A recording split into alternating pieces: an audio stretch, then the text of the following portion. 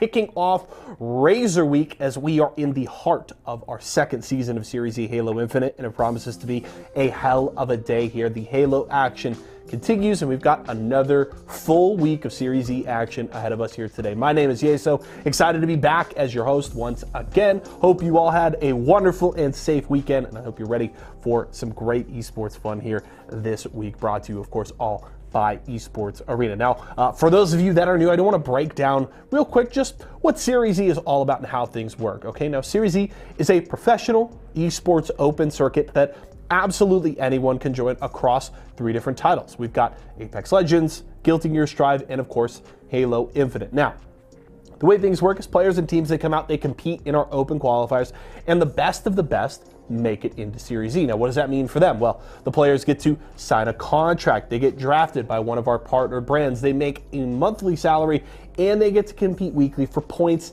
and prize money.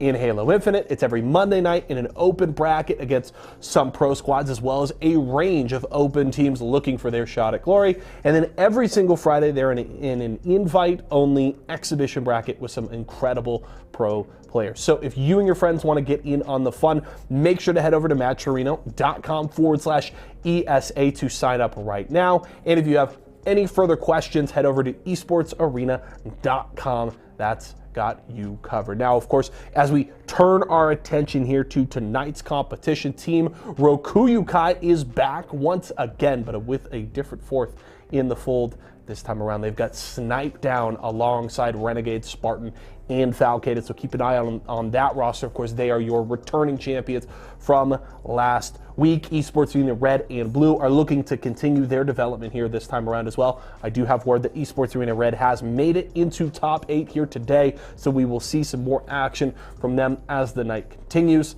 And of course, a range of other talented squads coming out, all to compete for some cash here, and I'm looking forward to it. I have a couple of very good friends joining me on the show today. We'll have Shyway and Why Not bringing you all of the action for all of our games today, and I'll be here to break things down in between. Before we jump into our first match, though, do want to remind you, it is Razer Week here for Series E, and if you are looking to add some new additions to that home setup, maybe you need a new mouse or headset or more, Razer has got you covered. You can pick up all of their products over at walmart.com/esports arena, and I cannot recommend enough. If you're looking for a new mouse, grab that brand spanking new white Viper Ultimate today, and if you're looking for a new headset, I cannot recommend anything better than those Black Shark V2 Pros. I have the same one you could see on our table here in studio at home. I use it every single day.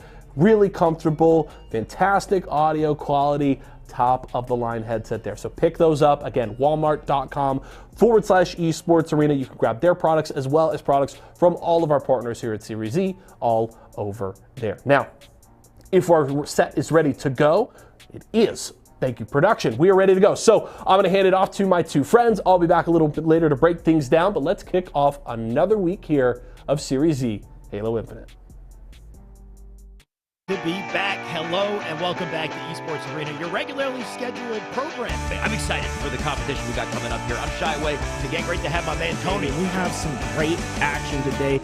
16 is his KD right now. So we do some information on that player. Finally finds him hiding in the corner, ends up getting the double melee. Luckily, JK putting his body on the line. Gold Star resources, 37 and counting, making 38. It just seems like they're in their heads. Hello, welcome back to Series E Halo Monday, Razer Week as well. Honestly, I can't think of a better way to start the week than with some Halo. What do you think, Tony? I think it was good. I'm sorry. I was bumping to the music. My fault. It was cool. It would have sounded better if I had them Razer headphones. Let me tell you, I'm at the Esports Arena. It would have sounded 10 times better. What is up, guys? How you feeling today? Glad to be here again. You know what, Tony, Esports Arena open. I like your strategy, right?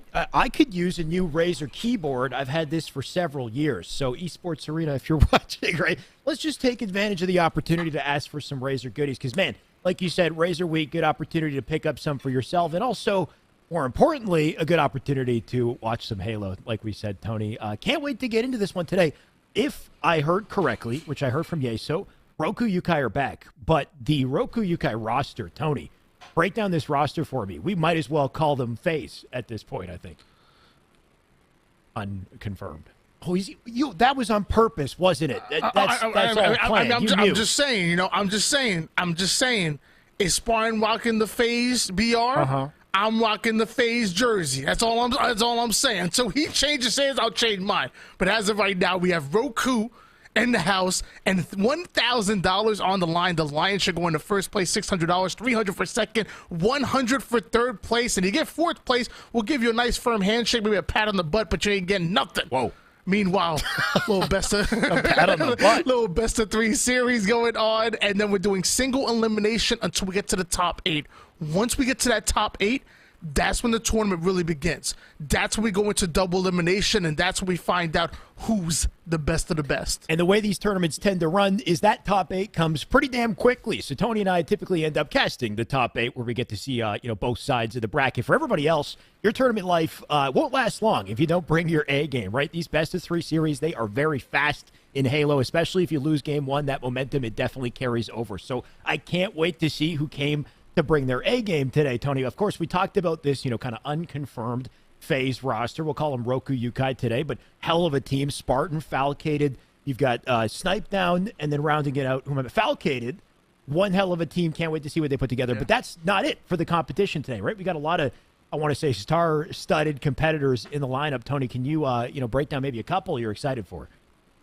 Yeah, we're really excited for that Roku roster, but, on top of that, you got Fnatic coming in. You have Kratos bringing back crowd pleasers, running with the high-slaying Piggy. There's plenty. I know BCAP has a squad in here as well. I think Mortally is running with Burton, your fellow Canadian friend. There's a bunch of teams that are going to make it as hard as possible for Roku to win yet another tournament. Don't just hand it to them just yet. And, well, speaking of Roku, you know what? Hey, I got the FaZe jersey on. We've been talking about him. Hey, might as well jump on in. They're going to be going up against Too Easy. I'm actually looking for the roster right now. I found him. Did you want me to say? Please. I was about to say time to change their team name because, Too Easy up against Roku, probably not going to be an easy matchup. That said, though, I can understand why their team name is what it is because this is Aperture Minds, King J, and Carmea. This is a hell of a team here, Tony. They're coming in with a lot of confidence, a roster I haven't seen. King J, I think, obviously kind of a hot commodity in Halo Esports pretty quickly, and we've been, I think, kind of curious to see where he lands coming off of BBG. This looks like it's got some potential here, Tony, with Carmea, Mines, and Aperture. We've seen him play with Mines, but Carmea and Aperture sounds like a pretty good duo here. Yeah, really. I mean, at one point, we did have Minds and Aperture on Built by Gamers, and actually King J was a part of that. So at one point, this trio was playing together, I believe, alongside, I want to say it was Nemesis that rounded out that roster. Now the trio coming back together and bringing in Carmea, who we always talk about, a young, hungry player on the cusp of becoming a pro. And if he continues on the trajectory that he's been on, from the end of Halo 5 going into Halo Infinite, he's going to be a star in the making. So let Carmea keep, they say birds of a feather flock together. Yeah. You don't see pigeons and seagulls hanging out. You know what I'm saying? You don't see pigeons and peacocks hanging out. If Carmea continues to be playing with top competitors and top teams, eventually we're going to start associating with them, and he's going to be a top player himself. So what bird would he be then, Tony? Is it hopefully not a pigeon or a seagull? Is it a group of eagles? I was thinking, because that's a very graceful. Not yet. They're not eagles yet. He's gonna become an eagle soon. He's gonna become an eagle soon. Right now, I would say more of a cardinal. Cardinal redbird. But he's gonna grow into an eagle. I'm gonna stop talking. I'm just gonna stop talking. Well, you're good. I like what you're getting at, though. What you're getting at is you see potential in young Carmea, and I think this team does too. Maybe it's a young gun. Maybe that's what the team needs to really kind of bounce to the upper echelon here to kind of vote on Carmea. So we'll see. Nemesis, by the way, the player who, like you said, was previously on the team, he's in the tournament. He's on Oxygen. Oxygen's another big team to watch out for with Bohm, Common, and Triton. So we'll get there when we get there. In the meantime, let's laser focus up on this series. Tony, we got Aquarius, CTF, Slayer Catalyst, and Stronghold's Streets. Very curious to see how Roku Yukai came to play today, because apparently they lost to PK recently. They're still kind of working out the kinks. Well, we're gonna find out what Roku is all about. I almost called him that phase roster. We don't have three emblems. And they got you got 3 emblems of phase. Sparty with the phase BR. It ain't hiding it too well. 3 down, go 2 easy. 3 down, go Roku as well. Falcon now gonna have to be forced to go in for the return. But this is big. Every single tournament that goes by, every single scrim, we have our eyes on this Roku roster because we know if they're firing on all cylinders, in their destiny, in their sightlines, should be championships. I mean, each one of them individually capable of slaying entire teams. You got Falcated with 4 kills to speak of already. Of course, on board with Renegade, just looking for the first kill of his own here. Snipedown does pick up one in the feed. Renegade still on the hunt. He'll finally find his target. Looks like that victim going to be Aperture now down for the count. Going to drop a couple weapons as they do it. Sparty here to hopefully pick up the pieces. They can get the heat wave and push through car side here. 3 down, go Roku's. That's going to leave Sparty by himself doing some good damage with the sidekick. Finally able to find the kill onto Carmea. Now goes in for the challenge. My gosh. That's going to be a reversal for the double kill. We're 3 down, we're Roku, but Sparty is a tough out, refuses to go down. Now he finds 3 kills on his own. A heat wave and Sparty and Dynamos is a combo, Tony. Yeah, it's a recipe for disaster for the enemy team. That's 2 dead already. Sparty just going to stay up in util, looking for an opportunity to hopefully get the flag with his team here. Another 2 dead. Should force spawns over to Fridge. You can see Falcated down below. He's already ready for it. Snipe down there to help with the escort. So this is a big opportunity for Roku early on and something we'd only expect to see out of him. But watch out for 2 easy. It ain't gonna be easy, but I promise you they will fight back. We saw them get Roku multiple times, 3 down, even though this flag is running in, and it might just be capped. They're gonna be coming back, but Falcon barely missing that melee. Ends up going down to 1 shot because of it. If he would have connected them on the first melee, he probably would have capped this home, but he has to get his shields back. Now coming in, that flag gets punched in, and that's a 1-0 lead for Roku. Slow and steady. Either way, they got it, right? They stay alive, get the slays they need. What they're not safe from, though, is the counter-attack. That's an overkill. We just witnessed out of mines to delete the players, get that flag out front base. Of course, it's not to safety just yet. Big kill from King J. Just trying to keep the flag in play. They can see it out front. Carmea might be the one to get eyes on it, but he's got to deal with a couple spawners here first. Everybody coming in with the T-Rex arms. We've now seen just 2 missed melees within about 15 seconds of each other. Make sure you get within that lunge range as Mines looking for yet another victim. Damn. Even the thrust not able to put Snipedown on skate. Snipedown is back, ladies and gentlemen. He's motivated and he's here as he gets hunted down. Something you notice, I mean, in any Halo map and game type, but timing, just how crucial it is, right? Tony, Mines getting that opening with the overkill, you'd think that might have created the opportunity for them, but they all kind of come out one at a time out of their base and try to get the flag and keep it in play, and just kind of not a recipe for success, unfortunately, in that situation. Instead, look at the timing coordination we might be seeing at a Roku in this situation. Looks like they still do have a player alive, opposite side utility. That's Snipedown looking for a fight. Too easy, seemingly locking down Renegade right now, only able to drop 2 kills. 5 assists to his name as Sparty taking some heavy damage. Still finds the opportunity to pull that flag. Snipedown taking down King J. A 2v1 to the utility side. Able to isolate 1. And Sparty takes down 2. That's going to be a double kill. 3 down, go 2 easy. This should be a return and yet another relay coming out of Roku. Oh no, brutal situation here for 2 easy. Unfortunately, King J now dead. Big pickup though onto Sparty. Might give him a chance to get some defense on that flag run, but Snipedown's here just to ruin their day. That flag already goes in, so a 2-0 to start things out. And on top of that, look at Renegade just camoed up, ready for more. We talk about this Roku squad all the time. You have Renegade and Sparta, who are, arguably top 5 in the game right now, and both are probably closer to 1 than they are 5. You have Falcon, who I've said is the most underrated player that we have in Halo, and then you have Snipedown, because when he's popping off like he's doing right now, this Roku squad looks unstoppable. This is what we expect to see come tournament time, especially when they're in full form after a bunch of scrims and tournaments under their belts. Too easy, going 3 down once again. They need a response right now because Roku is running a 3rd flag, and there's plenty of time on the board, but Too Easy needs to find not only the slays that they've been doing, but they need to convert that into objective time, and that's not what we're seeing. There's no way we find it here, unfortunately, Tony. That is a guaranteed 3rd flag on the board, and perfect execution at a Roku as well. They had all 4 members up. Renegade was guarding top mid well those spawners came up. So he was already tagging them up as the flag was, kind of perfectly ran up through utility just in case somebody did get an angle. Sparty was ready to avoid it. And the pressure just continues, as we can see. Falcade with another kill. His little wingman for Spartan as he locks things down up on top. Pink pinging their locations, too. They just stay alive. I think that's the biggest issue here, Tony, is these members of Roku not going down. Falcade and Sniped have combined for over 30 kills at the moment. Meanwhile, I don't even know if the whole 2Easy squad have 30 kills. That's the slaying power that Roku can pull off at any given moment. They're keeping it going. Spartan finds yet another one. Falcade getting the kill onto Mines, going for the remote detonation, but nobody home. Luckily, that camouflage coming up very soon. And look who's in position. Look who's already on the top of the map, ready for that camouflage to come up. It's Roku once again. So damn hard to challenge Sparty in this position up on P2. He's got the coverage of Snipe Down opposite side on top mid if he needs help, but of course he doesn't. Snipe Down will take the camo. Sparty going to get up close and personal. There goes App. Back base, we can see the spawners now popped up, and this is where the baiting and switching comes into play. Carmea first victim. Sparty going to drop a second. All while Snipe Down stays alive with the camo here. You can back out the car. 2Easy have been able to stop Roku from getting the flagpole at the moment.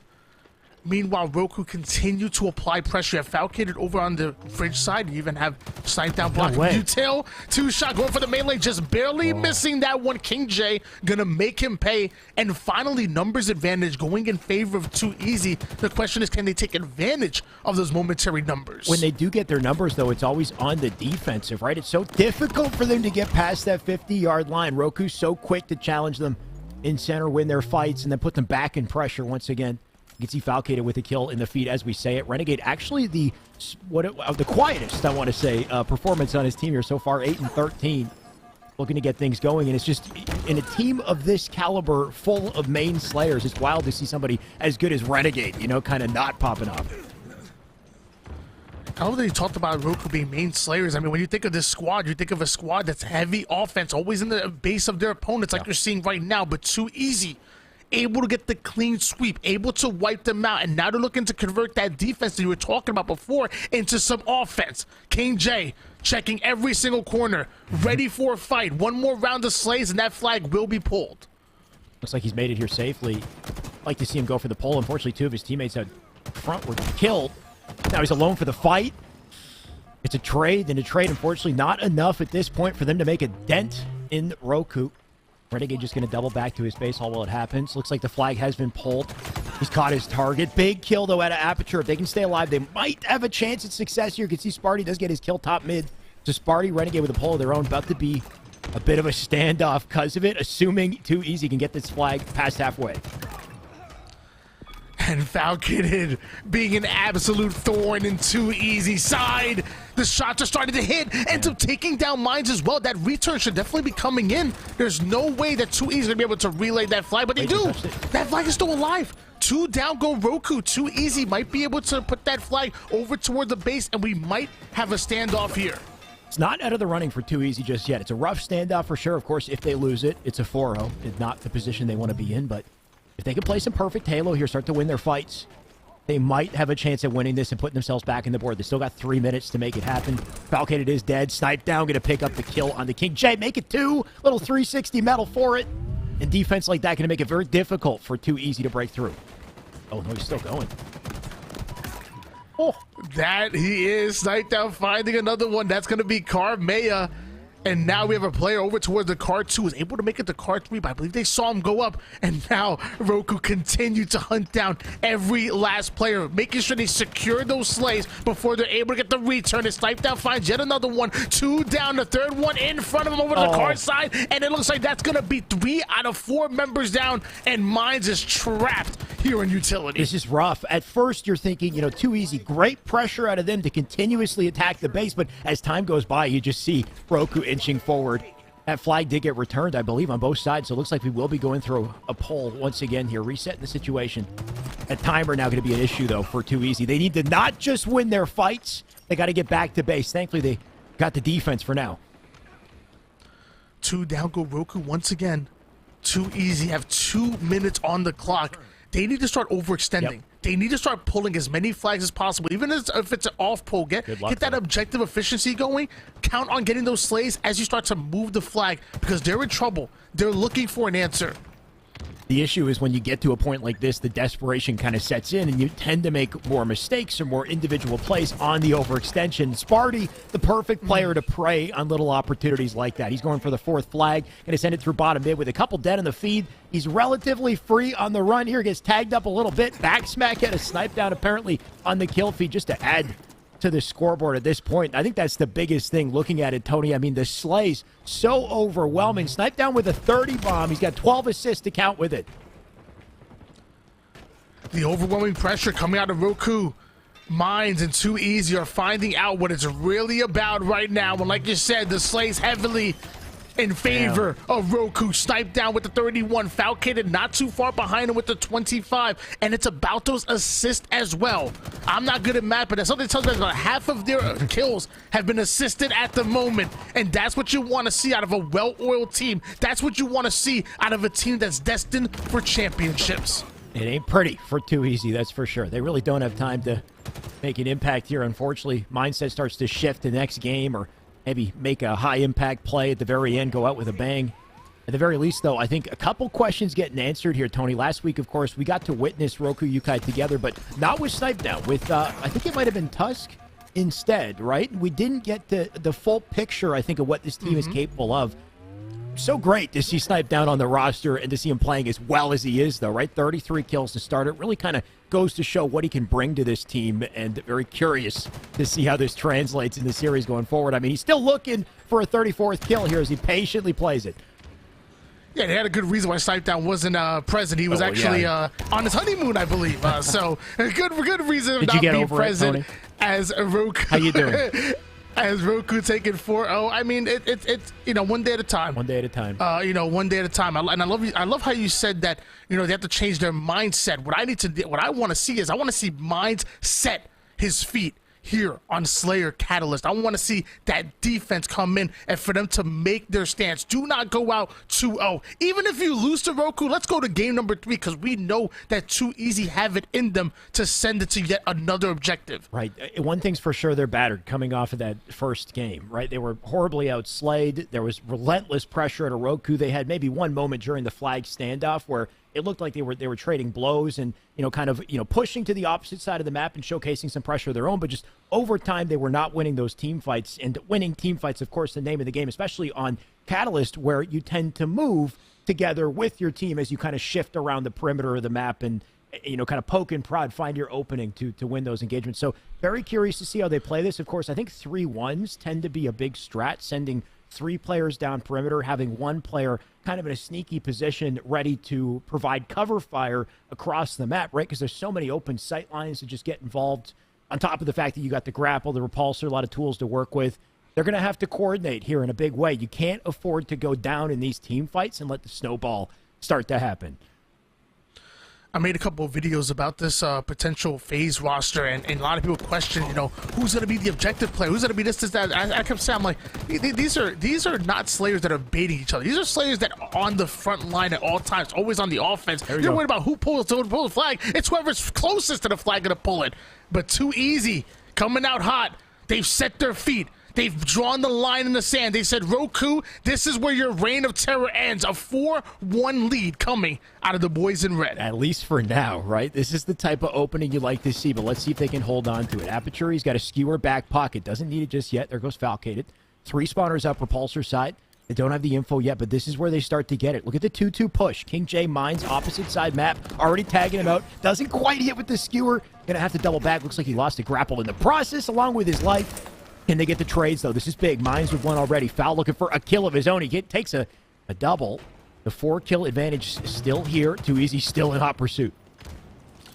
And now Roku's starting to answer back, though. They just put Too Easy 2 down. The nades are starting to fly, but Falcated has a couple of teammates with them. They're now overloading the sword side of the map. The Storm Rifle connects. Hold this metal comes in. His Mines ends up going down off screen. Sparty does hit the black screen courtesy of King J, but the cleanups are starting to come in.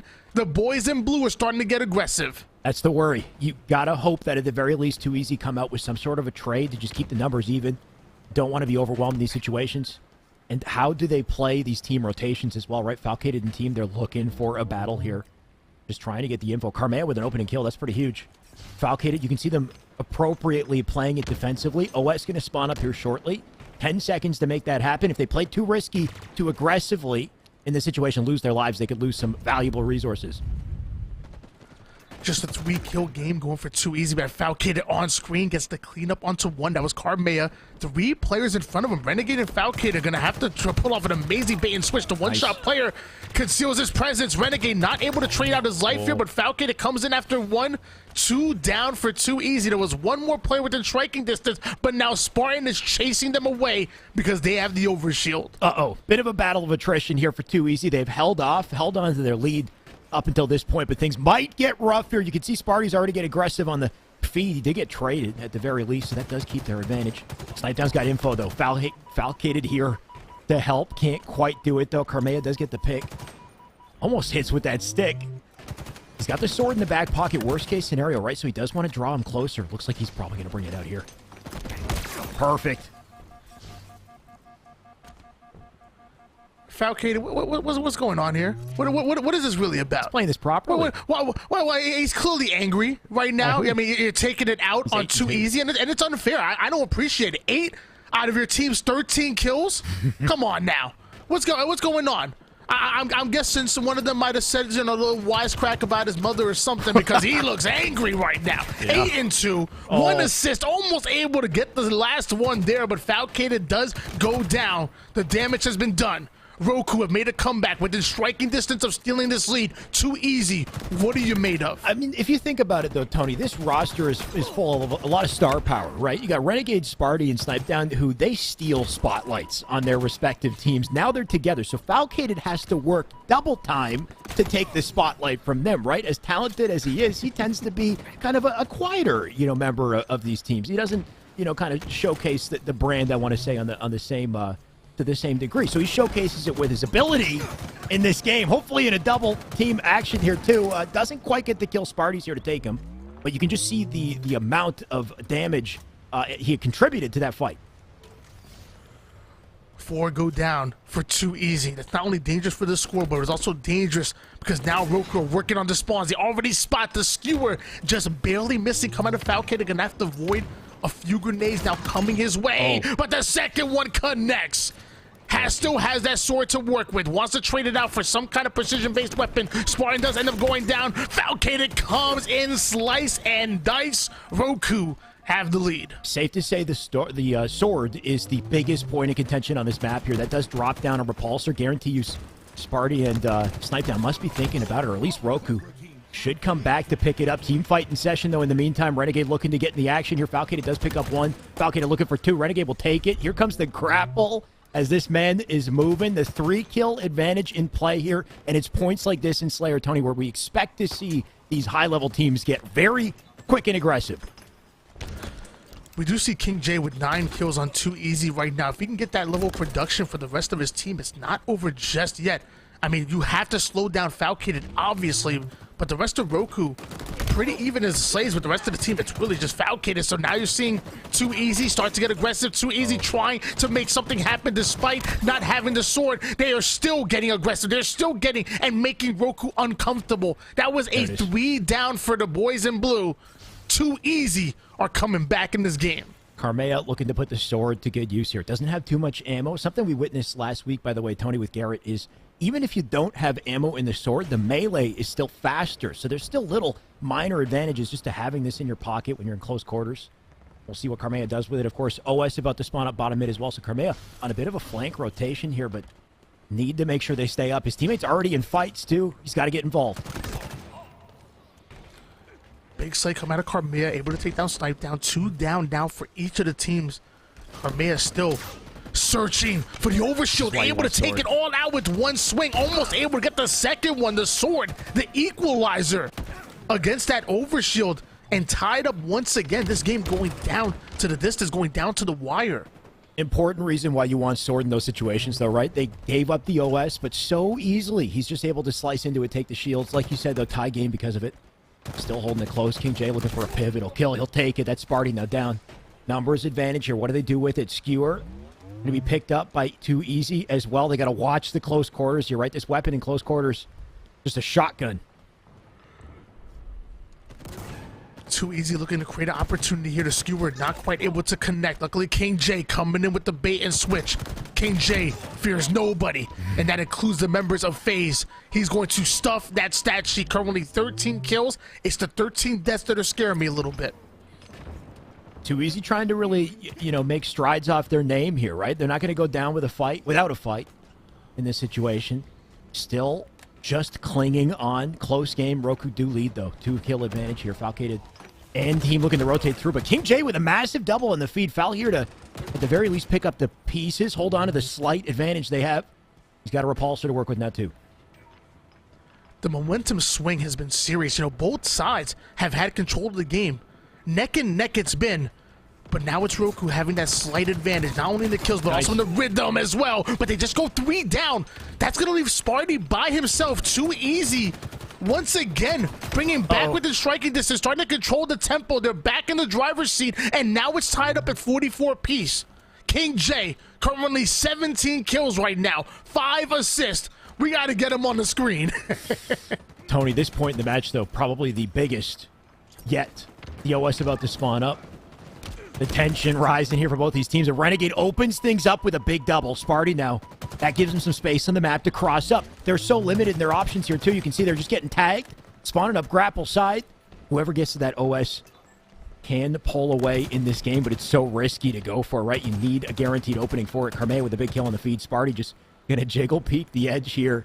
Make sure nobody gets near it. Somebody did go for the risk, though. That's a teammate. Renegade with the pickup on the OS. He can get aggressive with it. You see him sliding in. Sparty there for some defense. Make it 47 on the board here, Tony. It's a 49 to 46 kill game here.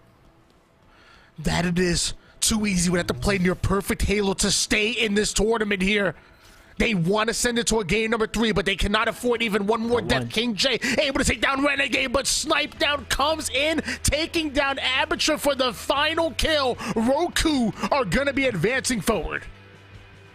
Hard-fought battle out of Too Easy. You got to give him some credit for that, Tony, right? That was dangerously close, and I feel like if anything was slightly different, especially in that final team fight, even considering the fact that they were down in numbers, right? It was like a 4v2 at one point with 2 players on grapple, but they held their own long enough for their teammates to spawn to keep the team fight going. Renegade had to really risk it down bottom mid to pick up that OS, and, thankfully he got away with it. Say he died before the OS activated, that would have been a totally different game. Those slays might not have come through, and who knows, maybe they would have lost Catalyst Slayer. So just, great to see such a high-caliber team go so down to the wire in our game 2, and it only really tells me we've got plenty more awesome matches coming up at Halo, Tony. Hopefully we get to see Too Easy again, though, right? Because, once again, it's a single elim till we get to top 8 in the bracket, so we might want to take a quick peek and clarify that. Guaranteed, regardless, we're going to get guaranteed we're going to get more high-level matchups, but Too Easy definitely showcasing their caliber as a team. It would be kind of a shame, right, if that was just their tournament life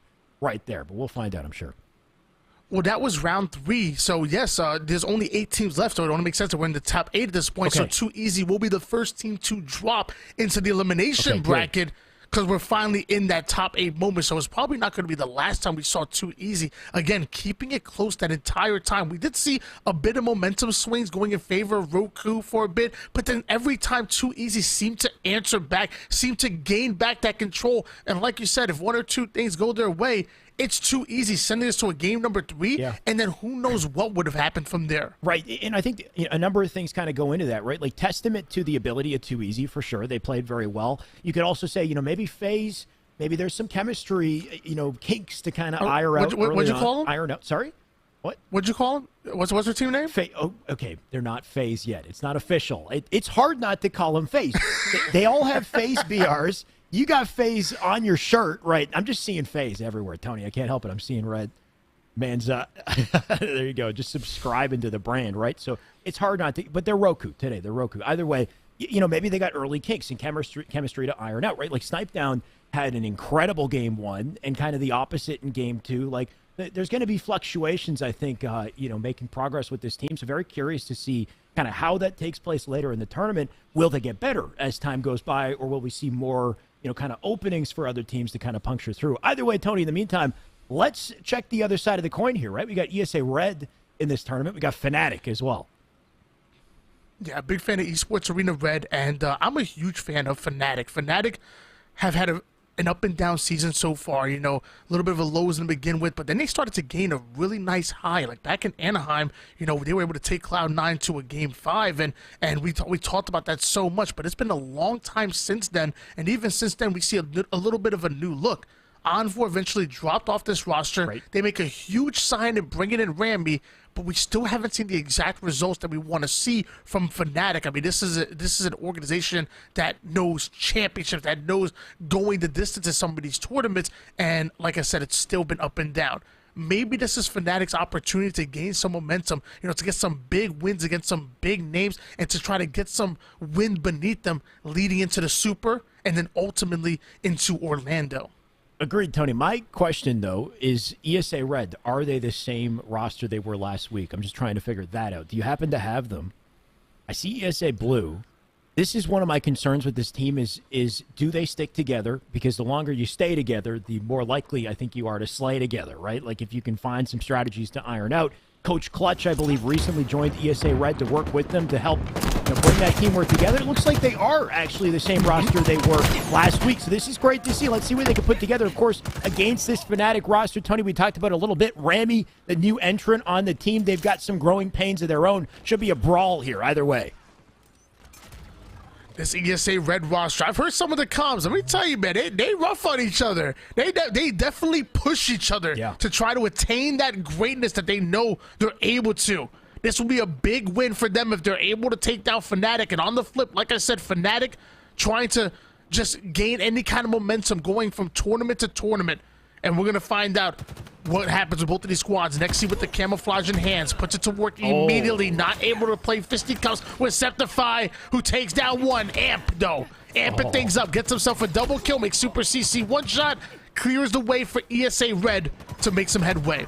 Jazeera, unfortunately, going to drop to Stan there. By the way, Stan Paradigm last week, Tony, bit of a star performer on the team. I want to say Too Nice as well, getting quite a few slays, really, showcasing themselves, at least on the spotlight when it was given to him. So let's see if Too Nice can do this again. Got Stan there to help him out. Speak of the devil, picked up a thrust for this too. Going to be so important to control throughout the game here. Makes you so difficult to kill in these fights. I think it was back in Kansas City that I got the chance to talk with Strobe, the coach of fnatic, and I asked him, I said, what is his team looking to accomplish going forward to reach those heights that we know they're able to attain? And he talked about speed of play. He talked about that they know exactly what they want to do, but they're not capitalizing on those slays. They're not capitalizing on the opportunities that they're able to create. And he said now it's all about bringing speed, bringing that energy, bringing that pressure. But as of right now, it's ESA Red that are putting it on them. ESA Red already in the base, 3 down, but Rammy ends up getting cleaned up, and Too Nice doing a great job of staying alive. A great answer out of Too Nice and ESA Red here, having that flag go all the way to the opposite base, but just stopping at last second, putting on some pressure. Their own Stan looking to add to it. Nice shots into Jazeera. Can't quite find the kill right away, but keeps that reticle placed, right? Nice work tracking the player down on the drop. And a double back to his base in the meantime here. Does catch another. I believe that's a camoed player. Super CC going to try to bounce out with the flag. At the very least gets the pole. You can see him being a nuisance. The players dropping left and right here as the brawl goes down. ESA Red, they need the defense. 12 kills out of Too Nice to Stan Paradigm, but as I say that, 3 out of 4 members end up going down, and Too Nice is taking too much pressure. He's going to fall as well. fnatic continue to run this flag. There's only one more player alive for ESA Red that were in position, and they can't find it. It looks like Super CC might be able to punch this in, but stop just short. And Septify, the final player alive for fnatic. And can Septify make it back into the base before Nexi? Because Nexi is trying to work the return. ESA Red pulling out all the stops to stop this flag in its tracks. Looks like they've done it so far. Too Nice on top of it. He'll get the kill on Jazeera. Second player coming in. He's trying to drop 2 in the situation. Can he do it, though? I think the flag was touched. It still sits top blue. Super CC with a clutch play to keep it in the game. Ampium does clean him up, though. Ampium, unfortunately, he's now dead. And as time goes on, things look better and better for fnatic getting out with this flag. They will eventually cap it. A rough spot there for ESA Red. But definitely some potential out of this team right off the defense we've seen. That was definitely a fight that we saw to cap that flag, but fnatic end up 1-0 after that series of events. Now just Zero catching a dynamo grenade to the face. That'll wake you up. Too nice coming in for the finish. Numbers once again going in favor of ESA Red. More damage in. Septify stuck on the P side. It looks like Stan gonna chase him away. The nade's gonna finish him off. And now multiple members from trying to come from the fridge over towards P. Stan ends up getting overwhelmed. But while all this happens, that flag is being ran by Too Nice. He's too fast. I mean, this is what you like to see at ESA Red, because just based off the team fight so far, I mean, Slay's relatively even, back and forth, but efficiency, ESA Red just kind of struggling to get a flag out the base. As I say it, they had finally gotten one. They might not keep this one in play, though. Stan gonna dive to it. Not quite fast enough. Super CC and defense there to stop it. And look at the counter immediately in session. Rami is so ready to plant that second flag in as a third one comes out the base. So this is the battle of efficiency here, Tony. Fnatic just finding flagpole opportunities and then converting the opportunities. It's allowing them to pull away. Things now going from bad to worse for ESA Red as another flag is being pulled. Don't quite have the numbers, but Fnatic still going to inch that flag forward. That's a huge piv coming out of ESA Red as they now try to slide it for the return while also doing damage on the trailing Septify, who's still in the base. He might just be a nuisance, be that Wall Street-like player just pulled the flag just to change the attention of ESA Red. ESA Red forced to pull out all the stops on the defense, and I want to say their performance admirable so far, but it's just as time goes by, it's just not good enough, right? Once again, Fnatic constantly find themselves in the base, finding opportunities to pull. Zero about to do just that.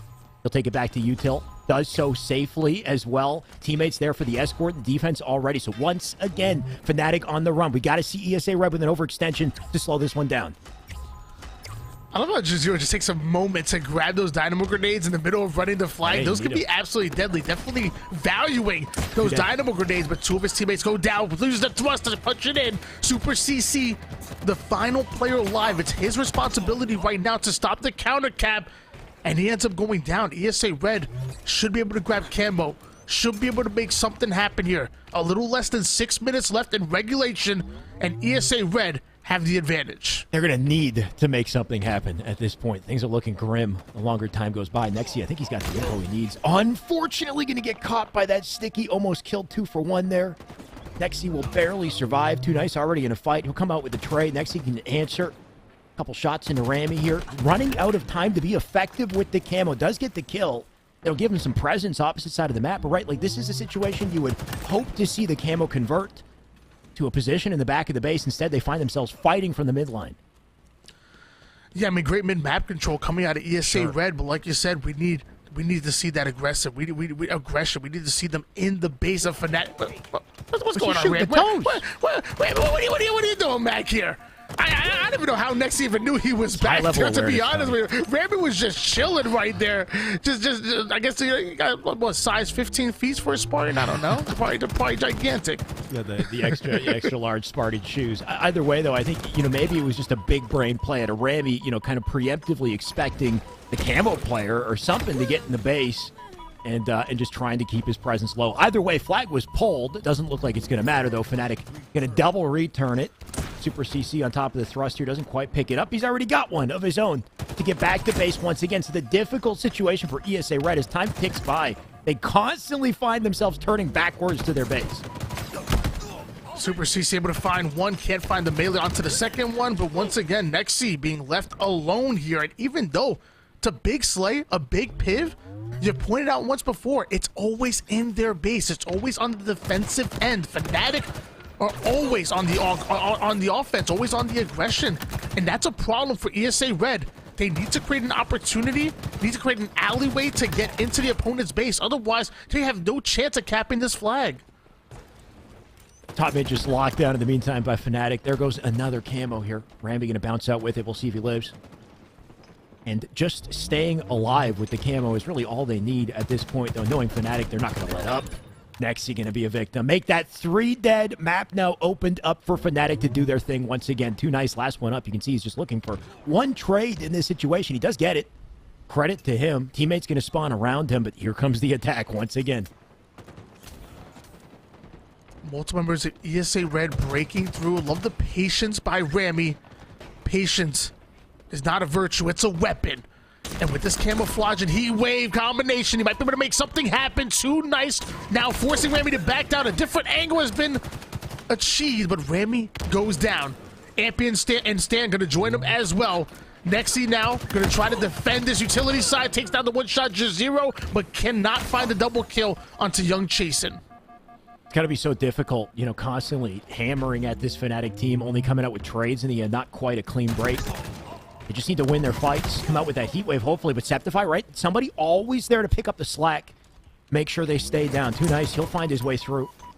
And I think a fast flank play would be the key, just overextending, constantly forcing Fnatic to turn around and do the same.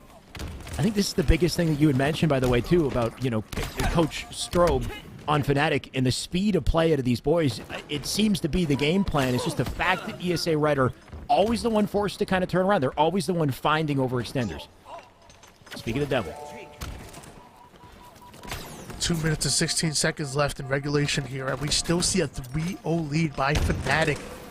And numbers continue to go their way. Fnatic are just slaying out. They're playing bully ball right now against ESA Red, trapping them within their base. Less than 10 seconds. We do see that camouflage coming up. We do see ESA Red going to try to make a play for it. Excellent shots coming out of Too Nice to take down Super CC. Doesn't quite grab the camouflage. He still had the thrust. So I believe it's still up. But I can't say the same for 3 members of ESA Red as they've gone down. And Fnatic once again sneak away with the active camo. That was Rami. Once again, 2 camos in a row. Of course, new member on the team, currently 20 and 16. Stan, look at the had his own stats here with a nice double, make it 18 for him. A third player going to come up. Nade does tag him. Can't milk his life here, though. It's Septify will take him out. Big fights like this, they're exciting to witness from our POV, Tony, but they do nothing for ESA Red in advancing these players on the map. And that's what it feels like. You know, I was seeing some excellent slays on the board. Like, even, for example, Too Nice has 21 kills and 10 assists. And we've seen moments where they're able to win a piv and even get damage onto a second one, getting close to these double kills and getting these double kills, but it's not converting to the scoreboard. It's not converting to the objective time. All it's doing is pushing Fnatic out of their base just long enough for them to spawn, and then for the Fnatic to play the same game against ESA Red and to play their own defense. As a zero watching that corner right there, it's tough. It really is. And at this point, I don't even know if it's even mathematically possible for ESA Red to cap 3 flags to bring us into an overtime. It's not likely, but I'm happy to witness their attempt at it at the very least. Too Nice. What a beautiful double. The man is moving. Finally, they'll kill him. J0 on top of the flag, though. Not about to let these boys get it past 50 yards. You can see they already have a countermeasure in play. The flag pulled opposite sides. It's just a double dilemma. Stan picking up a couple nice kills on his way back to base. Like we said, impossible to do this. 10 seconds to at the very least make a nice play in the game 2 here, Tony. Big plays coming out of Fnatic. We knew they were a heavy hitter in this tournament, and they prove it after that game number 1. This is your top 8. We're in the double elimination here, and Fnatic are looking to try to advance forward to play against the winner of Crowd Pleasers and Shopify Rebellion. Love to hear it, Tony. You got to love all the top talent we have in our ESA tournaments these days. Like, week after week, we're getting at least one, like, absolute top 3 god squad of a roster. This time it's Roku, right? Like, of course, they haven't quite proven their exact standing just yet, but the capability there is very apparent. You got Fnatic in the tournament as well. ESA Red trying to punch through, just maintain their standing in top 8 because it's that sweaty. And hopefully they can do it, Tony. We got Catalyst Slayer coming up next. Of course, a difficult Slayer map, one that I think teams are still kind of acclimating to despite the months we've been playing it. It's tough to really kind of break through with these open sight lines, right? You can find yourself completely crossed up if you're not very respectful, I think, as a team, moving together, working together, and kind of not over-challenging. Yeah, and I don't want to rain on ESA Red's parade because I first of all, I feel like they played well. Even though they got 3-0, there were moments where they were able to stop Fnatic and even gain numbers. But my problem is that Fnatic were always in the driver's seat. They were always setting the pace in that game.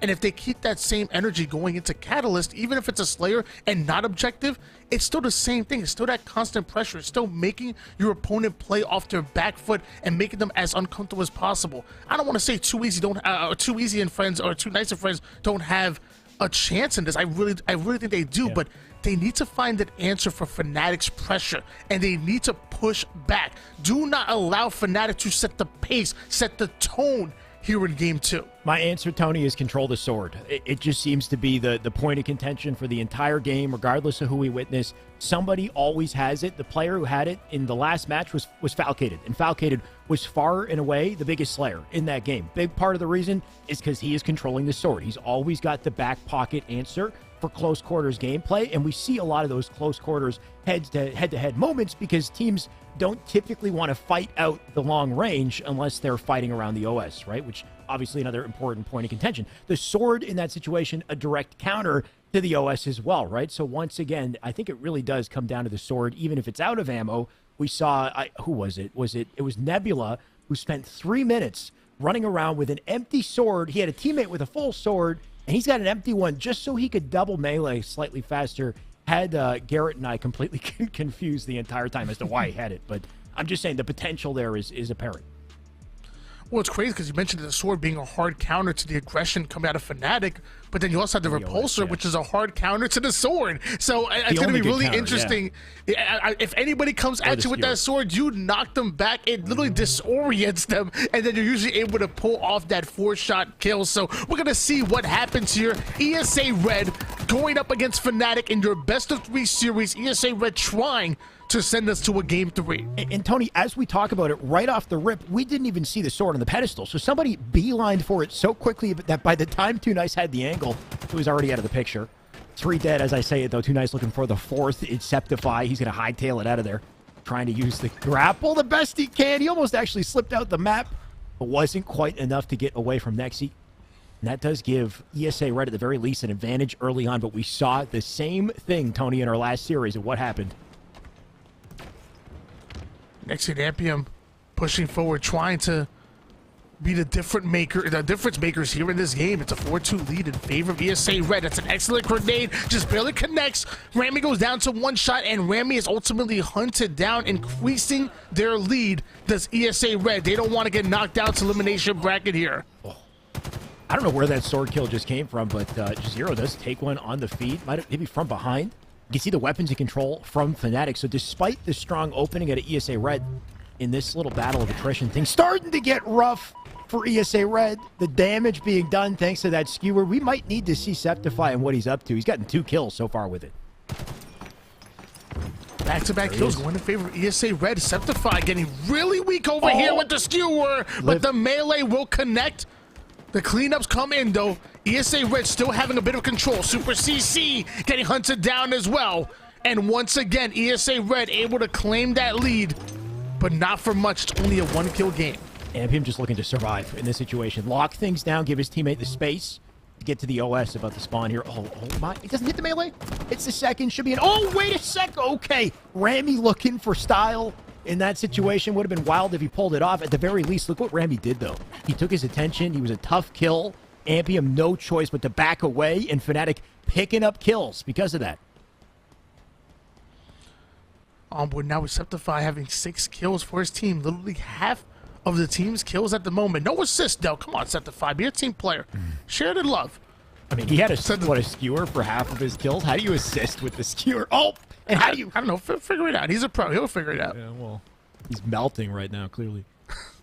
16-12 lead. Going in favor of Fnatic. The shot's going for Septify. High IQ going to back down. Allow his teammate to play the arm shield. To be that bait and switch. And now you see off screen Super CC taking out Too Nice. The challenge comes in. And that's going to be a killing spree coming out of Septify. Fnatic have woken up here in the mid game. Septify just winning pivs, Tony. 9-2. He doesn't have assists because he straight up wins his 1v1s here. We'll see if he can keep it up. Stand right now in a battle. He tries to drop out. He's in trouble. Septify nade coming in. But Nexi with a sneaky flank and a pull out a kill. One of the biggest openings I think we'll see in this game is just their team's ability to pull that 3-1 kind of flank positioning. Right now they're split 2-2 on each side.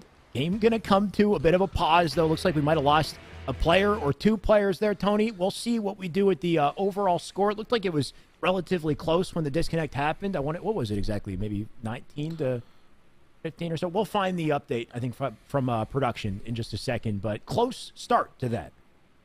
Yeah, I think at one point it was about 18-12 in favor of Fnatic. ESA Red did start to answer back a bit. I didn't see the final scoreboard as well, but either way, ESA Red started off well. They were even able to keep things close when Fnatic started to make a run, but then it was around that like 14 or 15 kill mark where Fnatic started to pull away a bit, started to gain control, and now we're going to wait for the admins to try to figure out exactly how we're going to go from here. But how are you feeling about ESA Red's chances to send us to a Game 3? Unfortunately, it just seemed like Fnatic were edging them out at every turn, right? First, you had weapon control at the beginning of the game. The sword and the skewer in control Fnatic the whole opening, especially Septify getting, I think, 2 or 3 skewer kills. So really, putting that thing to work on top of their survivability in situations where you'd expect ESA Red to hold on. I think a good example of that was Ampium trying to kill Rami. It was a bit more so just kind of unlucky, unfortunate. He goes for the back smack, doesn't work out, and Rami almost finesses his way into a ninja. Little situations like that where Ampium is forced to fight longer than expected, delayed him, and kept him out of the field to play and gave Fnatic the freedom to outslay the enemy team in the meantime, right? So missed opportunities, I think, took place down to those little, moments where Fnatic kind of edges them out. So if that continues, they're not in a good spot. But maybe, this little reset will help them. Who knows? And that's what we're hoping for. ESA Red, I mean, if you start off that hot, you got to keep that momentum going. You have to be aware where Fnatic are spawning and make sure that you're getting eyes on that, putting down those shots. The same way Fnatic have always kept you on your back foot and always have addressed you off of spawn, you got to do the same thing to them. And that's what we need to see with ESA Red if they want to send us to Stronghold Streets. I think it's possible. It ain't going to be easy, but I do think it's possible. It's not going to be easy, like you said, Tony. It's going to be at a 3-kill deficit as well. So it looks like Fnatic need 47. When we come back in the game, ESA Red needs 50. So just 3 kills separating the team. We'll keep it in mind as we cast it. Tony, definitely something they could turn around very quickly with one strong opening strat. So hopefully they pull that one out. And I think the biggest thing, once again, you've got the skewer and the sword. Keep the skewer out of Septify's hands is clearly what we've learned. Yeah, and we talk about the grapple a lot on this map, and for sure. more so with Capture the Flag, we'll be able to play around the base and flank it around. We saw Shady make some interesting plays with the grapple, actually going under the map Everybody's as opposed to around it. It was sick. Yeah. And then even the plays normally, combining it with a sword or even using it to get out of a terrible situation or into a more advantageous one. I think the grapple is really strong on Catalyst, and it's something that you have to respect. It demands respect. Maybe just as much as the Repulsor, because Repulsor, bouncing back that sword player, bouncing Overshield off the map can be a huge play as well. Yeah. The equipment really shining here on Catalyst. Repulsor, I think, a great defensive tool in those team fights, but I think grapple even more important, though, Tony, just because of the flexibility of it, right? Like, you can rotate fast for a flank, but more so, you don't have to commit yourself to center map to pick up the OS or even the skewer. If you want to pick up the skewer, you've got that long range capability to pull the weapon to you and, not commit yourself to the open where you get melted immediately. So I think that's the biggest thing is just the flexibility. Are you going to use it to get aggressive, to take an important angle, or do you pick it up and grab the skewer off its pedestal immediately? Either way, we'll find out. What we're finding out here early on, Tony, is 2 kills already on the feed. Make that 5-0 with the lead. 6, I guess, to 2 at this point. Of course, Shower hit the grapple. Of course, the movement guy misses about 80% of the shots he takes, but he looks damn good while curb sliding. I'm so sick of Last I checked, Tony, I average at least 55 accuracy. I don't know what you're talking about. Oh yeah, you're shooting bots all day too. And the Repulsor, what'd you say? Shooting bots. You're shooting the bots. Shoot So you're in training mode. You're in training mode. That's why you got the high accuracy. All right. You can stop it now. But the Repulsor, by the way, has cracked movement. So in case you're not aware, Tony, you got to do your homework. Maybe you should shoot some bots, okay? We'll trade roles for a little bit. The 6-3 lead in favor of Fnatic at the moment. On board now with 2 Nice. Going to try to put the double push with Ampium. There's a player here trapped. It's actually Septify going down to 1 shot. 2 Nice whipping out the sword and playing a little bit of ring around the Rosie and not able to connect. Septify letting him know about it too. A bit of body disrespect coming out of Septify. That was dangerous. The mental destruction on a play like that, right? Just inches from his face, the bowl through with the skewer, and then earning the sword too. Like Septify not taking any prisoners in that situation. We'll see what it does to the team. ESA Red, missed opportunity for them. Unfortunately, they're going to have to fight back double time here. Remember that 3-kill deficit still in place. Technically 13 on the board is too nice. Not with a sword on their side of the map. And oh my God, Septify playing dirty. He's still going for the metal damage here. See, I thought he was just shooting the body because he pulled off that skewer play on the sword. But even after the sword swing, he's continuing to body disrespect. The teabags are coming in. I don't know if ESA Red like that flavor. 12-8 lead in favor of fnatic. Oh the 360 medal coming in. Ampium not happy with the body disrespect. ESA Red looking to respond. They're going to need to. And with the same kind of force, right? You'd like to see Too Nice get a kill and do the same thing. Now Too Nice has the sword, by the way, so maybe we'll see a little rematch later on. Ampium here to back him up. Already a rotation coming out through grapple side here. Rami with an opening kill. That might give fnatic the reasoning they need to get aggressive. And look at the positioning of Too Nice as he picks up Jazero. He's going in for a second. That Super CC dead to rights thanks to the sword. Ampium starting to get aggressive here over toward the bottom side. He does have Rami in front of him. I think he's aware of it. The ping comes in. And yes, Rami's caught by himself. And he is hunted down. Excellent awareness coming out of ESA Red, and I don't think they're done. Tied up at 14 apiece, and now it's Ampium able to get a hold of the skewer. We saw how dangerous Septify can be with it, as back-to-back kills go in favor of ESA Red. Again, looking to send us into an elimination game 3. ESA Red still finding little opportunities here. Unfortunate grapple out of Ampium does still get to the opposite side of the map. Not enough to stay alive. And that skewer will drop down. We'll see if a teammate can get to it. In the meantime, Nexi just worried about watching his 6 here. Teammate with him to help, and nade's coming in. Damage already done. They got to find damage.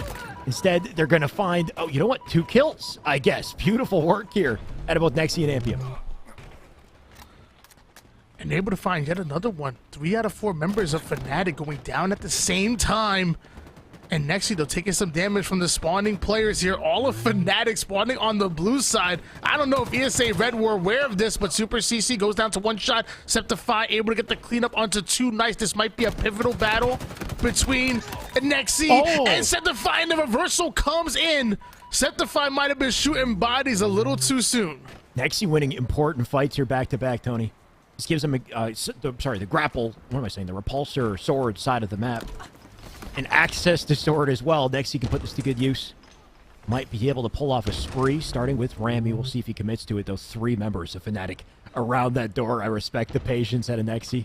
They don't commit to the doorway either, so no carnage going to go down just yet. How does Nexi play this? Nexi being patient. I'm loving this play right here. Letting the action come to them. We know how aggressive fnatic can be. And Nexi looking to turn the tables. You said the sword was the equalizer to stop the pressure to come in from fnatic. But it looks like nobody actually rotated on that side. All of fnatic actually rotating long towards the skewer side. Super CC off for screen, putting the commando to work onto Ampium. Now all of fnatic are pushing long side. Nexi has to come back. He has to get back towards his teammates. And ESA Red still tied up at 24 apiece, but fnatic are finding the slays. Wild, the patience out of fnatic to be on Repulsor's side, change their mind, and flip to the other side of the map to win the team fight later on. Of course, that fight's still going down, though. Trades still in session. Nexi, I believe, still alive in this situation. Maybe not quite. Not sure if the sword is in the back pocket here. Looking for a kill and Deceptify. Free back smack. He'll take it. Teammate there to help out as well. And they're somewhat tied here, despite the situation, Tony. So many implications in this matchup right here. The winner of this going up against Rebellions in the semifinals. Just 2 rounds away from making it to the winners finals. Both of these teams know what they're playing for. And now the body shots are coming back. This time it's Nexi going as Septify. A bit of bad blood in the lobby. I think it must be Too Nice and Septify back-to-back, because I think it honestly a good opportunity to do it. Septify hiding, going for a double melee. Too Nice with the patient 2-shot BR. Melee makes him feel it. And a moment in the game to do it as well. 33 on the board here for ESA Red. They do pass the most crucial point total. This is typically where teams start to pull away from each other. Super CC looking to do exactly that.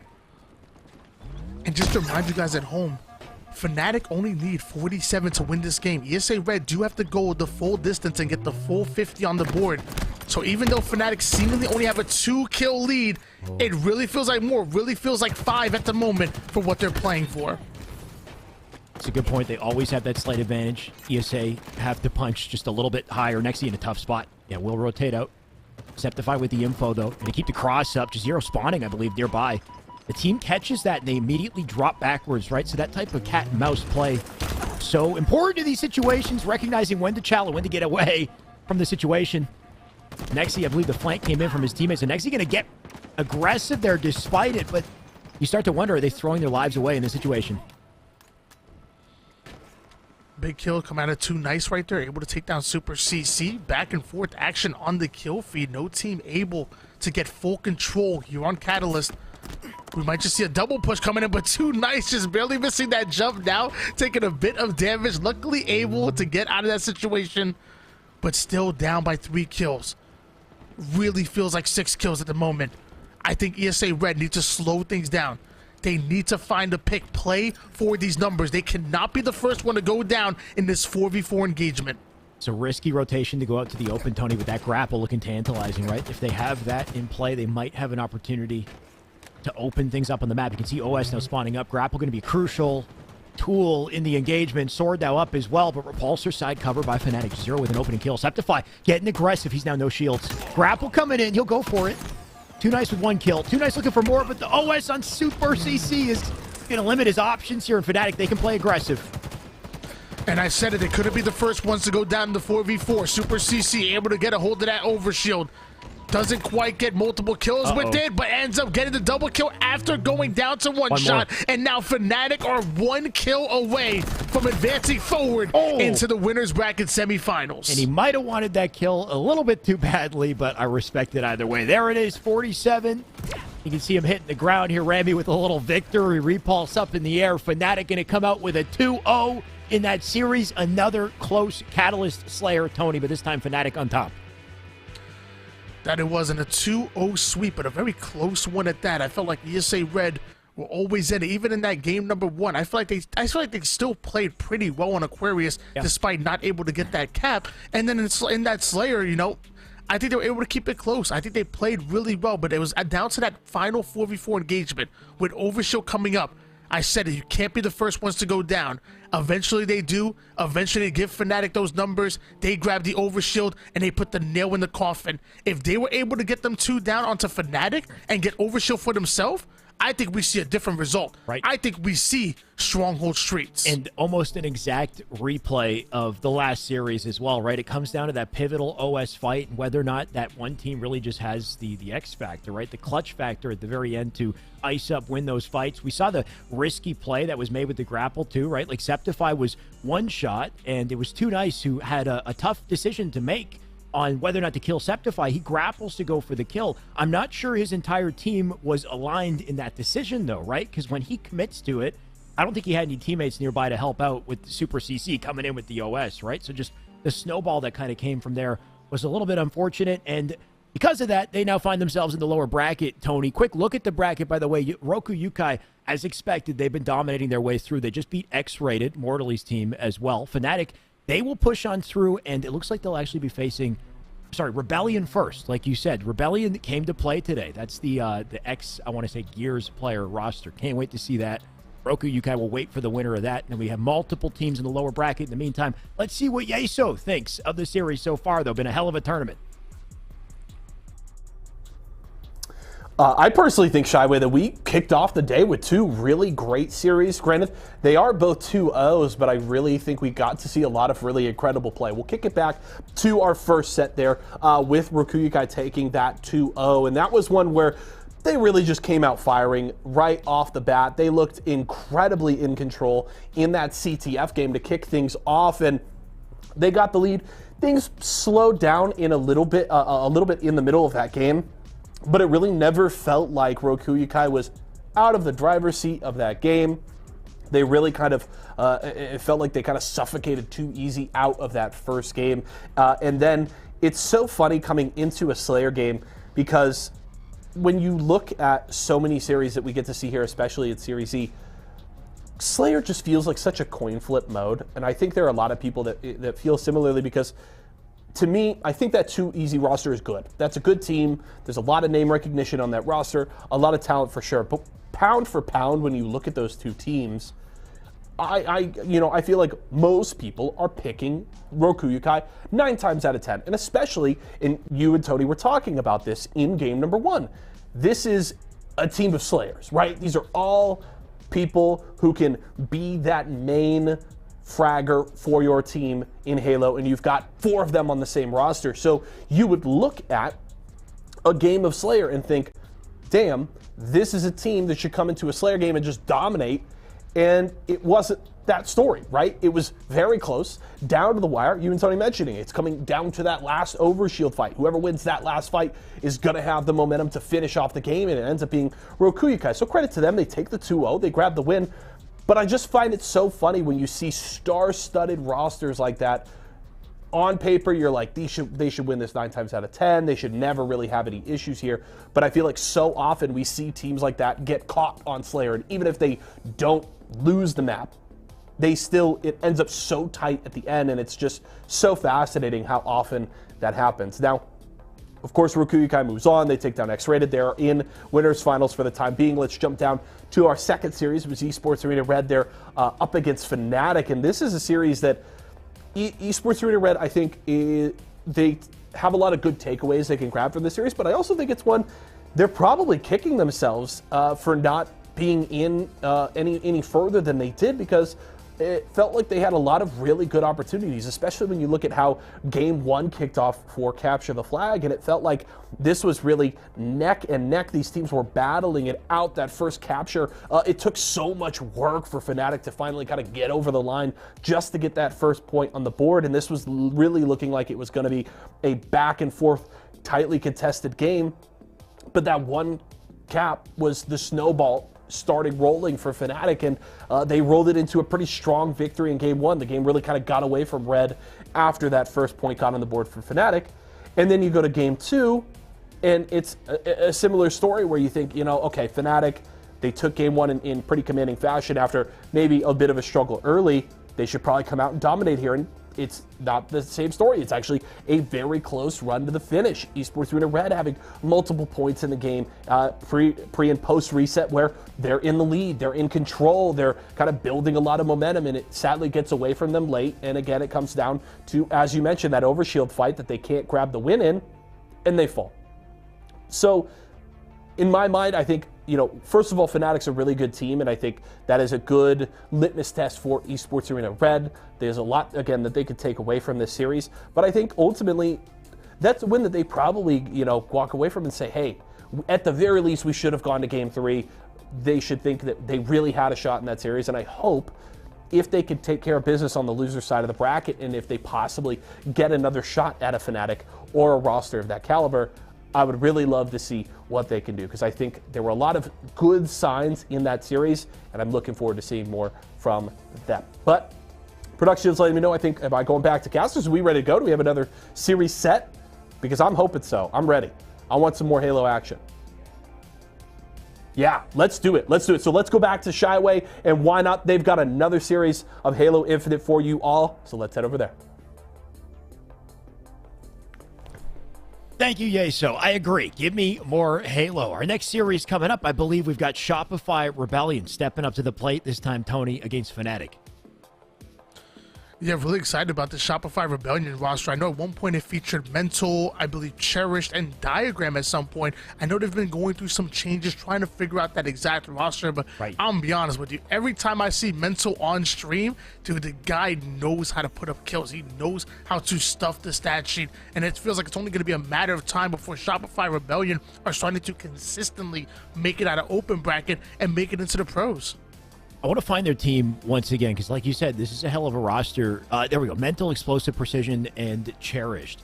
Very curious to see Explosive's gameplay. I think he was supposed to be on the team last week. Maybe we didn't get to see the team last week, Tony. I think they just came to play today. Very curious to see all 4 of them, but Explosive I'm a big fan of as a Gears player, and the dude's movement was cracked. I'm curious to know if that translates to Halo at all. Of course, there's no wall bouncing in Halo. We got curb sliding, but you know me in mechanics, Tony. I can't wait to see how it translates. Either way, we got a series to showcase it all. Of course, Strongholds, Live Fire, Slayer Recharge, and Oddball Streets. We'll see if we get there. Only 2-0s so far today. Fnatic, they mean business. Are Shopify up to the challenge, Tony, do you think?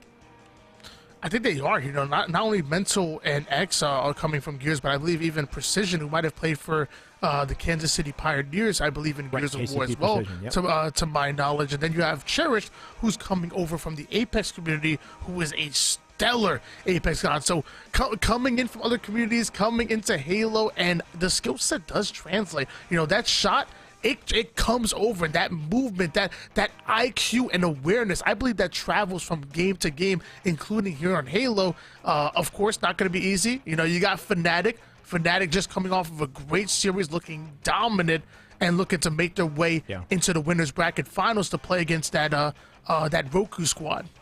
And completely agree about like the skills translating. And I think it's just the work ethic, the grind as well. Like you look at somebody like Alex Shock as well, some of the plays this man's been pulling off, like they just grind. They put the time in. They find the sweaty 8 lobbies and they're there, dedicated. And I think, those teams were also some of the players to upset some big teams back at Kansas City on LAN as well, right? I think, what was it, Red Wolves was the team to beat Navi. Precision was on that team. And Precision was on that team, so was Alex Shock. So some of these Gears players already kind of taking names, against some of the top EU orgs and I want to say some of the top 16 rosters in Halo as well. Let's see if they can push farther and take Fnatic today, right? What a great opportunity to showcase their stuff. They'll have to do so quickly and cleanly, though, Tony. Stronghold's live fire can go by pretty quickly if you've got full map control. What would you hope to see, I guess, from Shopify to really, bounce out of this one on top? The same thing what we expect to see on every map, moving with a purpose. Once you get those slays, it's what you do with those slays. If your whole team is planning on holding the double cap and securing a second round of slays, fantastic, do it together. If you plan on moving for the trip cap and then having 2 other players pressure spawns, great. There's 1,000 different ways to play Halo. What I'm worried about is that your team small talking and making sure that everybody's on the same page. That's what I talk about when I'm moving with a purpose. What are you guys doing after you get those slays, and are you doing it together? Some people say, and some people think that names win championships, names win games. Like, no, performance does. Sure. So at this point, I don't care if it's Joe Schmo left and right, me and takedown in the lobby. As long as we're putting in the work, as long as we're small talking it out and moving with the purpose and making sure that we're capitalizing on opportunities, you can win against anybody in the league. Well, I think the beauty of Halo is it's human versus human in the end of the day, and no human is perfect. No human is a complete robot, basically, right? So there's always weaknesses. You come to play one day, you take advantage of some of those weaknesses, and like you said, move with purpose. I think it's like, intention behind every play. And we saw, I think, a good opportunity, or to explain this would even just be the Catalyst play at the very end with 2 Nice, like making sure that the whole team is aligned in their decision to get aggressive onto OS together, because if they're one at a time, it's not going to work. You got to be so careful full sending against top players, especially in Halo Infinite. Witnessed a little bit of a Lucid stream recently, Tony, and he had plenty to say about not full sending in Halo. Have an intention behind your play. Let's see if they can do it in this series. Of course, just getting started with Strongholds on live fire. And we're on board with the captain, Mental himself. This is the player that goes absolute mental on the feed. Excellent shots on the Super CC as he's not able to get away with the overshield, but Blaine does Mental, putting a bullet into his Precision. Able to sneak away with that overshield, I believe. And now we're seeing Fnatic grab that heat wave and maybe start to work for a double cap of their own. And something we do tend to see in these matchups sometimes is that early map control out of, a team like Rebellion, who, came out, I want to say, strong on that opening strat to collect the map, but what they didn't collect are the weapons here. Septify has the heat wave. I believe the snipe is still in control from Fnatic, and in the long game, those weapons do tend to pay off, though it looks like they will lose them for now. Super CC on C in the meantime. Snipe still in their hands. You can see one player behind him does have it. They'll use that to get aggressive. The sniper controls live fire. Yeah, if you have the sniper and you're hitting those shots, it's going to be very hard for anybody to make moves against you. And that's what you're starting to see out of Fnatic. The aggression coming in. Once they have those numbers, they push, and then push some more.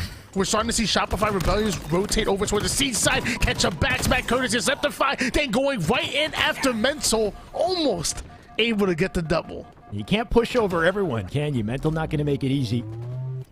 We'll see what he does to stay alive in this situation, just be a nuisance. Looks like he's going back to Egg and end up crossing up Super CC in the meantime. Super CC very quick to get out the fight. to make it tough for Mental to get the kill. OS about to spawn here shortly as well, so a difficult situation for Mental as he finds himself trapped between multiple. Once again, Fnatic efficiency off the weapons, and look at what it's given them as far as kills and map control. And it's Overshield in the hands of Super CC. Look at the teamwork, the dedication to playing for your brother, playing for your team, for the teamwork, the bait and switch. So strong here in Halo. 3 down. Go Rebellion as J0 able to find yet another kill. And now Shopify Rebellions can't seem to find a hole, can't seem to find an answer to Fnatic constantly pressuring them and being in their face. And we hinted at this before the matchup, Tony, just in being unified in decision-making, and we're not seeing it just yet. Unfortunately, Fnatic has them picked off one by one, separated. Super CC collecting a couple kills on his way through C. Once again, going to find another. Rebellion just need to find a way to unify and cross together or just get obliterated one at a time by Super CC, who's just not missing. Fnatic are challenging Rebellion. They're willing to take any engagement possible off the screen. You see another kill. It's just J0 taking down Explosive. And Rebellion continue to spawn up, continue to try to find any kind of avenue, but they're being locked down as the assault rifle comes in. 36 bullets of pure passion. Wow. Ends up getting the double kill. Call him cheddar cheese. Them shots are looking sharp. Cheddar or Swiss, right? Just making holes in them with these types of shots. Oh, you know what, J0? Wouldn't it be Swiss cheese? He's about to just, you know, knock the whole block in half. I don't know where I'm going with this. He didn't hit the no-scope, though. Man's accurate. Just let him do the talking. Them shots making me happy. Got me cheesing over here. Just J0 with the sniper rifle in hands. There we go, finally able to find the kill on Explosives, who was just eluding his reticle. Overshield coming up. This is a big moment. Rebellion not quite having the numbers, and Fnatic dedicating a lot of resources to grabbing hold of the OS, and they're able to get it. Trip cap in effect. Look at the scoreboard, ain't pretty. Yeah, it's just food for J0, knowing he can use the OS as bait to line up a couple shots. Does reposition, though. Teammates already pushing up through center. J0 to the skies with the repulsor, looking for an angle. Won't even get it in time before his teammates clean up everything. That's Septify with a triple. The body connects. Septify looking for another. He'll take it as well. And picking up all the pieces here. Now, man, sitting with 11 kills, a weapon, and a game over already. Tony, what happened in this game? Rebellion had maybe a 30-second advantage off the rip, and that was it. I'll be honest, I don't know what happened. I went to use the restroom, grabbed a cup of water, came back, and Fnatic were up 1-0 in the series. I honestly don't even know what happened. It was too quick. I'm just trying to figure out how you managed to do all that while still commentating and watching the series with me, Tony. But you also managed to type in the chat at the same time. So I don't know. You're just a man of mystery. For all I can tell, you might be playing in some of these series, is what I've heard, apparently, too. So just craziness. Well, and maybe you'll have to jump in and help out, because what's going on? Tony, can we get a recap maybe on that game, right? Like, the opening strat looked solid from Rebellion. Everything else after that was just them getting obliterated one by one. Well, I will tell you, if I am playing at the same time as commentating, it's always going to be with my Razer Wolverine. The RGB lights make it look pretty. Let me tell you, man, one of the best controllers I ever had. Shout out to Razer. I believe it's Razer Week as well. I mean, at the end of the day, it's Fnatic's efficiency and their constant ability to not only play fast, but to play together.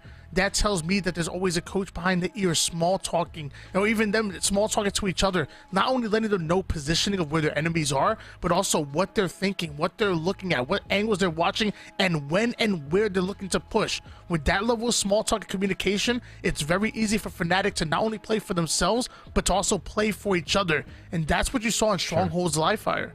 I think we also just witnessed well-organized team play around the OS, around some of the weapons, too, throughout the game. I mean, the heat wave and snipe control from the beginning, and then the playmaking we saw around every single OS spawn. They were always well set up. We saw J0 with the snipe kind of backing them up in that final grab, and little moments like that allow them to pull away. Rebellion need to find opportunities to not get caught out by their lonesome, and if they do, they just got to win their pips. Let's see what Mental can do in Game 2.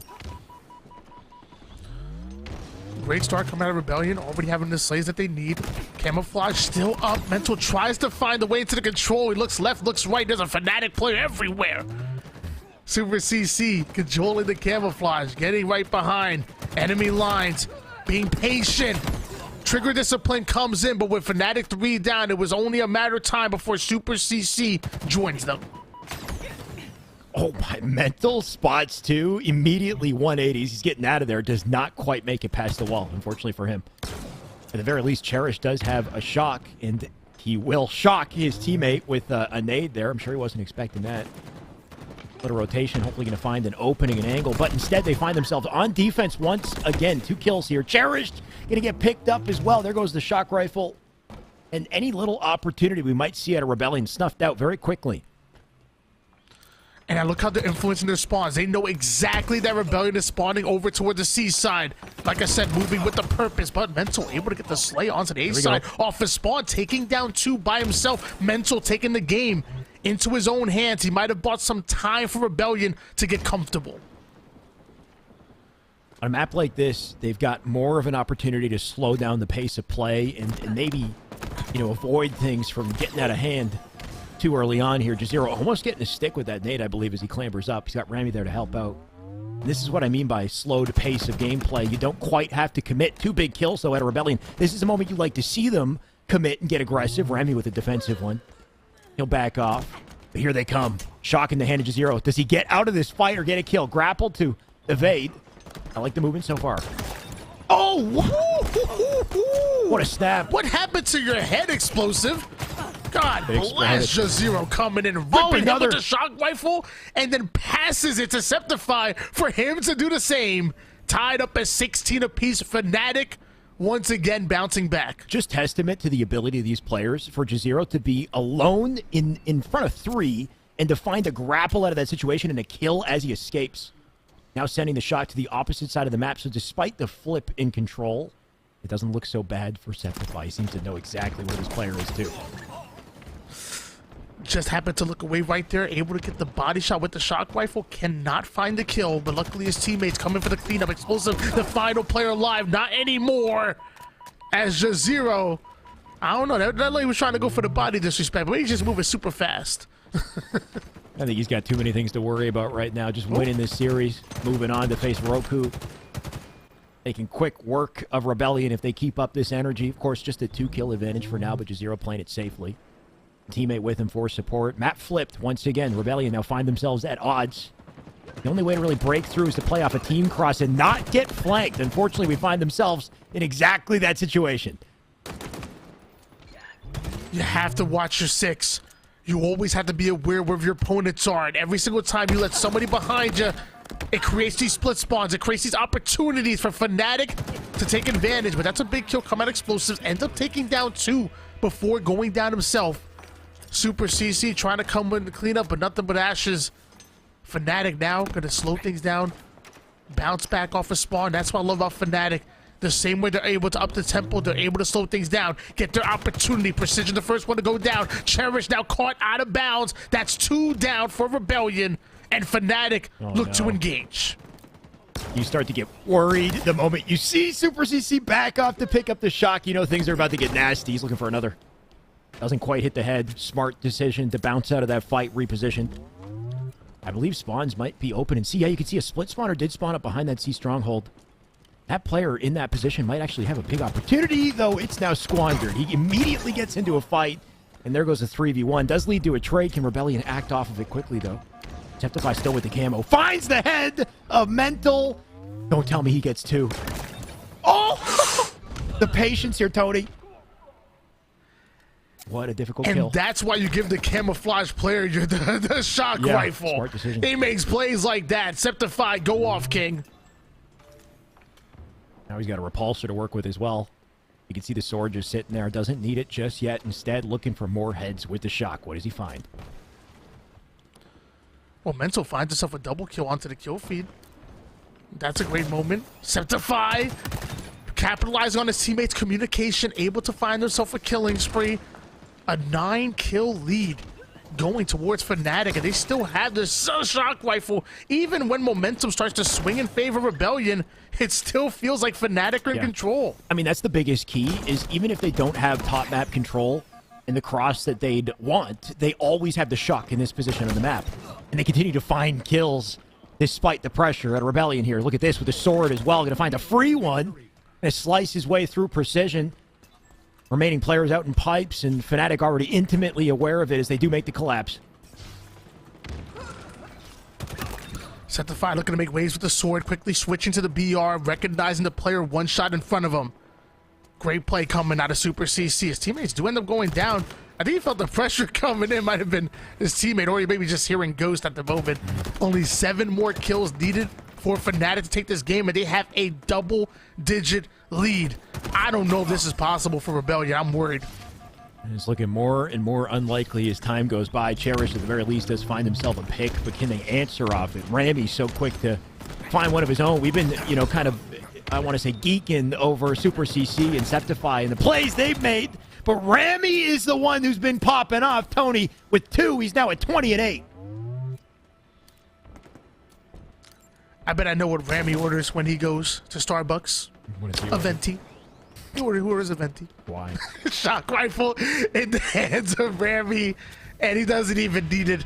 Fnatic find the 50th kill and are going to sweep. Venti, it's Spanish for 20. What is, I'm sorry. It's also Italian for 20. It's also Portuguese for 20. Okay, you're on your exit in the game, and I'm like trying to still figure out the joke that you made. I thought it because venti is also the large size. So anyway, and it stands for 20 ounces. Coffee. You know what? I can't spoon feed you, bro. So I can't speak for you. If that was not an indication that I'm not a Starbucks customer, I don't know what is. But I'm not a Canadian. Starbucks. You got Tim Hortons. No. Hortons. Dude, Starbucks is taking over the world. It's all over Canada, Toronto. No matter where you look, it's every corner. Except bubble tea is even bigger here, by the way. I don't know if you got bubble tea. Okay. Boba. Yeah, we have boba absolutely. everywhere. It's taking over Starbucks. Even I wouldn't be surprised if Starbucks starts offering boba. Anyway, this is clearly not about Halo. Let's get back on track. What is more important is fnatic just dominating their way through that series here, Tony. A 2-0. Rebellion, unfortunate for them. Apparently they came to play today, but we didn't get to witness it. We instead saw their demise. They're down in the lower bracket because of it. What do Fnatic and Boba Tea have in common? They're taking over. Fnatic in the winners bracket was excited to see them go up against Roku and find out who is going to make it into the grand finals with that competitive advantage. That's what it's all about. It's not just making it to the grand finals. It's having that advantage of only having to win 1 best-of-3 series as opposed to having to win 2 if you're coming out of that lower bracket. Roku going up against Fnatic. Fnatic needed all of the energy they probably just gained from that series because going up against a team like Roku, completely different story, completely different Halo, I think, about to be played in this next series, Tony, and I can't wait to witness it. It's a good thing they won as well as they did. We got to see what both Shopify, CC, and Rami all pop off respectively with that shock rifle, hit some crazy plays. Guarantee you when we jump into that next series, Renegade, Snipe down, Falcated, they'll start to steal that spotlight. Can't forget about Sparty as well, Tony. It's a hell of a roster of heavy hitters. Can't wait to see them play. I'm going to have to disagree with you on one point. You said respectfully. What I saw was not respectful at all. Now that was Fnatic being disrespectful. Respectively, I said respectfully. Oh, I'm sorry. I apologize. I thought you said because I saw a bunch of disrespect. Right. Those shock rifle plays out of everybody. I mean, and it's funny because everybody seemingly had a turn with the shock rifle on Fnatic. We saw Rami go off with it. We saw Jazero. We saw Shopify at one point. Everybody having a turn with that shock rifle. Everybody, I guess, except for Shopify Rebellions. And now there's one team. I'm going to tell you. If Fnatic going to control that shock rifle or sniper rifle against any team, it better be Roku. Right. Do not allow those long-distance weapons into the hands of Sparty, Renegade, Falcated, or Snipe Down. It's in his name for a reason. You're going to have trouble. And maybe fortunately for Fnatic, there aren't really too many long-range weapons to worry about, at least in the maps and game types we have coming up here, Tony. We got CTF Bazaar, Slayer Aquarius, King of the Hill Streets. If we get there, we do have a Stalker. That'll definitely come into play. But, of course, we got to get to Game 3 for that to happen. And I'm very curious to see how Roku play. The beauty of this matchup here is you've got 2 teams high caliber, but still in the early phases of kind of working out the kinks, I think, right? Fnatic, of course, I want to say in a better position chemistry-wise, but losing Envor for Rami is a big change over to get accustomed to. FaZe, on the other hand, half their team completely swapped for 2 incredible players, but once again, it's just, finding that balance. Can't wait to see how it plays out.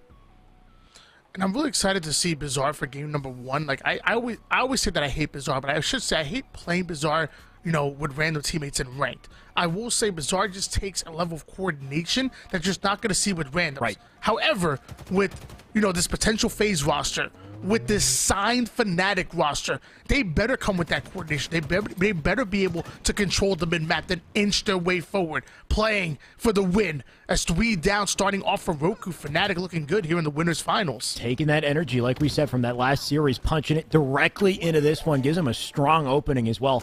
Let's see what else they can make of it. Sparty does get a clutch kill to slow things down, but Rami not going to let him live for long. Flag now out, already getting crossed, missed the slide with the flag to get past the gap there, and they're going to feel the pain because of it. Roku already on defense. 2 down, go Fnatic. We see an answer coming for just 0, and never mind, he ends up going down. Sparty grabbing himself a Needler. Oh god, I hate that weapon for competitive, but I can't deny in the right hands it can do some damage. It's probably not even the time to say it, but I was playing matchmaking the other day while Snakebite was streaming, and on 3 or 4 separate occasions in a row, he killed me with the Needler. And Tony, there was nothing I could do. Like, there was a fight where I shot Snakebite twice in the back, 2 full BR bursts, and he turned and melted me so fast. Like, if you don't have a thrust, if you don't have cover, you are hopeless in front of a Needler. So, honestly, Sparty potentially holding the best weapon on the map right here. Put the new blur to work, Sparty, as he has another enemy in the courtyard. It's so Did we just see Snipe Down just grapple away? There we go. Okay, a little double push come out of Snipe Down and Sparty. Weren't they former teammates back in the day? Back in the good old Halo 5 days? Yeah, Snipe Down and Sparty used to make things happen. And they might do so again. You'd only hope it. Great shots by Sparty. Dropping down. The melee going to trade out his life there. Just 0. Now trying to create a double push over toward the mid-map. Overshield is coming up. The Commando getting max value against Renegade. One of the better Commando users, just 0, using his own weapon against them. Now going to grab that Overshield. Tied up in nil apiece right now, but if Fnatic continue this aggression, continue this coordination, we might see them put the first cap on the board. You said it, on aggression. Great performance out of Fnatic so far to trade blow for blow here. Still looking for pressure on the base. 0 actually going to find a second on his right-hand side. Tries to dip out of the situation, but there goes 3 in quick succession. Roku, they found their answer. They found their footing. Here they come on the attack, Tony. And that's what makes Roku so good. It don't matter what you do. Any player can pop off, drop a multi-kill, and put them right back in control, and that's exactly what you see. Numbers once again going in favor of Roku, and look how fast Renegade moving his flag across the map. His objective play, highly underrated, as he goes right across the market and through the double doors. Knock, knock, who's there? It's Renegade. Nice quick decision-making out of him, too. He takes that center lane, and depending on how free he was with the run, he was ready to swap to a safer route through the double doors, now passing it to Falcated, who punches it in. Look at this. He's also got a rocket launcher to work with as well, so just adding to the damage potential for this team. They lead with 1-0, and they're just getting started. Oh, here we go. Whew. Falcated laying down the law with the rockets, able to find one. There's a player that just snuck right past him on the right side, able to catch him with the BR. Just barely missing that rocket for the one-hit kill, but it looks like that's enough damage for the BR to clean up. And once again, Roku answering right back, finding the frags that they need. Zero just going to try to hold on to his life center map. Interesting use of grapple. Didn't have too many options, so I respect it. Sparty not going to respect it, though. He takes him immediately. Snipe down here to work with Spartan as they overtake Rocket's side of the map here. Leaves a couple nades behind. Looks like they will do damage. Super CC now down for the count. Sparty in for the challenge. Where did that player go? Wasn't he down below? He might have grappled right back up the top. Snipe down not going to let him get away, though. Hiding in the sewers, ends up being spotted out. Not able to rat it out. Falcated taking down Septify on the feed. And Snipe down looking to take another perimeter side, blocking both sides at 3 down. Go Fnatic. Yeah. Once again. Wow. These kills are coming in quick concession, and now the flag being run once again. Now we're seeing Snipe down and Falcated put a double push in, trying to force the play to happen, but it looks like Roku ends up going down. The flag carry does as well. Excellent defense coming out of Fnatic. Can they convert it into some offense? That's the big question. They'll manage the defense in this situation, but as time goes by, you can see them slipping away with their chances in this game.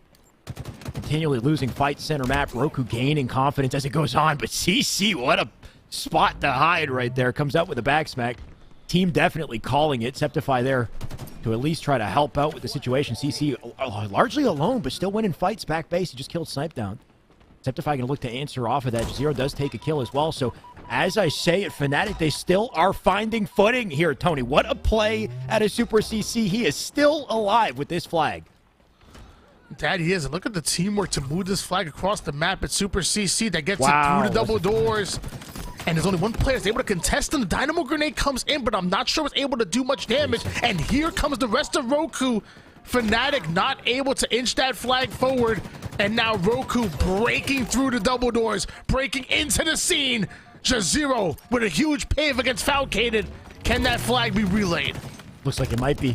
Falcated or Fnatic. I can't even comprehend what's going on screen here. Tony, somehow Jazero didn't get that kill. His opponent just grappling out of the fight. Despite it, Fnatic, they do find the flag in that situation. Just wild to think that that one flank at a Super CC, that one back smack, he turned into a flagpole. And now because of it, Fnatic find themselves back in this game. And OS in the body of Jazero, he's getting aggressive. Great job for Fnatic to not only be able to cap that flag, but to steal away this overshield now in the hands of Jazero. Controlling the palm side, making sure the coast is clear, making sure his teammates are ready to push. He knows that Roku are anticipating him coming forward. Pokes out the window, takes down Renegade, picks up the Plaza Pistol. Great plays across the board for Fnatic. 3 out of 4 members. All 4 members end up getting wiped. Roku go 4 down, and that's going to be another pull out of Fnatic. Fnatic pulling out all the stops here. Flag in hand. Rockets in the back pocket, too. He put this to use. Spawners up over on Rocket's side. They're going to look to overextend. Try to cut things off with the cross. Septify already a step ahead. Fnatic on the collapse here. He does die to nades, though. Not sure if he still had a rocket to work with, but he's now dead because of it. Sparty, great positioning in the locker. Can do some damage. Does not miss a bullet either. And he keep him back. Renegade with 2 in the shotgun. And very quickly, that flag now out of hands. Roku will stop what could have been detrimental to the team.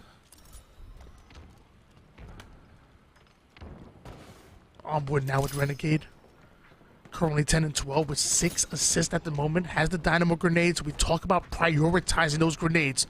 The audio cue, the slowing down of your opponent, the damage that they're able to deal is too much value to be ignored. As Renegade going all the way down to 1 shot. Still has that Bulldog in hand. Grabs the pull, but doesn't quite have the kills just yet. He's still taking some damage from the palm side. Roku not able to push.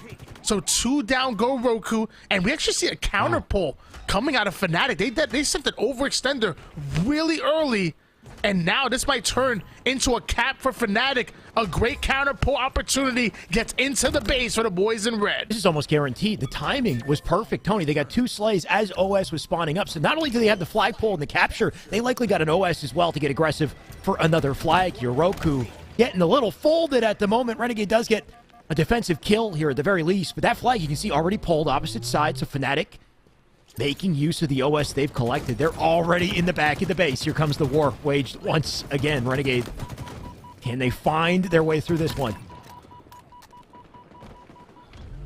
We often talk about respecting your competition, but never fearing them. And as of right now, Fnatic do not fear Roku. They know that they can win. If they're executing at their peak, if they are playing to their potential, they can beat out the likes of Roku. And as of right now, they have a 2-1 lead with 3 minutes left in regulation in this game. Fnatic might be able to pull off the upset here, but as I say that, they do go 3 down. Now the first one to spawn might have to overextend. The player onto the locker side is going to be spotted for Roku. Reverse situation of what we just witnessed. Now Roku with an opportunity. Rockets up. Renegade picks him up. Does he live in this situation? He's getting tagged. Nice survival out of him. They got to get that flag safely through the BR, and Renegade with limited opportunities. Thankfully, sniped down and Falcated. Still pulling off kills and keep the flag in play, but for how long? I believe it's mostly... No, it is return back on the pedestal, so rinse and repeat once again. There goes 1 rocket down for the count. Killing spree for Renegade. Defense mode for Fnatic, though. All 3 of them lining the back of the base. Renegade still having 1 rocket left. With a quick kill into a double, they can turn the tides of this game, but not able to find the kill, and Renegade now forced to back down. I'm loving the movement, the survivability out of Renegade, but it's not enough, right? They need to come out with clean kills, and Fnatic are not giving them any. They're constantly finding ways to bounce back, play defensively, unify when things don't look good for him. Snipe down. Nice little grapple there. In the meantime, he does get the OS to himself. Sparty going to make an advance on the base, trying to do so carefully. One player still back there. Might have aided himself. Quick slip out of the engagement. Finds a flank on two, but he's dead. Instead, a ninja onto Sparty. Snipe down a little late to the party. They'll die once again on the challenge.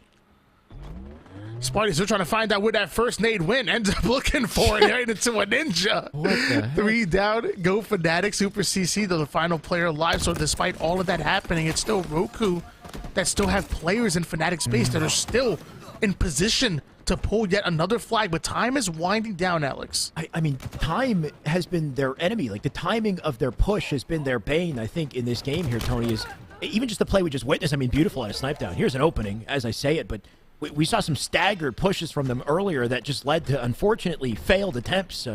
Snipe down might have an opportunity for success, though. Renegade with a big kill. Snipe down through center map, getting tagged up from the pillars. Teammate there to help out. Can he win a fight? He almost does. Zero going to bounce out of that one shot. One of the few members alive to stay in the fight here. Falcated looking to just bob and weave with the flight to get it through the doors, but they're not doing it easily. They're fighting for this flag. They know what's on the line here. If they're not able to capitalize on this, they might not have another chance. And Fnatic are grinding forward. Another double push coming out of Fnatic. 2 down, going for Roku. The nade starts to fly. Super CC able to stay alive here. If Roku again don't cap this flag, that's it. And looks like the flag's been returned. 23 seconds. Roku are not even in position to get another pull. Super CC, 2 pivotal moments in this game he has executed. He was the flank and the reason for that first pull that led to the second cap. He's also the man to return the flag that could have tied things up. Now they have one final opportunity. 4 seconds to get a touch. Sparty, no choice but to pick it up. He'll limit his options because of his snipe down. He'll dive on top of the flag. Can he get to it? Fnatic, they're in defense. They have nothing to do but slay. It just looks so out of the running. Renegade won't make it there. Instead, the first game going to go to Fnatic. And Tony, did you expect to see it this way? I did not, but Fnatic knew they are always in contention for this. They were always able to pull off the win, and they pull off the upset against Roku. Fnatic making a statement. They're now 1 game away from knocking Roku into the elimination bracket. This is wild, and this is a series I hope we get to see go to a Game 3, Tony. I think it has a ton of potential to as well. There was definitely, multiple points in that game where Roku, I almost said FaZe multiple times. It's hard not to say FaZe, but Roku could have pulled out that final flag, didn't quite do it. Once again, we saw some clutch plays out of Fnatic to stop it. Multiple kind of clutch moments out of Fnatic. I think the big bane I had mentioned earlier was just their timing on the aggression. Like, I think they had a great opportunity when Snipe Down grappled the OS to himself. He had a great, moment to get aggressive on the base. It looked like Sparty might have just gone forward maybe a little bit too early. Maybe his intention there is to keep them back, keep them on defense so that they have the ease of access when Snipe Down gets there. But by the time he finally makes the decision, Sparty's dead. Snipe Down runs into a 2 or a 3v1. It's just like these need to be well-timed collapses, and if they're not, it doesn't matter how much slaying power you have. Fnatic will, just pick you apart, basically. Sometimes it simply goes down to timing, and Fnatic getting the best timing, getting the best opportunities to close out that game number 1. Now we're going to Aquarius for game number 2. No place to hide for either one of these squads. Can Fnatic make it into the grand finals, or will Roku send us into a game number 3? Game 2 is on the way. It is Slayer, and you've got a team arguably full of main Slayers on board, so you'd expect them to bounce back confidently, but we'll see whether or not that happens. Renegade already with 1. Tie game to start things out. Sparty just bobbing and weaving. Doesn't want to die here early. Teammates already up in the base. They got info in a fight. Sparty with a flank opportunity up top map. Let's see if he makes good use of it. And with that, he gives up his position, dropping down, finding 1, ends up running into a second 1, able to get the double kill. That's going to be a huge pick coming out of Sparty and friends. Both teams going 2 down, immediately on board with Renegade. Off-screen, Falcon able to take down Jazero. Snipe Down is pinging on the field, letting them know exactly where Fnatic are spawning and coming from. This could be huge, but Super CC slowing down the push of Team Roku. Still just about dead even to start this one out, Tony. Something we've seen time and time again with Aqua. Things can change hands very quickly if we see one coordinated round of slays. That might be the opening. Sparty looking for a trade at the very least. Doesn't quite find it just yet. Falcated there to do the damage. Snipe down there as well. That's 2 dead. Sparty looking for the third. Clean shots out of the BR will give it to him. Make it 11-9. The opening they might have needed. Roku stuffing fnatic in that engagement, and they needed it. With that, they go up 3 kills at the moment. Now fnatic spawning towards the yellow base. And once again, Super CC coming off a spawn and getting a pick onto Renegade. Just Zero going to follow that up by taking down Falcated, striking first, striking second. fnatic are still in this game. You can see look at the team play out of Roku here, right? As they try to stay alive and rotate together. They split into 2s. Sparty with a great anchor position from the base finds himself a double. Foul with another on the feed. Make that 16-12 as they start to pull away. Snipe down. He's caught another as he win this fight. Still holding on to Heatwave. Talked about the weapons, how important they are. The optimal point of control here. Both the sidekick and the Heatwave. You can see they're holding on to them as they rotate together. Onward now with Super CC. The shots start to ring out from across the map. Having pressure from the car side. Little does he know, Snipe down comes in. Reposition, the bait and switch proving so strong across multiple different teams, but it's still a 19-14 lead in favor of Team Roku. Septify getting caught out of bounds there. That's not going to be good for fnatic if they just gone all 4 down. Roku once again showing dominance here in the slays. And look what happens when they open up the map and get around the slays. Spawners up in fridge, dynamo nades incoming. There is nothing you could do with a spawn collapse like this. Rinse and repeat now. Roku looking for blood. Falcated leading the charge. Rami with 1 though. Does turn and snap on the Rami to pick it up. Looking for a second.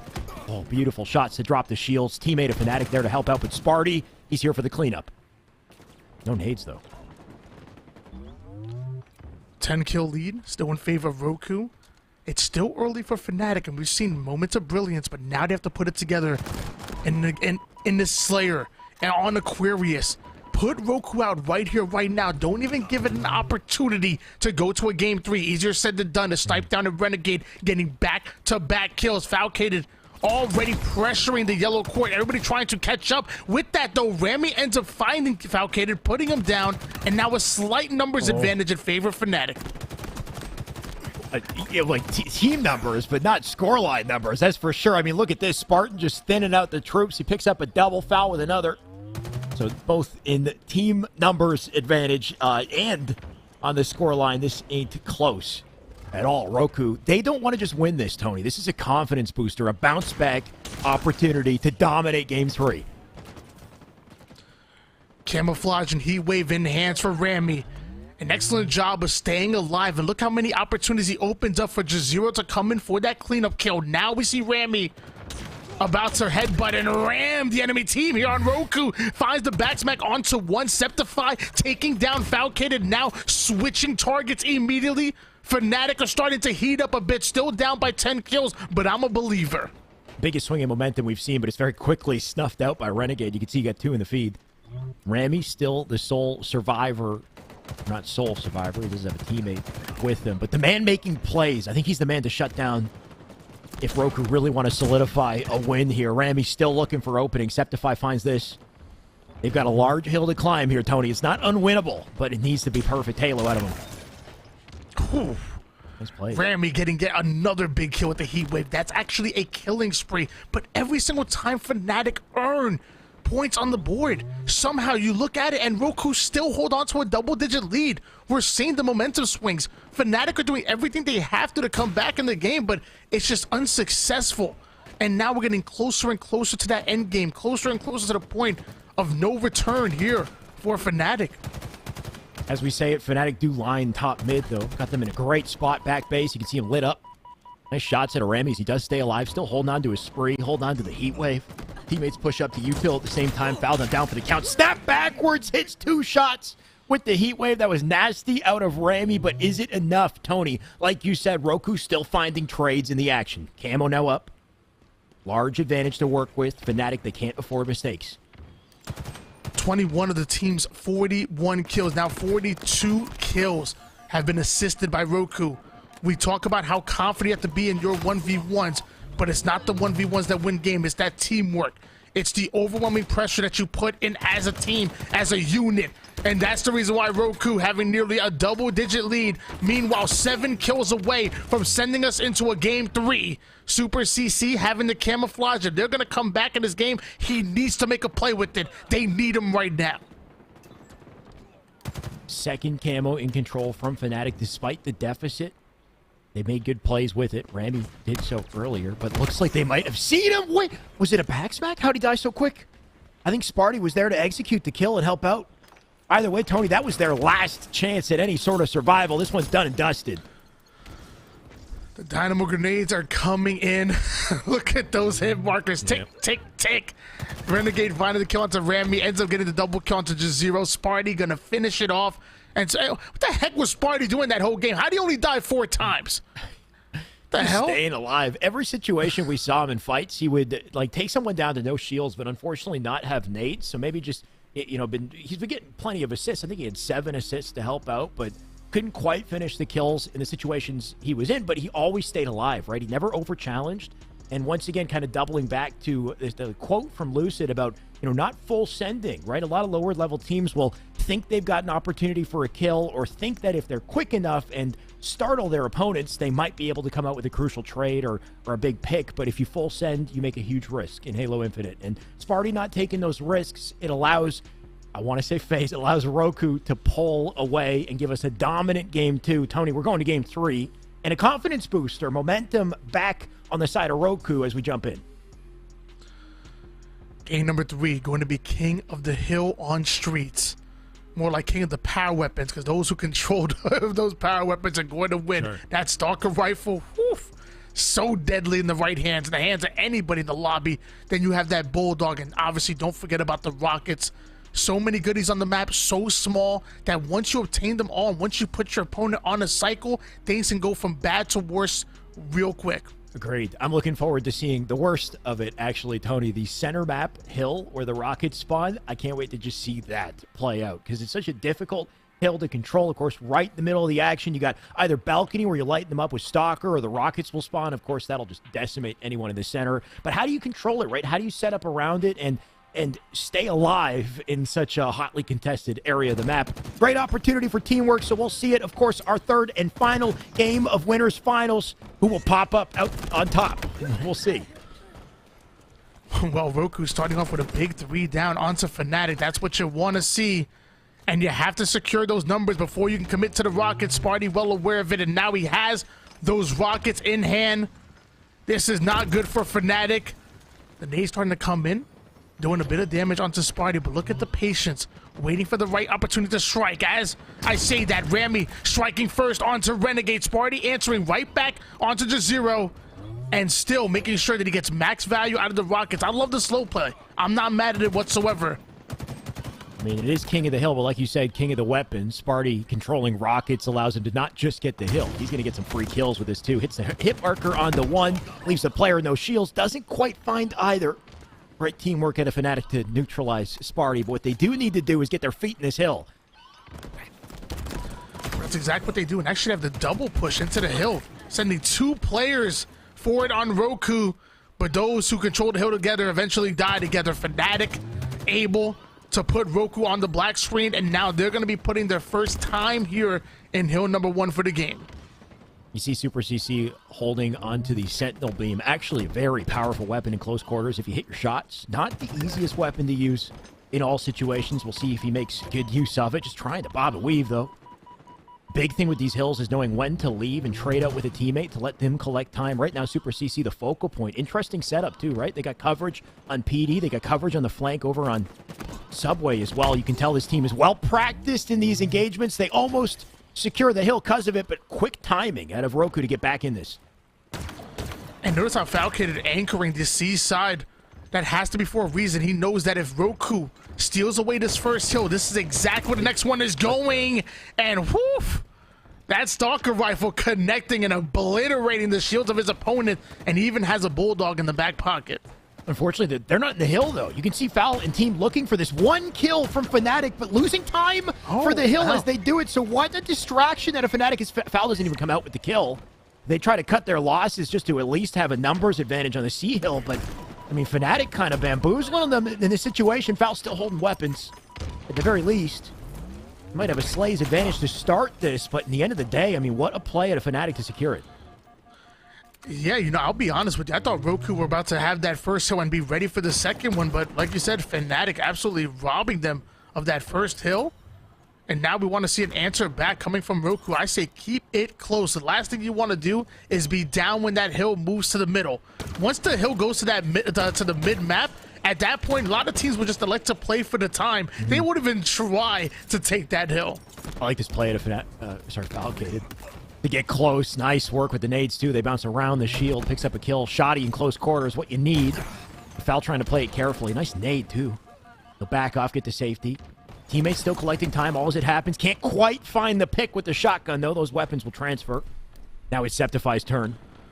Thankfully for Falcated, not too much ammo to work with here, but because fnatic get the slays, you can see they're now spawning up back C as well, so they've earned the positioning they need, an opportunity to set up and get info. Zero watching the B side. Meanwhile, you have Septify here watching the mid. Not able to find the kill. Wow. Whips out the Bulldog just in time to put Snipe down. Smarty comes in for the cleanup. Too quickly go for Roku. Falcated trying to get this piv right here. Not able to secure that kill. It's going to be a trade. And every trade working in favor of fnatic for as long as they have the numbers. Good work at a Roku, though, right? Very quick to turn the tides in that situation. Also, the risky play for the Rockets. Not going to work out for fnatic. Those Rockets will drop. Sparty just looking for something to do here, whether it's nades or get coverage onto C. Renegade does get to the Rockets safely. They'll use that to pick off Super CC. And fnatic, in an attempt to cut their losses, they gave up the rest of that cap. They're already focused on the defense of the third one. Just when I thought fnatic had the numbers, had the opportunity, Roku break through with only 2 players and steal away the second hill. So now we're tied up at 1 apiece. Roku starting off with a bit of an advantage here. We do have one player that got a split spawn over towards the PD side, ends up going down immediately, and now Roku should be able to get first time on this third hill. This is great at a Renegade. Just wants to stay alive with Stalker, can use it for high ground. Just great line of sight and damage he can put down from the back of the map. Assuming he stays alive, you can tell they're looking to pick him off. Great movement while he just focuses on survival. Falcated going to hold down center hill. Shotgun not going to work when you hit all the shots with the Stalker. Perfect kill out of him, and weapons for Renegade. Just hand delivering that shotgun over to Renegade. He just says, thank you. Must have Amazon Prime because that came quick. And now all of fnatic spawning across the map over towards the seaside.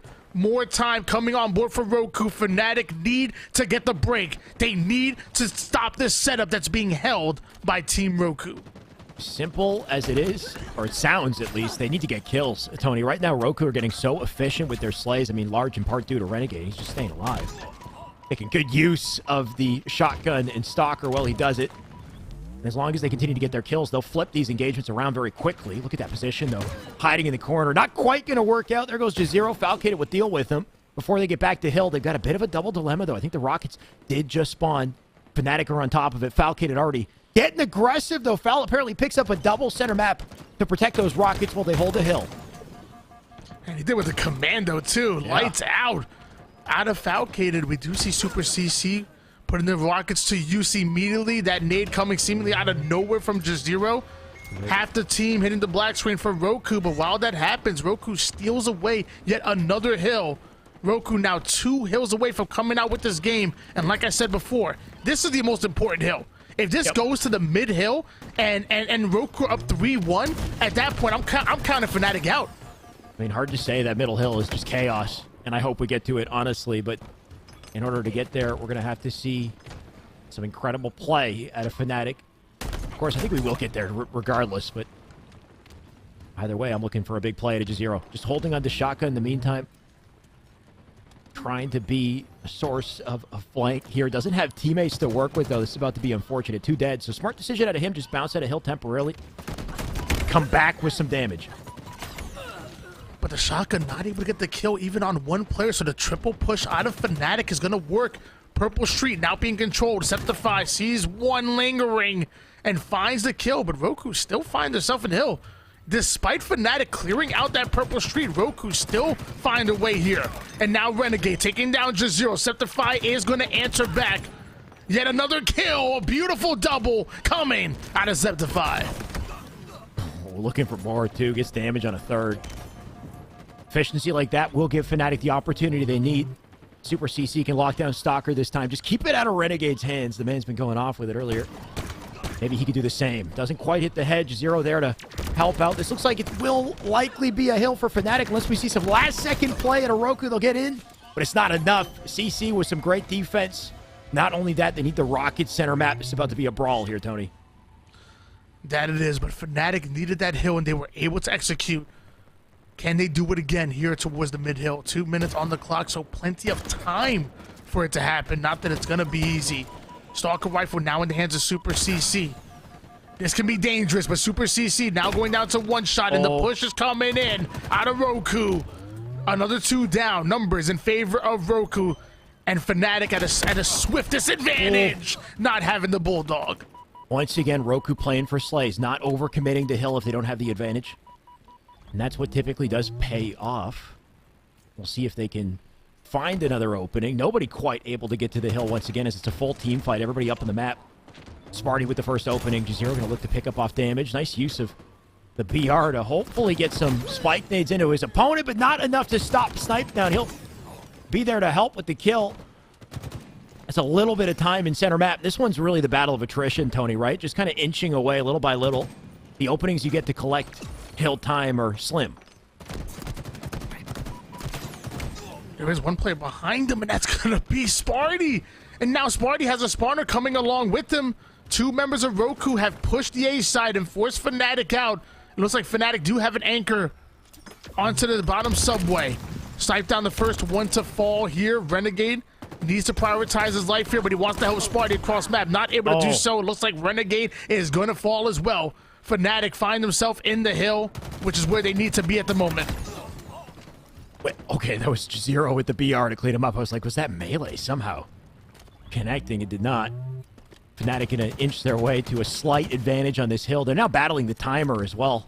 Less than a minute to go. If they sit in the hill, they'll freeze the timer, but sitting in the hill, of course, so dangerous to do. Rocket's about to spawn, too. That'll pull him out center. Zero looking to get back in the fight. Shoddy in hand, switching weapons a couple too many times. They die 3 in a row, though, because of it. Roku now going to control center off of this. An advantage to work with. They'll flip the map back to C. An interesting decision to make, right? You've got the balcony to work with. Covering from C side. PD spawn, not where you want to spawn. Sparty going to show you why. Or maybe not. The rocket can't quite connect. It looks like Rambi was able to get that kill. Hopefully able to get the rockets for fnatic. That could be huge as fnatic look to get on the aggression, tagging him up with the rockets, finishing him up with the BR. Beautiful play coming in. 3 out of 4 members of Roku hitting that black screen. And Jazero remains in the hill. Finally, Roku able to get him out. This has been so messy, right? Just slay after slay, blows being traded across the map here. Nobody finding any real guaranteed control. Sparty not going to find a second there. He'll die, but Foul here to pick up the pieces. That one player now one shot, bobbing behind the pillar. Is milking his life enough to live in that situation? What a beautiful play at a fnatic. They stay alive. They get a quick round of slays. They'll get back in the hill. They've got some work to do. 24 on the clock. Tony, this is going down to the wire. And time is simply winding down. 24 seconds left, and every time they are not in the hill, that timer starts to move. But if either team are able to step foot, we see that timer start to pause, so it's still possible for either one of these teams to steal the win. Jazero ends up going down. That's a huge pick coming out of Rami. The hill still open. Rami looking to close it. Rami going huge at the end of this. He wins a massive fight, kill on the Falcated, now in the hill. Roku have no choice but to get aggressive on this. They're going to start the Desperate in just a second. They'll dive out. Rami will take advantage. What? That's 3 dead. As fnatic take the hill with 8 seconds left. They might have won the game here. Roku need to fly off spawn, and they cannot leave the hill. And in a situation like this, it's almost impossible to not make a mistake. fnatic in a battle of attrition and massive plays out of Rami. Tony, they'll win game 3. fnatic pulling off the upset, taking down Roku, and stamping their ticket into the grand finals. Roku are going to have to fight their way through the elimination bracket in order to earn their rematch. fnatic are back.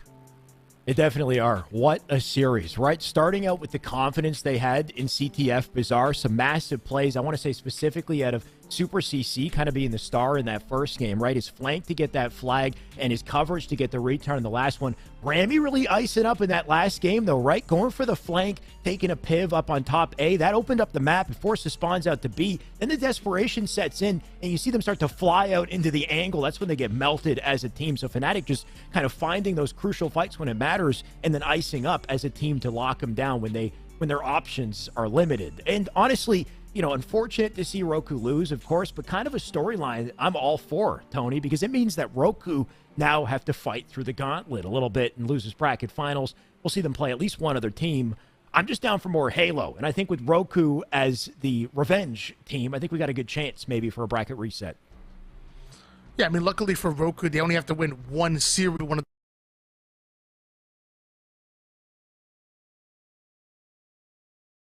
up and down season so far. End up swapping out Rami, coming in for Envor. Lots of players or lots of spectators question that move, dropping Envor. But man, let me tell you, Rami fitting in like a glove. And like you said, he might have been the MVP of that last game, absolutely saving that game. And ultimately going into the grand finals. They're one series away from being $600 richer. And it's not really even, I mean, the money is nice. A little bit of extra padding for the wallet. But in the end of the day, it's just the precedent that this sets, what it means, right? At this point, towards the end of Roster Mania, like, who sits where, right? We're slotting top 5, top 3. Like, where are these teams landing? You're looking at a roster with potential to be top 3, this Roku roster. For fnatic to make a dent in a roster like this, it's a big statement. And I wonder what it means for the series coming up when we get to LAN, when we get to the Super coming up in the near future. It's all just interesting storylines for us, Tony, and I can't wait to see it. And I'm curious to see what Yeso thinks of it as well. A hell of a tournament so far, Yeso. What do you think?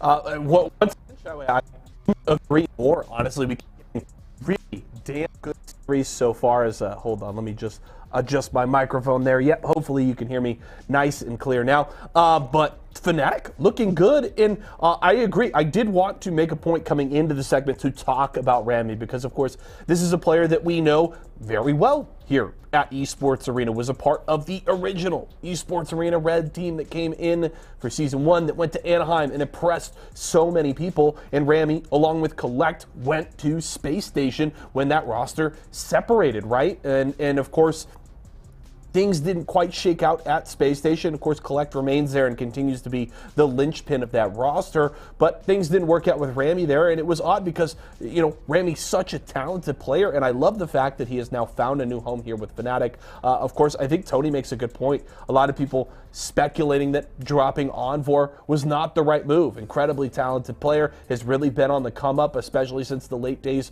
of Halo 5, and really was a big part of this fnatic roster coming into Halo Infinite. So I think, to an extent, rightly so, people were not sure if that was the right move, but at least the early returns for Rami coming into this roster are very good, and I think they looked very solid in this series. Of course, they kind of got punched in the face there in game number 2. A really good finish to game 1. They looked pretty strong throughout. They held the line at the end there in CTF to prevent the tie and to keep Roku from forcing overtime in game number 1. And then Roku punched back big time. That Slayer game was dominant from the squad, and fnatic really kind of got caught on their heels at that point. But I'm really proud of their response here in Game 3, and it was another tight finish. Both of their wins coming in very close fashion, but really seems, at least early on, that fnatic is just fine in these kind of very tense, very, you know, pivotal moments. They seem to perform well and be comfortable in that environment. We'll have to see, you know, how does that translate to LAN? How does that translate when, you know, it's not just maybe one big squad like this roster that you have to face, where kind of every round you're facing titans like that. You know, can fnatic stand up to the test at that time? We're not sure, but at very least, the early returns with Rami coming in, I think Rami looks great. The roster seems to be clicking on all cylinders, and I absolutely love it. They look dominant against Shopify Rebellion, and they took a very impressive win here against Team Roku. Now, can they do it again, because of course that's the conversation now. Roku Yokai waiting in the losers finals. They'll have to deal with one of a few teams. Shopify Rebellion did take down the 2EZ squad. They're waiting in losers semifinals right now. X-Rated and Crowd Pleasers are still alive. That is that other losers quarterfinal. So one of those three teams will earn the opportunity to play against the Roku Yokai roster. I would say we're all probably pretty confident that Roku Yokai comes out of the losers bracket there, barring any sort of disaster. And then the question is, when you look at how close two of those games were for Fnatic and how dominant that Roku Yokai were in that Slayer game, is it repeatable? Do we see a bracket reset coming? Can Fnatic rebound if that reset happens? Questions yet to be answered, but at the very least, I love what I've seen from them. And if we get another set or possibly two between Fnatic and Roku Yokai, I think really you can't really ask for much more because they have all delivered so far today. Now, we are going to go to a quick break. Before we do that, do want to tell you about a little something new we are doing at Esports Arena locations all across the country, and it's called PvE. You may have heard me talk about it a little bit here before, but I want to break it down for some of the folks that are new. Now, we know not everybody has the opportunity to commit 3 or 4 hours to a big online bracket. Some of you love to do it. We appreciate it. We still have great things like Series E going on that you can compete in. But some of you would like to compete in esports in a little more bite-sized form, and PvE is the answer to that. We run multiple different leaderboards every single week at our Esports Arena locations all across the country, across a range of different titles. All you have to do is head into your local Esports Arena, purchase some tokens, and use those tokens to enter in the different games. You can compete in things like Aim Labs, Valorant, Guilty Gear Strive, Super Smash Bros. Ultimate Home Run Derby, Mario Kart, and more. Put up your best scores every single week, and each leaderboard has its own $500 prize pool. So you can go, you can compete, and you can win cash. You can also keep track of our leaderboards every single week. They are live on our YouTube channel 24/7. So make sure to go out to your local Esports Arena. You can use exclamation point locations in Twitch chat right now, and you can compete just like my man Jack did right there. Hopefully, you can put up a little bit better score there than he did on Aim Labs. Otherwise, you're not going to be walking home with much cash. But go out and compete in PvE today. We are going to go to a quick break right now. When we come back, Shyway and Why Not will have our next set ready for you. We're making the run through the losers bracket when we return.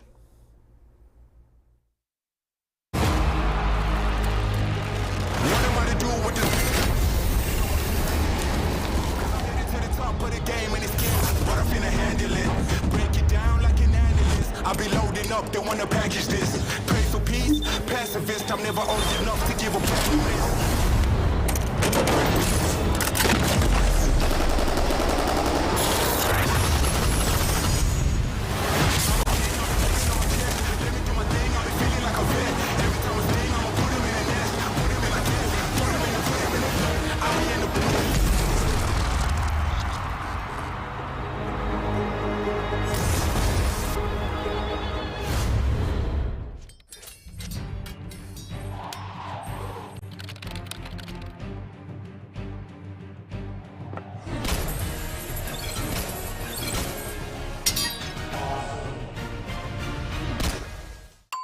Tyson boneless buffalo bites have that tasty kick of flavor, so they're perfect for any get-together. If there are any left when your guests arrive. Tyson Anytizers Chicken. More kicks of flavor, more smiling snackers, more to love. Tyson.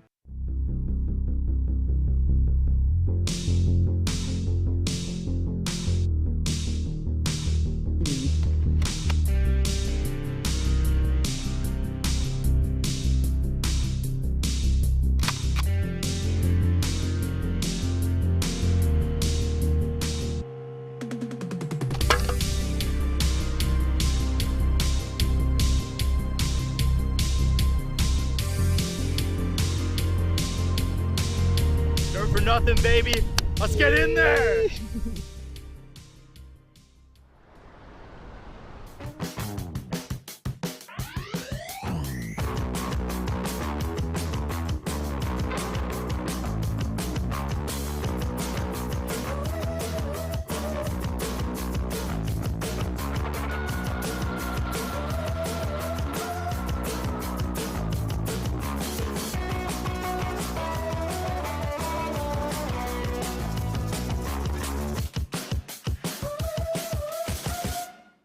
country. I'm fading. One bad headache can crash your entire game. Excedrin relieves headaches fast. Excedrin, game over for headaches.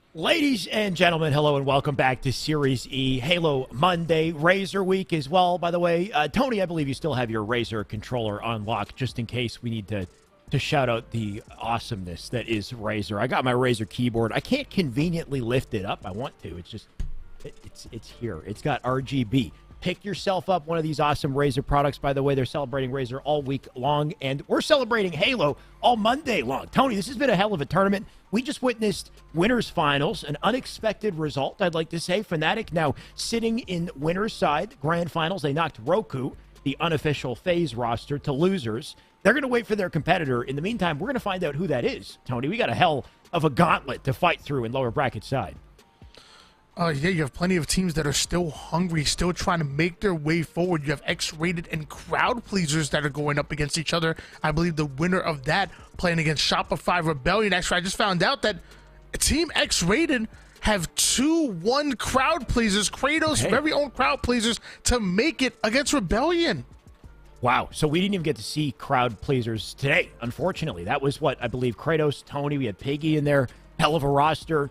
Once again, very sweaty esports arena tournaments. Every single week, they seem to get more and more stacked. So some of these teams that we saw, previous weeks win, right? Like we saw Piggy on a slightly different roster a couple weeks ago, grand finals. Now they find themselves out lower bracket round 2. So now round 3 is next, like you said. Rebellion up against X-Rated. We have not seen X-Rated just yet. I see Mortally is one member on the team. Tony, maybe you can let me know the roster here. This must be one hell of a roster. Yeah, I'm sure it is. In order to take down the likes of, Kratos and Crowd Pleasers, who I know Kratos and Crowd Pleasers were Piggy, Kratos, Tony, and Nebula. Yep. The return of Mortally and Hative joined Torrent's very own Huss, and also joining Canada's very own Burton. And I like you, Shyway, but I'm not gonna lie, Burton definitely one of my top Canadians out there for sure. Top Canadian comedians. I said comedians. I never said comedians. I'm not even sure what that is. I don't know. No, Burton's a great player, and I totally understand. Tony, if you want to give him the spotlight, by all means. I will say I had one cracked out game of matchmaking on Livefire where I went ham and I won, and he was on the other team. I'm going to take my little tiny dub that means absolutely nothing. His is more meaningful. But like I said, I'll take my little matchmaking win. Either way, I can't wait to see him play, though. And to get this far, considering the talent that they had to get through to get there, it's pretty damn meaningful. On top of that, you got Rebellion, who we witnessed in quite an unfortunate series, right? They got beaten by Fnatic in 2-0, couldn't quite find the moment to pop off. Maybe this is their turn to do it, right? They must have some serious potential to get this far. Of course, that's mental, explosive, precision, and cherished. Yeah, they were able to take down Aperture's 2 Easy squad, who looked really good earlier in the tournament. And to be honest with you, with the way Fnatic have been playing, I don't know if there's many teams out there that can beat them. Fnatic have just seemingly figured it out, and I'm really liking it, taking down the likes of Roku, having to go the distance, having to go to game number 3, but still to get a big win against Roku, especially the way they did on that King of the Hill, that was huge. Now we're gonna find out if they can hold on to that for the rest of the tournament, because you have Rebellion, X-Rated, you even have Roku themselves trying to come in. This is your final 4 teams, and this is a money match. The winner of this gets into the money. The loser goes home a little empty-handed. That's exactly it, Tony. There's not much tournament left to play. These are the big leagues, the big matches right here, and hopefully we get to witness Game 3s throughout. We'll find out either way. We got our series layout on screen. It could be very quick and clean, but hopefully it's long and dirty. I don't know why I went there, Tony, but I did. Either way, King of the Hill, Live Fire, Slayer Streets, and CTF Catalyst. I see the face you're making, and yeah, keep making it. My bad. What do you think of the layout here, Tony? I'm a fan. I mean, with King of the Hill, honestly, I didn't know how I was going to feel about it. It's starting to grow on me a little bit. I love Streets, and Live Fire is one of my favorite maps. Catalyst, it's not bad. Capture the Flag is better. A little more than controversial. Slayer. It's better. CTF, but we'll see what happens. We definitely will. I think regardless, maybe it might not be as entertaining for the players. At least, Catalyst Slayer, it's entertaining for us, right? Like just the way that the sword kind of changes hands, and the grapple especially leads to some big playmaking.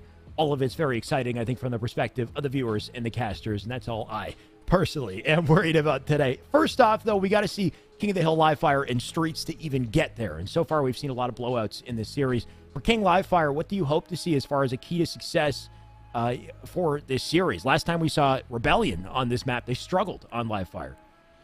Yeah, one of my favorite weapons is on this map being the Heat Wave. I think the Heat Wave is a close-range specialist, and with you trying to fight towards the hill, it's going to be really hard to do if you're not controlling the Heat Wave. But at that point, I would also say maybe the Repulsor and Drop Wall can come into play, especially the Drop Wall being able to get that defensive stance while in the hill. I can imagine that hill's towards mid. You have somebody on the C side. You have a Drop Wall down for that player in the hill. It's very hard to ultimately get them out, and they can fight back at you. But watch out for that Heat Wave. Once that comes into play, you're going to have a tough time. Right. The weapon's going to be so crucial in breaking and controlling the hill, but I think one of the biggest things, too, is just setups around the hill and rotations to the hills before they come up, right? It's static. It's the same spot every single time, same rotation. We got to witness that in the final game in our last series, in just the attention to detail from these teams to recognize when to cut their losses, rotate to the new hill, and set up around it so that at the very least, they get maybe, quarter to half the hill time, depending on how efficiently they're playing it, maybe the whole thing. In Live Fire, this is extremely apparent, I think, especially for that center hill. In Streets, it's a little bit more ambiguous as to how to control it, right? Like, you've got viable options, I think, on both sides with the balcony and with the tower on the opposite side. But with Live Fire, I think it's more, straightforward. The tower side of Live Fire is a great high ground position. I think if you're not controlling it to lock down center lane, then you're doing it wrong. So very curious to see if these, players can kind of very quickly prioritize the right positions, get into setup, and lock things down. It's going to be easier said than done for either one of these squads. Shopify Rebellion, we saw them earlier on screen, and we saw how strong they looked even against a team like Fnatic. Now, X-Rated. We haven't seen them on screen. They've been spending a little bit more time here in the elimination bracket. But when I think of Mortally, when I think of Hative, Huss and the boys, like, this is a tough team. I actually had a chance to play in an 8th lobby with Mortally. Not only was I impressed with him going toe-to-toe with Spartan, like literally toe-to-toe in the slays, but on top of that, he was doing that while also being a great IGL. Now, he's a tough cookie. I'm not going to lie. But with his in-game leadership and him manning the troops while still performing in the slays department against one of the best in the game, I was really impressed, and I gained a lot of respect for Mortally after that series. Even just to add to that, he's got the young player passion, which I think is so important for these kids on the come up, is just loving Infinite for what it is. You know what I mean? Like, Infinite, of course, foundationally a great game. There's a lot of things, I think, around that can detract from your experience. But if you can fall in love with the core of the game and master the mechanics and all the little nuances that kind of separate you from other players, you pull away with that. I think another good example is somebody like Crisley, very invested in the little mechanics, like the minutia of it all, the grapple plays, the slides, and how to use that to outplay, get the little timing advantage. Mortally is the same. The dude is quick on the sticks, and he was one of the first to hit me up in the DMs when the snap sliding tech came out. We spent some time playing together. I 1v1'd him. The dude is crazy. I couldn't keep up, Tony, and I guarantee we'll see some of the cracked plays in his movement in the series coming up as well. I think it's those little things, the attention to detail, the young player passion, right? Being able to take Infinite for what it is and absorb everything you can to play well.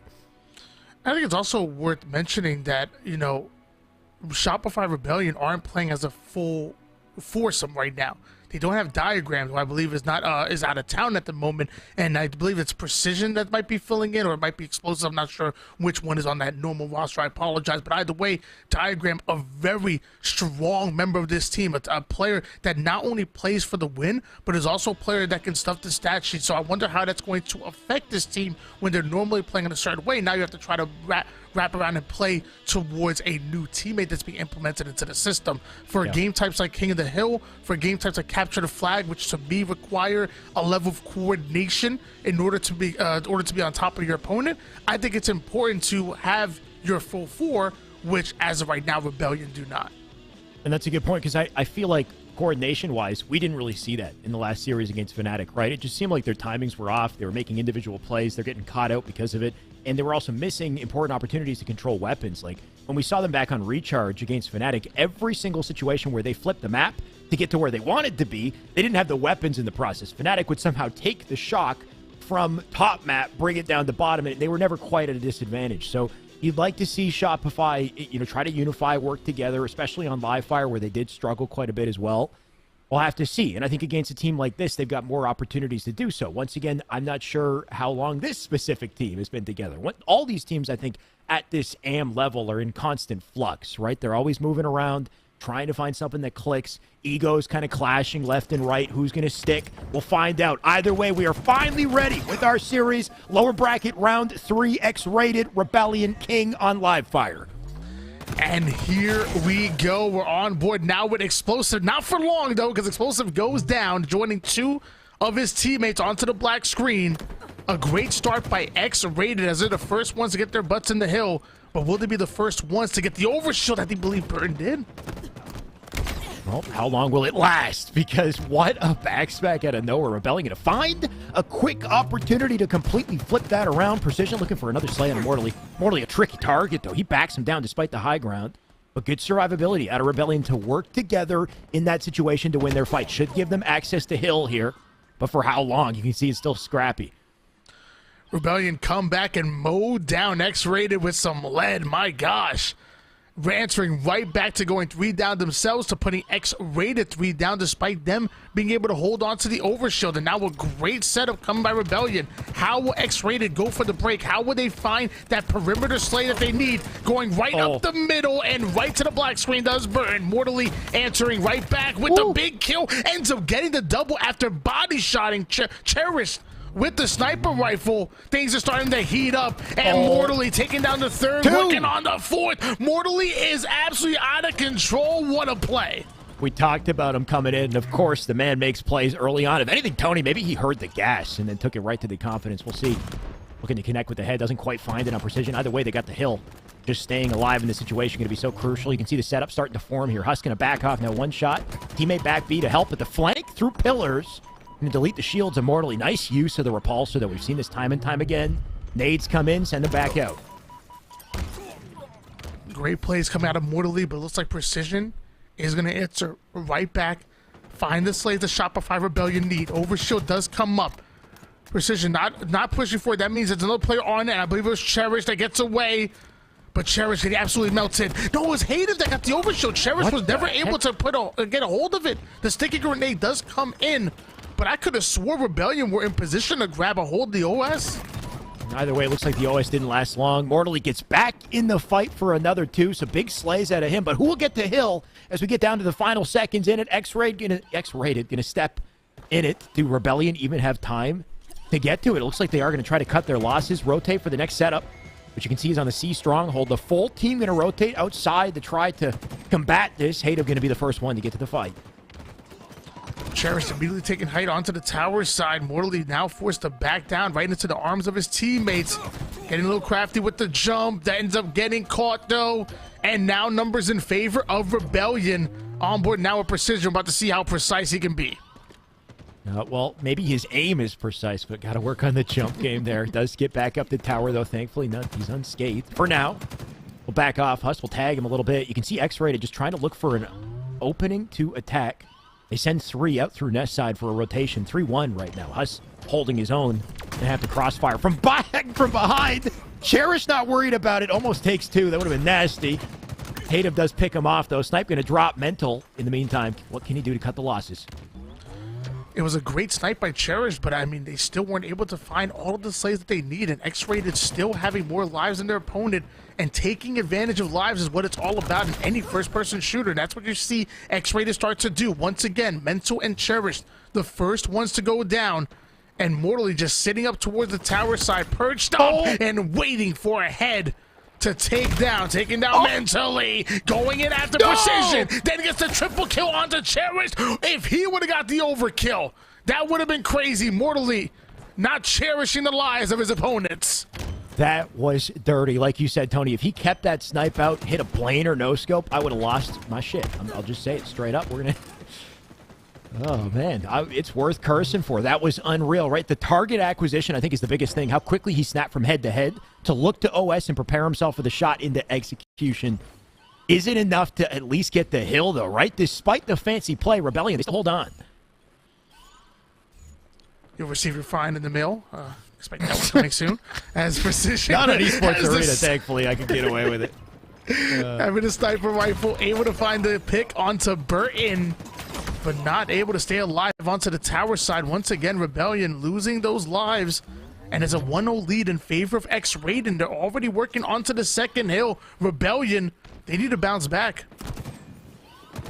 X-Rated going to find their feet here. One good play out of Rebellion could completely flip this, give them the control they need, but they need to be careful on the challenge. They can't desperate. Karras with 1. Speaking of desperate, hit him. He's going right into the fight. Ends up dying for this. Isn't enough to keep them in the hill, though. Explosive. Going to try to cut the losses. Can't quite get an angle. Shot onto Mortally. Does finish it, and it looks like they will bounce back to the hill just in time to collect it. Good play at a Rebellion, right? Situations like that, an uncoordinated team might get desperate and lose their chance. The recovery out of Rebellion is going to net them tying up the game here. Mortally, though, finding the kill onto Cherish. That's not going to be good. Explosive not able to get the cleanup. X-Rated now taking control of the A side. And with the overshield coming up, this might be some big picks, big time, and big plays coming out of X-Rated. X-Rated with some great early control, too. Already half-capped. Set up in the hill. Burton with an extended position onto OS. Precision going to try to deal with it. Can't quite... Or, sorry, does do exactly that. What am I saying? Still on the OS, though. Explosive not going to get it. Cherished won't do it either. Huss will try to jump to it. Precision just a line of defense here to keep him off. A return to sender and a double. Is that OS still in play, Tony? That's going to be the question here. I'm not exactly sure. We haven't seen him just yet. That OS should be used to break the setup, but it's not coming in. Precision getting the perfect kill off the screen. Cherish taking down Huss, and Rebellion still putting up points here. Still trying to lock in the setup. They're getting the spawns that they need and forcing X-Rated across the map. Mental gonna double back. Smart decision out of him. He needs to get out of this. Repulsor not enough. A stray nade at a Burton will clip him and deal the damage. This gives them the opportunity to push up, get aggressive here. X-Rated, 2-man push through. Bait and switch their way to the hill. A little bit of control. They can lock this one down. Big pickup onto Cherish. Just a double for Burton. He's alone in the hill right now, though. I like the decision. Go back for the drop wall and the sniper. The artillery is important. Swaps it out with a teammate as well. That hill and this kill going to be collected back-to-back here. Once again, Rebellion forced to reconsider their team strategy here. It was just 7 months ago we were talking about how challenging this sniper can be here in Halo Infinite, but now everybody's a nuisance with it. Burton now being left alone here, forced to slow things down and wait for his teammates to come off a spawn. High IQ play by Burton, but with Huss over here, we should see a double push onto the A side. Players on the top mid are now being funneled over to the overshield. Burton trying to catch an angle. The shot started to ring out, but as I say that, Huss and Mortally go down. Burton's going to join them as well. Rebellion slaying out. You could tell on that staggered push right there, Burton was dealing with a double dilemma. He wasn't sure whether to look hill or look at that one player who was hiding near the small door. In the end, he got clipped because of it.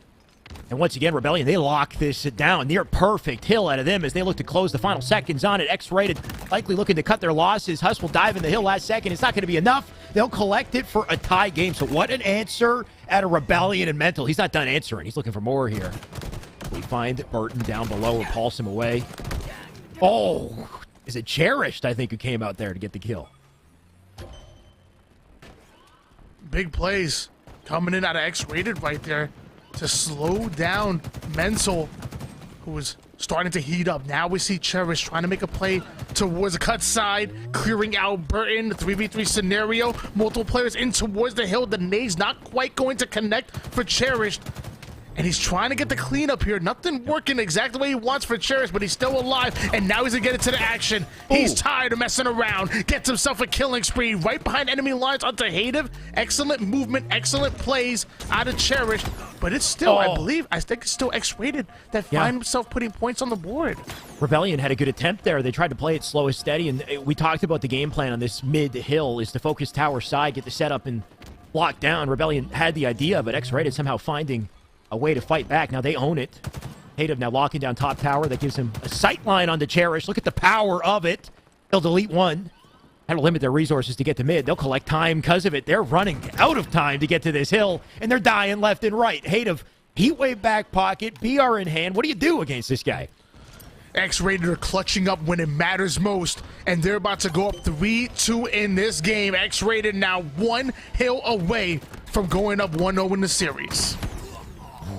After the shots we've seen at Immortally today, I wouldn't be surprised if he locked things down and hit that one, but he doesn't. Looks like X-Rated, they locked down the hill, that's for sure, though. 3 for them, 1 more to close game 1. And Rebellion, they're going to have to fight back strong to stop that from happening. OS about to spawn here, too. Hative, he'll get aggressive. I want to pull out the Heat Wave. He'll come out with a trade because of it. Huss with the snipe. He's in trouble, though. And just to remind you guys at home, we're in the top 4 of a tournament that pays out for top 3 at the moment.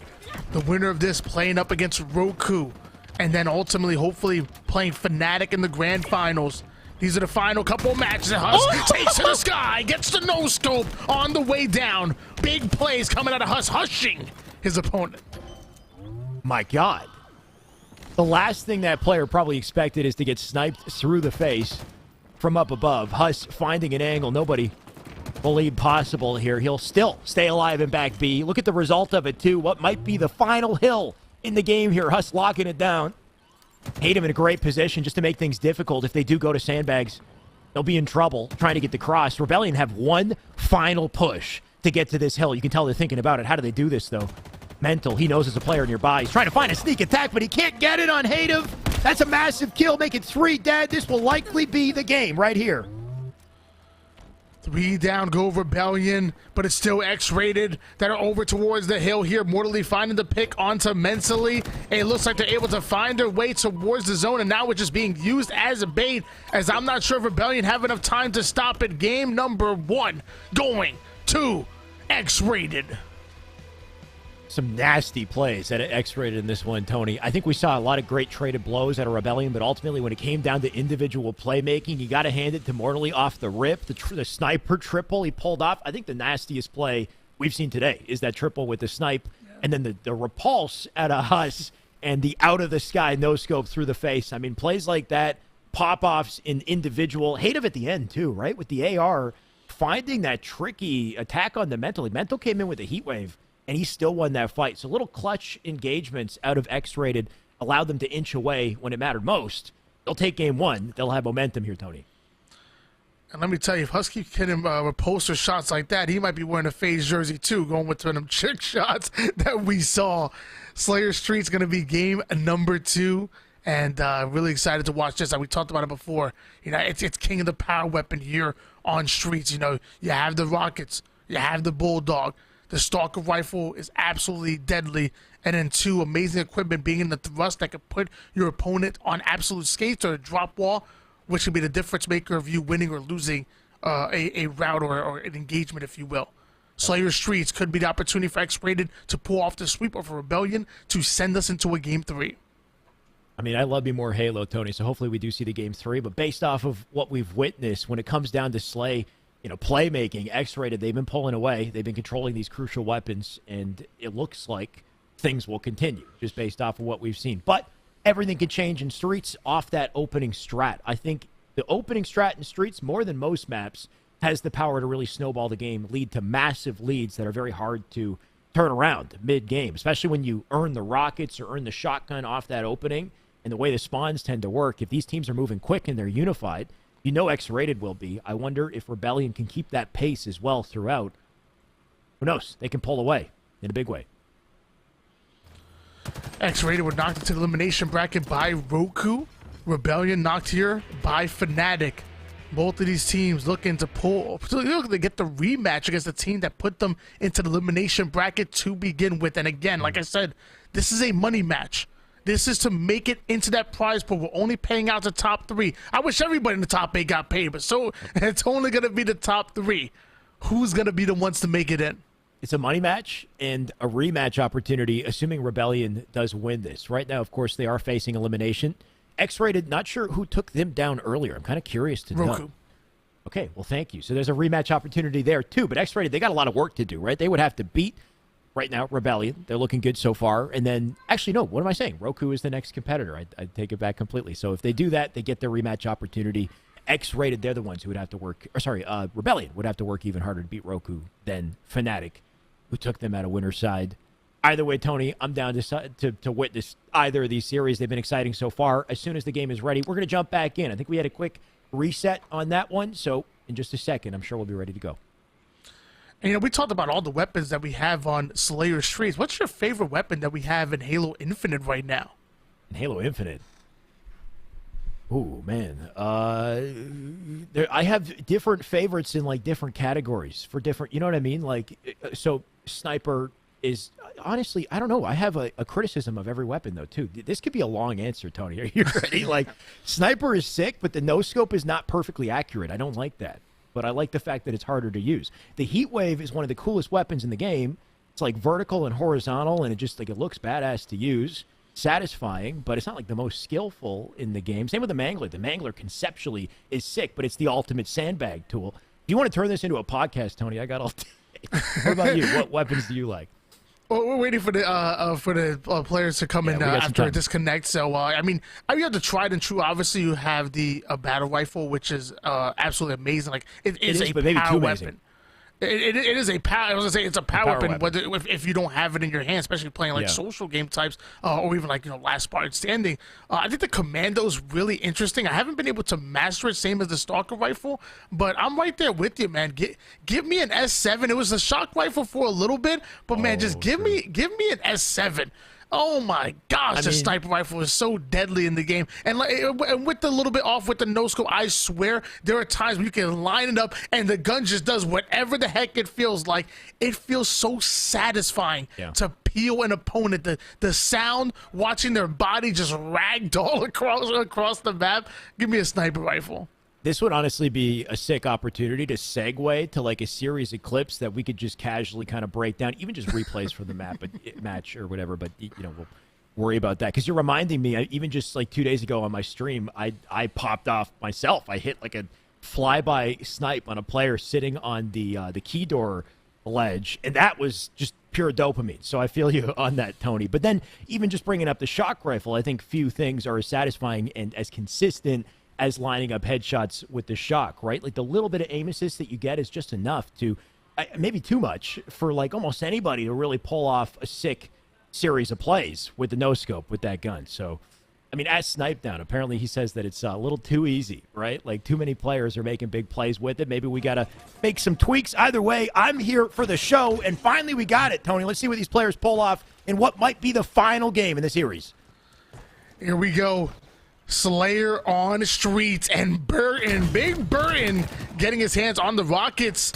Starting off 3-0, gonna try to snipe explosive from across the map. That could have been an explosive situation. Mortally coming in for the cleanup, and here it come the collapse for X-Rated.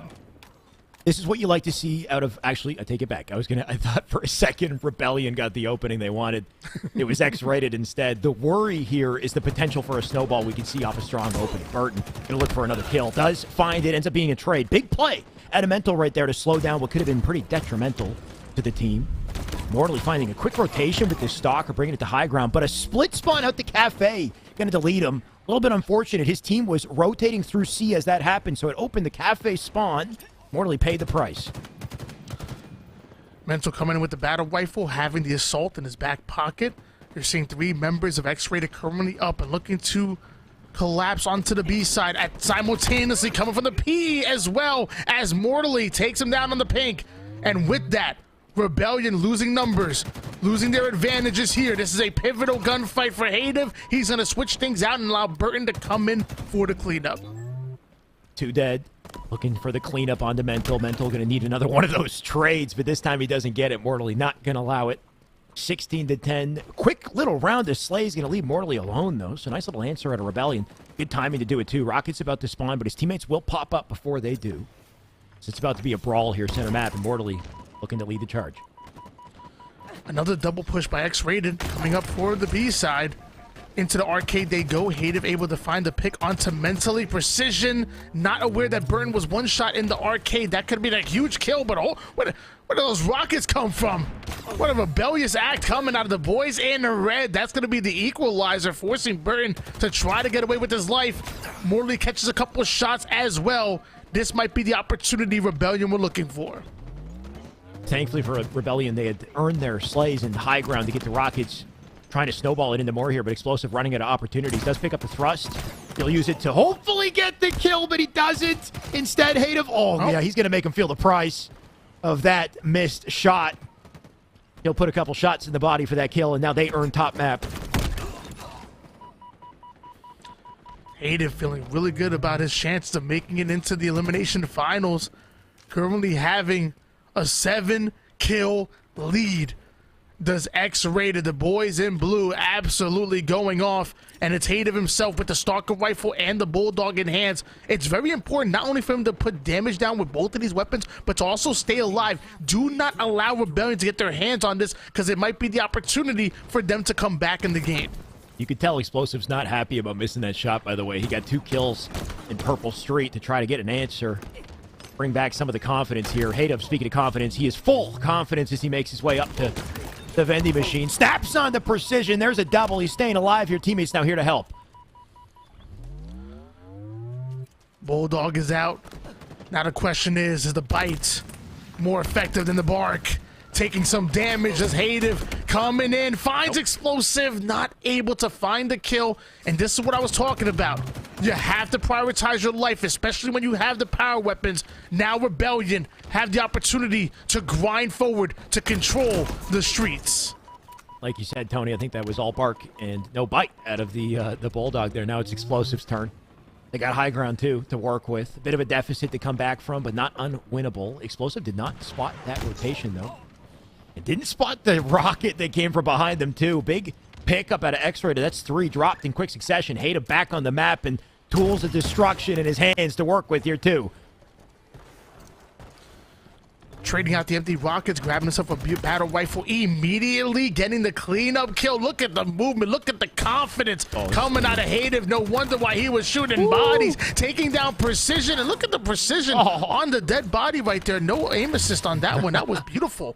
Making sure no zombies coming over here. Yeah, even if I could just go back and be nerdy for a second, Tony, the clean curb slide he hit off the little lip on the staircase to get the thrust and then connects it into a perfect crouch jump up to the jump thrust, skill jump over to Commando to get that kill. Just little movements like that, right? These are the moments that I'm talking about where you get tiny timing advantages from the players that are, you know, passionate, interested enough to spend time practicing it. Only in the dictionary does success come before work. Only in the dictionary. You have to put in that work. You have to put in that grind. You have to master every element of your craft if you want to make it places, and that's what X-Rated, Hative, and X-Rated have done. 41-32 lead. in favor of the boys in blue. 8 kills away from coming out, but Cherish able to find the pick onto one, now working onto Burton, going in for the double kill, chasing him down, but luckily his teammate has his back. Looking for Burton, but runs into Hadev. That's gotta suck. 44 now because of it. Looking to close out the game here. Hadev, he'll take a nade to the face, so that's it for him. Huss can't get out of there either. Last-ditch effort at a Rebellion to try to fight back in this series. And if they can't do it here, that's it for their life. Mortally able to stuff one, and now only 3 more kills needed. Mortally having that shotgun in hands, finds one coming toward the tire side. That's going to be mental. A big kill for him. And at this point, it's only a matter of time, and Hadev going to go for the 360 rocket play. Somehow threads the needle, gets the rocket right between 2 of those players. Absolute skill coming out of that one to get the rocket perfectly between them without getting a kill. What's sure, I guess, coming out of that, Tony, I mean, obviously great win out to X-Rated. The confidence out of these boys, right? They did not look flustered. There was no point in that series overall where it really felt like they were in trouble in any way. They led and set the pace for that one. Unfortunate for Rebellion. You got to give some credit to Rebellion for getting as far as they did in 4th place, considering the caliber of teams in this tournament. They had to take down some big names. Unfortunately for us, we just didn't get to witness their wins, their takedowns. We only got to see their demise. That's how it crumbles, though. I think with Halo, 4th place for them. 3 teams left in this tournament, Tony, and X-Rated. They're looking hot right now. But are they hot enough to take Roku? I think that's a tough question to answer. Yeah, there was a great point about Rebellions. They were able to take down Too Easy, which was a squad featuring Aperture Minds and King J. So a very strong squad at that. And they were able to 2-0 them to make it into the top 4 to begin with. But it was all about X-Rated. They're strong, confident. You could tell they were moving around the map with swagger, with a bounce in their step, you know, and move around with a little flow to them. And now they're going up against Roku, which it's going to be tough. But like I said, I was in the H lobby with Mortally going up against Spartan. They don't fear them. They respect the names they're going up against, but they're going to go into this game saying, look, we have the ability to win. We can come out and pull off the upset. We can make a statement here, and that would be huge for X-Rated. I think especially when it comes down to online play, just the number of reps that these players, these teams have, they don't get flustered anymore, right? They full ego. They got full confidence when things go down to the wire. There will be certain tipping points, and I think it comes down to efficiency and just individual playmaking out of Roku. I'm expecting to see that, but when it comes to online tournaments, these boys, there is no lack of confidence from them. LAN may be a different story, and very curious to see how some of this stuff translates, because a lot more limited experience in that category, whereas you got a team like Roku, tons of LAN under their belt. Either way, Tony, it's going to be a hell of a couple series coming up. We got 2 matches coming up, and Roku, you know, I'm assuming they've been practicing, playing a little bit of matchmaking to stay warm in the meantime, but one thing's for sure, X-Rated are coming into this series hot. Last time we saw this from Fnatic, Fnatic came out on top in their series against Roku as well. So it's going to be a hell of a battle. Hopefully it goes to Game 3 this time. We're in the top 3 at this point. Everybody earning a piece of this $1,000 prize pool. But, you know, I mean, at this point, forget 3rd place. Forget 2nd place. I think for all the squads here, I think it's do or die. They're all shooting for that number 1 spot. I think you could make a good argument for Fnatic, who are currently sitting in the grand finals and having that competitive advantage. You could make an argument for X-Rated, who have been looking red hot, 2-0ing everybody in their path, including taking down the likes of crowd pleasers featuring Piggy and Kratos. Yep. And obviously, I mean, if you need me to make an argument for Roku to possibly take the tournament, I don't know where you've been over the last couple of years, because obviously they have a chance of winning it. In this top 3, I think everybody has a good chance of going the distance. I think this series is going to be the biggest tell of what's to come in Grands, though. I feel like Roku, you know, they've had a couple unfortunate mistakes, especially in their series against Fnatic, that allowed them to be in the position that they're in lower bracket finals. They, at the same time, have the most potential to dominate this whole thing, I think. So if they can take down X-Rated, come out confidently, this could be a very different grand finals. We could see a complete reversal, bracket reset. Things could get kind of crazy, right? Like, I wouldn't be surprised if Roku finds that 2nd win and just go ham. And this series is an indication of where that's going to go. If instead they struggle against X-Rated, maybe they just barely come out, you know, maybe it's not their day to win. Maybe there's some kinks that need to be worked out. And they're standing as far as where they'd land, you know, top 3, top 5, top 8, etc. still kind of ambiguous. If they want to come out and give us some confidence that they're going to be a top team, we'd like to see the second win, I think, Tony, in this series. Taking a look at the series itself, I believe game number 1 is going to be Capture the Flag on Aquarius. Game 2, Slayer on Catalyst. And then, if necessary, game 3 would be Strongholds on Streets. Talk to me a little bit about Aquarius CTF. I will also say, viewers, of course, note that we are transferring from that series to setting up the lobby for the next one. So it'll take a little bit of time to do. Tony and I, we love to talk. So we're going to fill this time for you, keep it as entertaining as we can. And then in the meantime, we'll get this series started as soon as possible. So stay with us while we do that. Aquarius CTF, you mentioned. One of my favorite map game types combos, I think, in Halo Infinite, Tony. It's very straightforward. Biggest thing I'm looking to see, of course, on top of just control of, your important weapons like your camo, your heat wave, your thrust. Thrust going to be so crucial in this, as accessible as it is.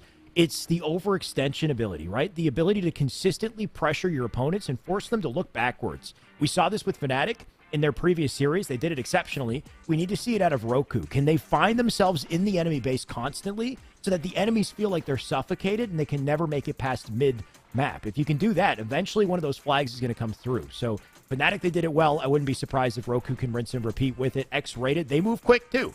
But can they win their pivs, right? They got to win their 1v1s.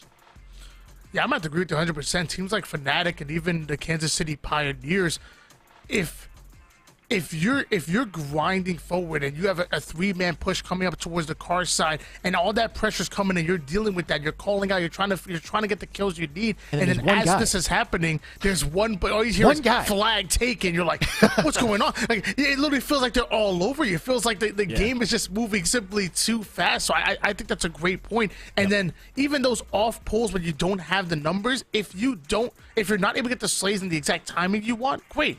Drop the flag. You don't have to overcommit to it. You could then try to play for those slays and still be behind your opponents. But if you happen to get the slays around that same time or within you getting that pull, that's a lightning fast pull that gets across the map. Forget going alongside utility. Usually go right through the car side, right for bottom car, and right towards your courtyard.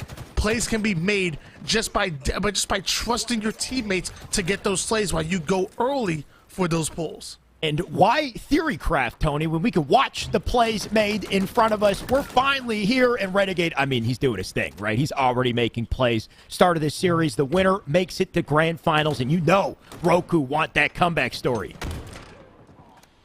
Camouflage in the hands of Renegade, having the commando eye. Wow, we talked about how dangerous he was with the commando, and is the flag already being pulled by Roku? What's going on here? I mean, what did we say about that one flanker, right?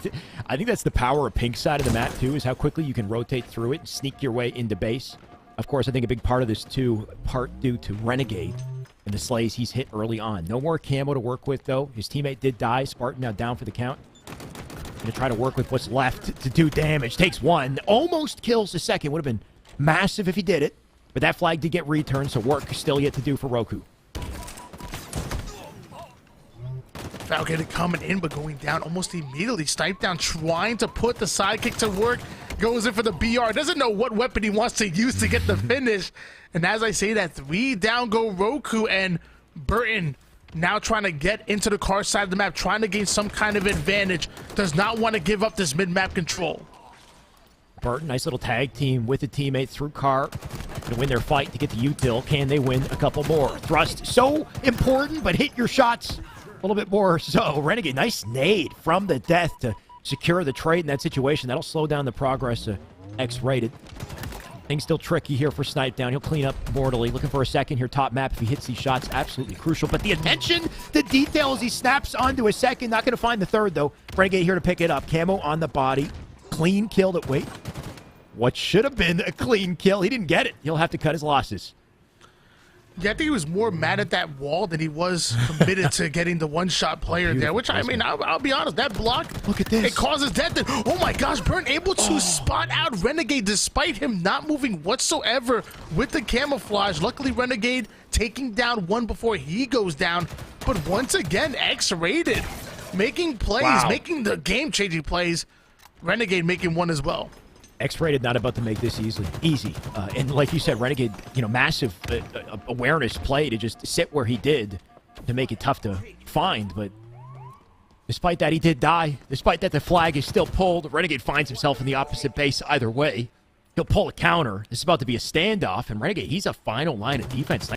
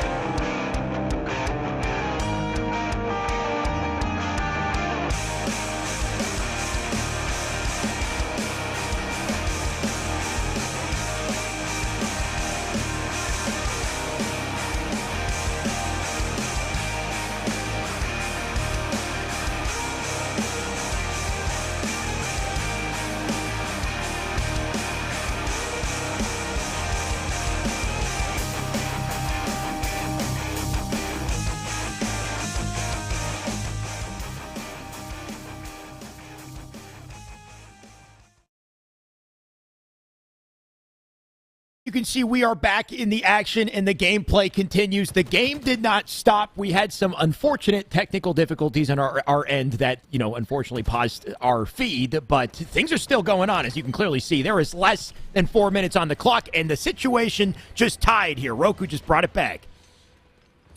Looks like we came back at the right time here. This is what you want to see. Roku right here with Smarty on screen, trying to stay alive toward the car side, earning himself a wingman medal as he gets himself an assist. There's another X-rated player coming towards utility. One gonna cut him off on the courtyard. An excellent collapse and pinch out of X-rated. Tony, what's wild to see is how dangerously close this match is. We talked about it coming into this. Is Roku going to get a second wind and blow through the competition, or will X-rated give them trouble? And so far, X-rated has definitely given them some trouble. If you look at the slays, though, Roku do have an advantage here. Renegade looking to add to the stats narrowly. I was going to say escapes that fight, doesn't manage to. He'll drop the heat wave up top, snipe down up top. In the meantime, looking for an angle of his own. But they've just been, I guess, finding some difficulties in the route to the flag here. Snipe down, we're trying to control the P side, not going to be able to do so. We do have a push from X-rated onto the car side, but not quite find the slays. This might help him in the heat wave, or it might not, as Husk goes down to that heat wave, ends up in the middle of the map. Both of these teams should be fighting over it. We see the push coming towards utility. Hative baiting out his teammate a bit, able to find the pick. Falcon starting to grind forward. This is a fight towards the gold base. Snipe down checking every corner as he makes his way through util when he finally finds the enemy. Unfortunately, doesn't take the kill. There he goes, Sparty now from the back. Gonna try to find a kill of his own. Beautiful pickup on Huss. He snaps on with the reticle, ready for it early on. Takes a second as well. A reversal kill for the double. Snipe down with an opening to look for the third here. He'll light him up. Nade in. Down to util. Force him to back off. We need to see some sort of overextension, I think, out of one of these teams. I'm looking to Roku to maybe make that extension through pink side. Tony, find a way to get to the base to force their attention, especially now his camo is popping up. Great kill coming out of Snipe down. That's going to clear out the car side. All four members of X-rated go down. So an easy active camo grab for Snipe down.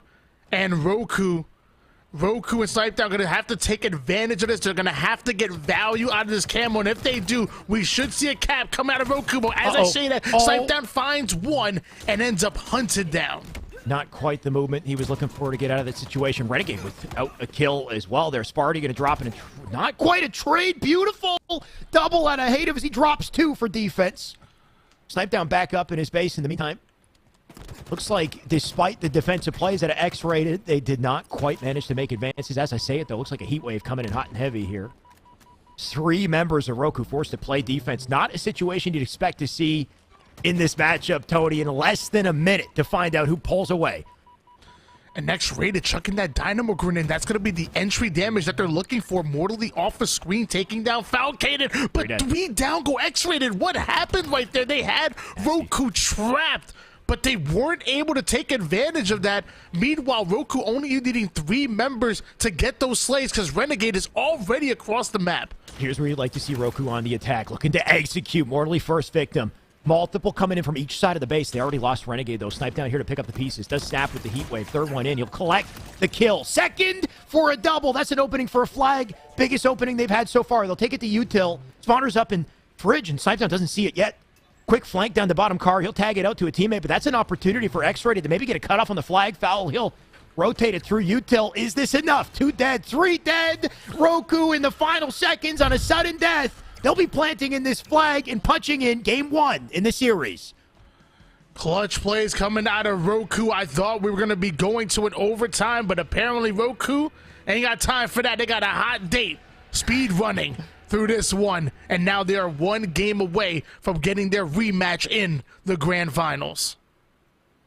That was close. That was surprisingly close. Of course, we didn't get to witness it all. We had an unfortunate break, and sorry about that, guys. Thank you for sticking with us despite the technical difficulties. Good to see that the game was fine, right? The game continued, and good to see that X-rated can hang. This is a series that could potentially go the distance. The worry, though, is typically with, lower-level teams, when they do lose in close games, they kind of run out of steam sometimes, Tony, and then they get kind of rolled over in Slayer. So I'm hoping that this doesn't hurt their momentum, their confidence going into game 2.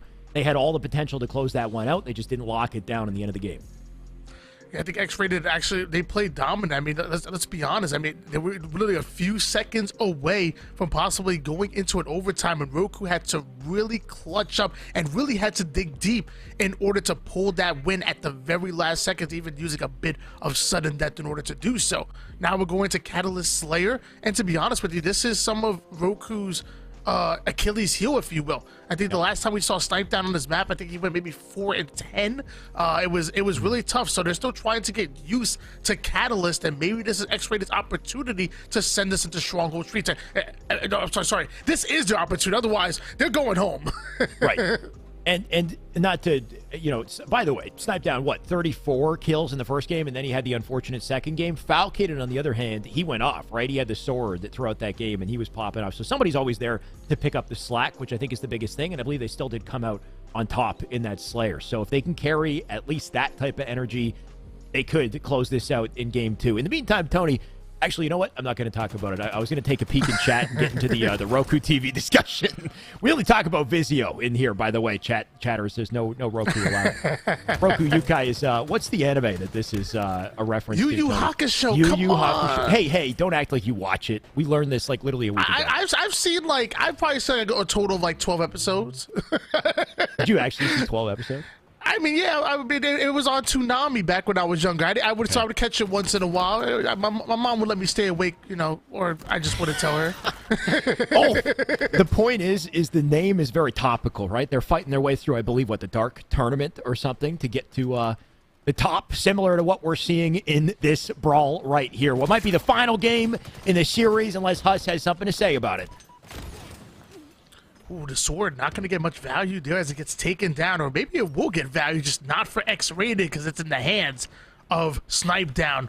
Currently 3-1 at the moment. About to add his fort to the board. The nade starts to go in, but that player just barely dodging that grenade. Finally, mortally goes down. Roku still having the numbers advantage. Hudson mortally hitting the black screen, and Roku continuing to apply pressure, continuing to get aggressive. Nice escape out of Snipe Down. That could have been rough. Little flank there coming out Repulsor's side. Biggest thing we see on this map, Tony, the team fights. Rotating together as a team, just, you know, poking and prodding, right? A little cat and mouse gameplay. Speaking of cat and mouse, look at this play. Oh, just, you know what? Sometimes that's how you got to do it, right? You got to go full disrespect, hide in corners with the sword, and pull out the kills to pull away. Because look at the result from it. Foul just picked up 2 in quick succession. I'm trying to figure out why Renegade just spun in a circle. He's cracked. He made me very dizzy right there as Renegade. Yeah, get him off the screen. I don't want to get dizzy anymore. On board now with Falcon. And Falcon having a one-shot player right above him, not for long, taking down mortally, and then coming in, slice and dice. Wow. That's going to be putting Hative onto the black screen. A 14-12 lead momentarily in favor of Roku. X-Rated losing numbers here. They got to try to hold on. Not quite sure what happened to that OS. I believe it's completely deleted at this point. What we do have is a grapple on the side of Burton, though. He'll use it to get back to his teammates. About to be a team brawl here. Repulsor side once again. Coming out on top of these team fights, so important in setting the pace, setting the precedent for the fights that come, and the awareness on the spawns on the map, too. You can hold on to some momentum here. Sparty, what a play. He found his way in the center of that, picked up a kill, and then got out of the fight before Burton could do anything about it. We do see 2 members of Roku staring down Burton, who's now going to be forced to catch a different angle with Snipe Down getting a crucial double kill. I said last time on Catalyst he didn't have the best of games. Right now he's 7-3 with 2 assists to go along with it. He's definitely a deciding factor, definitely an important factor to Roku winning this game, having a 5-kill game here. Burton now trying to stay alive for dear life, but he's taking damage from all angles, and it feels like it's only a matter of time, but Burton's just moving and grooving, and now Huss is going to come in for the bait and switch. Big plays coming out of X-Rated. That was looking brutal for Burton, so credit to him for somehow finding his way out of that situation. He's going to have to do it all over again, though. Look at, they're stuck down bottom map. Repulsor. Here comes the cavalry. 2 dead. Sparty will pick up 1. Falcated here to drop another. There goes Mortally. 22-17, slight advantage. Looking for, there's nobody left to kill, by the way. Fal, you killed them all. New one coming in. Plasma pistol in hand. Falcon, he outmaneuver the man. Almost gets out to fight. They'll have to stay alive here, Tony. OS about to pop. Same with the skewer. Or I believe the sword. Sorry, important point in the match here. There's the skewer. Skewer in the hands of Snipe Down, not quite able to connect onto Hative, and because of that, Hative ends up getting the kill. Snipe Down and Falcated both going down. Renegade trying to equalize the situation, but not able to do so. Luckily, Spartan finds himself a double kill. Big double kill going for Spartan as Snipe Down put his 10th on the board, and they're still holding on to a 6-kill lead as Roku. Sparty finds the sword. The absolute bane of this map is this sword. Brutal weapon to deal with. You want to control it. Sparty knows that. He'll try to get out with his life. Bring it back into the fight. Watch out. And there he goes. 3 dead now because of it. Sparty going to stay up. Numbers advantage to allow him to stay alive here. Teammates opposite side maps. A bit of a 3-1. Snipe Down will come back to join him. 2-2. 2 on each side of the map here. Sparty, Snipe Down going to work together. Looks like Renegade going to join them. Excellent collapse coming out of Roku, and then Snipe Down somehow finding the backside of all of X-Rated, getting the perfect kill onto Hative. And now we switch gears over towards Spartan, but you're noticing on the feed, they always seem to have the numbers. Roku always valuing their lives, and with those numbers, they can get aggressive. They can move with confidence. A double-digit lead has erupted here for Roku. Spartan with a killing spree, making use of the sword. Things are not looking good for X-Rated. Spartan's survivability here is making things so damn difficult, because as long as he has the sword in his back pocket, there's not much they can do to deal with him. Big kill at a Hative that could have been destructive for X-Rated. Last thing they need is to die to another sword here. Renegade, he's going to pick him apart despite it, going aggressive. Knows he has a teammate with the cross. I think that's the beautiful thing about Renegade is it looks like he's crazy. It looks like he's a madman, but he's super aware of where his teammates are crossing. He knows when to chow because of it. He ends up escaping a fight and entering a new one. There's a fine line between genius and insanity. And I promise you, Renegade's always moving with a purpose, always playing calculated. As he is, he's dancing on the line. He's crip walking on the line. And Snipe Down. Putting the energy sword to work, or should I say spirit sword, as her name comes from Yu Yu Hakusho, coming in once again. I mean, it does make sense. It's sending them to the underworld, or what? I mean, I don't know the Yu Yu Hakusho terminology, but either way, Spartan's doing work here. If it was any other anime, I'd be equipped. I literally have a Tokyo Ghoul shirt on right now, for the record, if I didn't pass the read test. Let's see what Snipe Down can do with this skewer, though. Next try with it. Watch out for Skewer Down. Just trying to line up the head. Look Rebrand. Oh.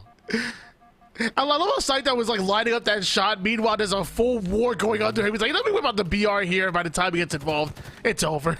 45 kills in counting for Roku. Snipe Down 16-10 right now. What? Where is that angle? It's a bird. It's a plane. Is it foul? Wait, who was that? Was it this guy? It was a Britain. It's a bird. It was on top of the map. What is going on? Unfortunately for X-Rated, it's the end of the tournament for them all. That would have been nasty. Renegade doesn't quite connect. 48-37, an unwinnable situation for X-Rated. They fought hard, fought valiantly in this one, Tony, but it's just not enough. Third place, not bad in this tournament. Lots of heavy hitters here. But it looks like this is where their journey ends as Roku are looking to make it into the grand finals, looking to get their rematch against Fnatic. Only 2 more kills needed as Burn does find a kill onto Sparty off the screen. So, I mean, I guess it's not over until I start singing. Don't sing, Tony, for the safety of the fans. Oh, I'm going to sing. I'm not sure that's a healthy... Oh, my... If you want to sing for that one, go ahead. I'll give you the floor. Big plays, a 10-kill win for Roku. 2-0 over X-Rated. They're going into the grand finals. I'm not going to sing. It's okay. It's fine. Maybe we are the champions. That would have been appropriate. That might have been good, actually. But save it, Tony. Save the beautiful voice for grand finals, because that is going to be hype at this rate. What we wanted to see coming into grands was confident play at a Roku, or just something crazy at an X-Rated. Unfortunately for them, their tournament life ends here. So we got the other side of the story. We got a second win at a Roku and an opportunity to maybe flip the bracket and give us a show in grand finals. Fnatic, they got revenge coming, and I hope they're ready to meet the challenge. Yeah, I mean, Fnatic were able to pull off the window once. I believe they had to take it all the way to Game 3 in order to do so. So they must be feeling confident going up against Roku and even having that competitive advantage of only having to win but one best-of-3 series. Meanwhile, Roku want to become your champions. They will have to do it not once, but twice in the Grand Finals. Right. Like you said, it is still best of 3. So maybe a little bit uncharacteristic for any new viewer here. We do like to keep our tournaments quick and clean. It is a Monday night for the record. So we go best of 3 the whole way through, even in grand finals. Might be a little bit unfortunate sometimes if one team's playing hot, that's a quick series, but it also means it could be a quick reversal, a quick bracket reset, and who knows, Tony, maybe a series that goes the distance. Hopefully we get 2 Game 3s back to back. Either way, we'll find out shortly. In the meantime, we're going to take a quick send over to Yeso, see what he has to say, go back over the series, and we'll come back with Grands. X-Rated looking really damn good in that losers run, but they just unfortunately run into the buzzsaw that is Team Rokuyukai. And as Tony aptly mentioned there, Snipe down in the squad, whipping out the Spirit Sword at the right time, hitting their stride here in this losers final, and pretty dominant finish as well. Close game 1. They of course get the right under the wire finish to avoid overtime there to take the lead, and then they come into Slayer and they take care of business. They weren't going to give X-Rated even a the slightest bit of hope in that last series, and they take the 2-0. And now they get the rematch here against Fnatic, and this is where things get really interesting, because I think a good point made there by Shyway that maybe you don't expect Rokuyukai to be coming out of the losers bracket, right? Especially when you look at the fact that regardless of the roster that Spartan has come in with over the last month or so, has been pretty much a guaranteed victory here on Monday nights, and they have a little bit more work ahead of them here tonight coming out of that losers bracket when they have to force the reset. Now, the question is where do you stand on this final? Fnatic, Team Rokuyukai. Fnatic, of course, have the advantage of coming out of the winners bracket. Personally, I'm leaning towards Team Rokuyukai. That is my prediction for this series. I think Fnatic looked good in their first, but it is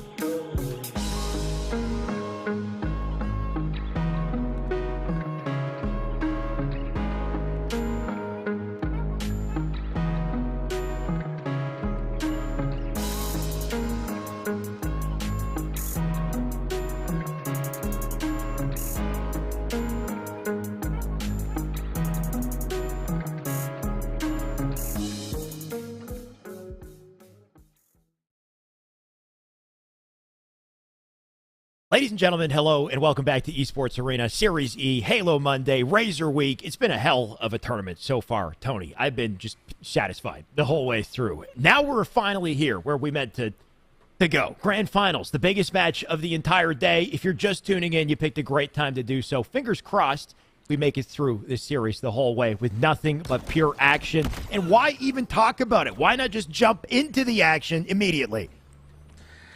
Yeah, this is your grand finals, the rematch between Roku and fnatic, and some might have thought that fnatic were the ones to make it through the elimination bracket. No, it was Roku that actually lost out in the winners final, had to earn their way back here.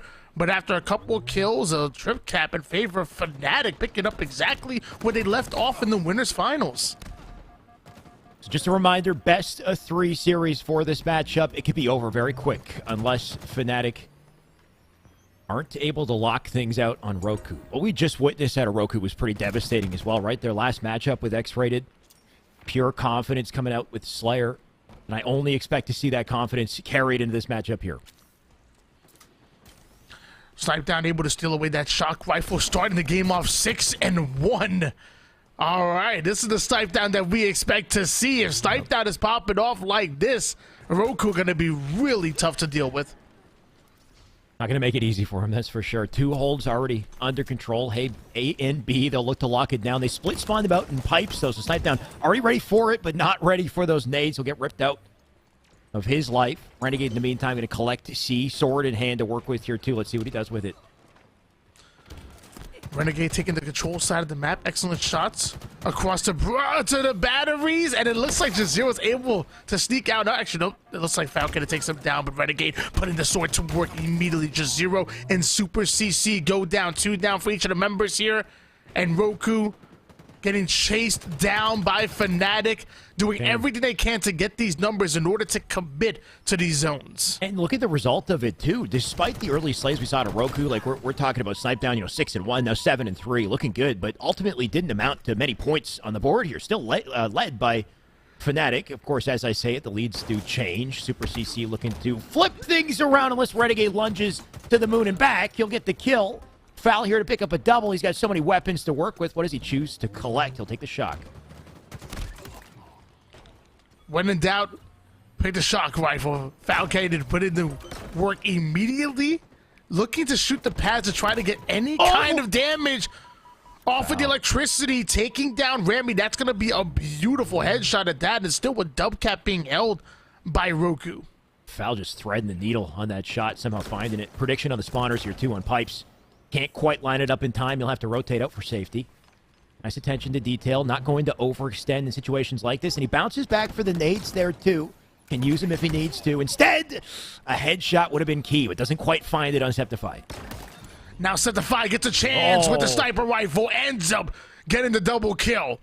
Putting it to work immediately. The dub cap now has changed over to fnatic. Not quite having the lead just yet, but if they continue on this trajectory, something tells me not only will they steal this lead, but they also might be able to steal the game. And it wouldn't be surprising. I mean, fnatic have been a force all tournament long. We witnessed them in the series winter finals. They really surprised. I think that addition of Rami paying off so far. Still in the honeymoon phase, of course, for now, but we'll see whether or not things stay that way. Septify, he's in trouble, that's for sure. Sparty and Snipedown with their picks. The map about to change hands here. Snipedown and Roku dedicating over toward the B side. They do end up giving A to fnatic, but it takes only 2 to tango. And as of right now, the BC hold being locked down by Roku. Falcon getting very aggressive over toward the A side. Finds the one shot, looks for the other. Uses the shock rifle and beyond the kitchen sink. Everything being thrown over towards the Mangler pit. Now 3 down. Rami, the final player alive, able to pick off Falcon. That's going to be a huge one for Rami. Big pick for sure. But is it enough? The 2 kills out of Falcon, that's gonna hurt their chances here. Jazeera, he does answer, though. Doesn't quite find the third there. Renegade gonna take him down. He'll take back A for it. Super CC runs out to center map. Kind of rough spot to be in that situation. Very vulnerable. Melted immediately because of it. And that leaves Rami by his lonesome up in control. You could tell that Rami wants to claim control of the A side, but he has to take things slow. He has to wait for his teammates to come off a spawn, and now he's actually just been spotted toward the control side. Will Roku elect to get aggressive on this, or will they just rat it out and wait for Fnatic to make a play. I actually like this play from Roku, just holding the strong perimeter, right? Look at this power of the angles they have. Fnatic really have to take a second to figure out how to address this, and Falcated not giving them time to do it. They just lit them up. That's the round of slays they need. They could opt to get aggressive on the C, but it looks like that won't be the play just yet. Renegade going to play things carefully for now. Val will jump forward just a little bit. Keep them aware. There's one tucked in the corner, though. Val going to have to be very careful on this challenge. The biggest thing is that they've kept them back. And Val so patient with the play here. Can he stay up? Falcade is so confident with his commando, he's actually elected to drop the BR. Meanwhile, Renegade and Snipe down off the screen, finding 2 kills across the board. Those as a player onto the gold side, not for long, coming in with the shock rifle and obliterating his shields with the commando. Sparty comes in for the cleanup, but now Fnatic spending 8 seconds on the black screen. That's 8 seconds they cannot spend getting a stronghold. Big kill out of Rami. Somehow the man's alive. Foul been looking nasty for sure, though, right? The teamwork out of Roku to hold down the map. And oh, you know what? I take it all back. Or not take it back, but had to change my focus there. Rami going to steal the attention. Unfortunately, he dies for it. Does that give Fnatic an opening? You can see they sit in the hill. Super CC with 2. New spawners up in long haul will delete him immediately, but it gives Septify the opening he needs to hopefully get to B. Not enough for the kill. Reset in. Rami, not enough shields to get back in the fight. You'll have to double back here. 200 to 81 lead, still in favor of Roku. Fnatic had the objective efficiency in the winners finals, but Roku has flipped things around. The slays are coming in for Rami, able to pick off 1, 2 down go Roku. This might be the opportunity that Fnatic needs to get a hold of the double cap, but it's not just about grabbing it, it's about holding it. It's about setting up and getting the slays around it. You talk about setting up, we're starting to see that, though. They do have a perimeter all the way from A to B, up in top Attic as well. Jazero already fight. He lost his fight in Attic, and Foul just broke through because of it. They're already in A, too, as Rami turns around. They flanked on through. He'll try to get a kill, and he doesn't do enough damage for it. Instead, Renegade deals it. The pain to his backside there. That's enough, I think, to close out the game, potentially. That's going to stagger him. And Foul had an insult to injury. Don't tell me he gets 2, 3. Not quite. That would have been nasty. And with all 4 members going down for Fnatic, the trip cap still being held, that's definitely the nail in the coffin. Roku taking game number 1 and are now 1 game away from resetting the bracket. Roku are looking deadly right now, Tony. Their ability to control the map in that situation from A to B, holding the perimeter, and of course, you can lock it down and force them to spawn C. When you get the round of slays, you might have an opening to get aggressive, get to C, go for the trip cap, but then you run the risk of opening a spawn up behind you. The beautiful thing with this team is their awareness to know that they split spawn them out pipes. We saw Falcated go back to pipes to address the spawn, and they obliterated 2 of them who split out pipes. So it's just the push and pull to have awareness of recognizing, you know, what spawns are you leaving open when you do get aggressive, and being flexible enough to address it all, and also to counter when you see a setup on the other side of the map. Like Fnatic recreated the same setup, but how quickly was it broken, right? 1v1 Jazero Falcated. Falcated wins it over on Attic. Rami, he leaves to go to control, turns around, 2 players in A. They flank through underneath, right? So just so quick to counter their playmaking opportunity. Fnatic now left staggered because of it, and it's a best of 3. Roku capitalized on every opportunity that was provided to them, and ultimately really capitalizing on those mistakes that Fnatic were making. And it's all about that opportunity. It's all about taking advantage. And now it's Roku that are up 1-0 in the series. We're going into live fire. We're going into Slayer. We know how snowballing this map and game type combination can go in. If Fnatic don't have a big opening start, they can get run over, and things will start to snowball from there. Things will start to get really bad from there. It's Fnatic versus Roku. Roku up 1-0 and potentially the first of 2 series. Like you said, Tony, they can get run over or bulldozed or steamrolled, all of the above. Hopefully it doesn't happen. Hopefully they find their footing before that bracket gets reset. But Sparty, Renegade, they are not going to let that happen. 4-1 lead in favor of Roku, and Renegade going to use those numbers advantage to steal away the overshield and heatwave combination.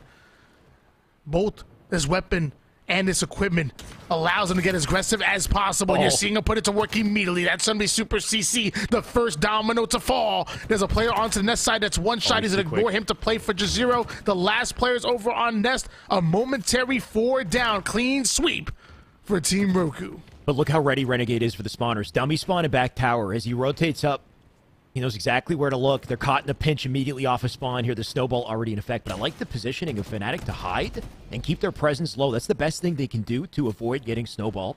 Renegade hasn't found them yet because of it. Roku's still going to look. In the meantime, though, Jazero does pick up one. Renegade going to try to thread the needle with a heat wave. Not quite enough. fnatic trying to do what they can to just bounce out of what could be a rough situation. Renegade looking to bring the heat with the heat wave. 3-0 right now, having 2 assists to go along with this. Somehow Jazero was able to get away with the sniper rifle body shot onto one. This can be the moment. This can be exactly what the fnatic are looking for. The sniper rifle controls live fire, but you have to hit your shots. Trust Jazero can do it. Let's just see if he executes. There it is. Final shot. The snipe, by the way. He'll put it to good use. There goes Renegade. If you're going to kill anybody to lead the team, I think Renegade's a good opening. Snipe down now drops because of it. Opportunity for fnatic here to get aggressive.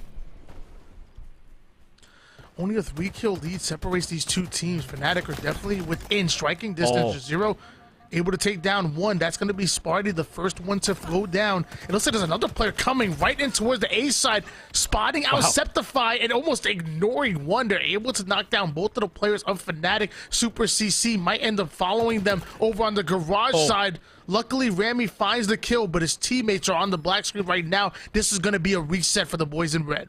Just a little bit. Thankfully for Rami, he did find the heat wave, so maybe he can turn things around if he plays his life carefully. They got top map as well, high ground. Maybe helpful here, but the collapse coming in from Roku. Rami already anticipating it. Can he take this fight, though? Around the pillar.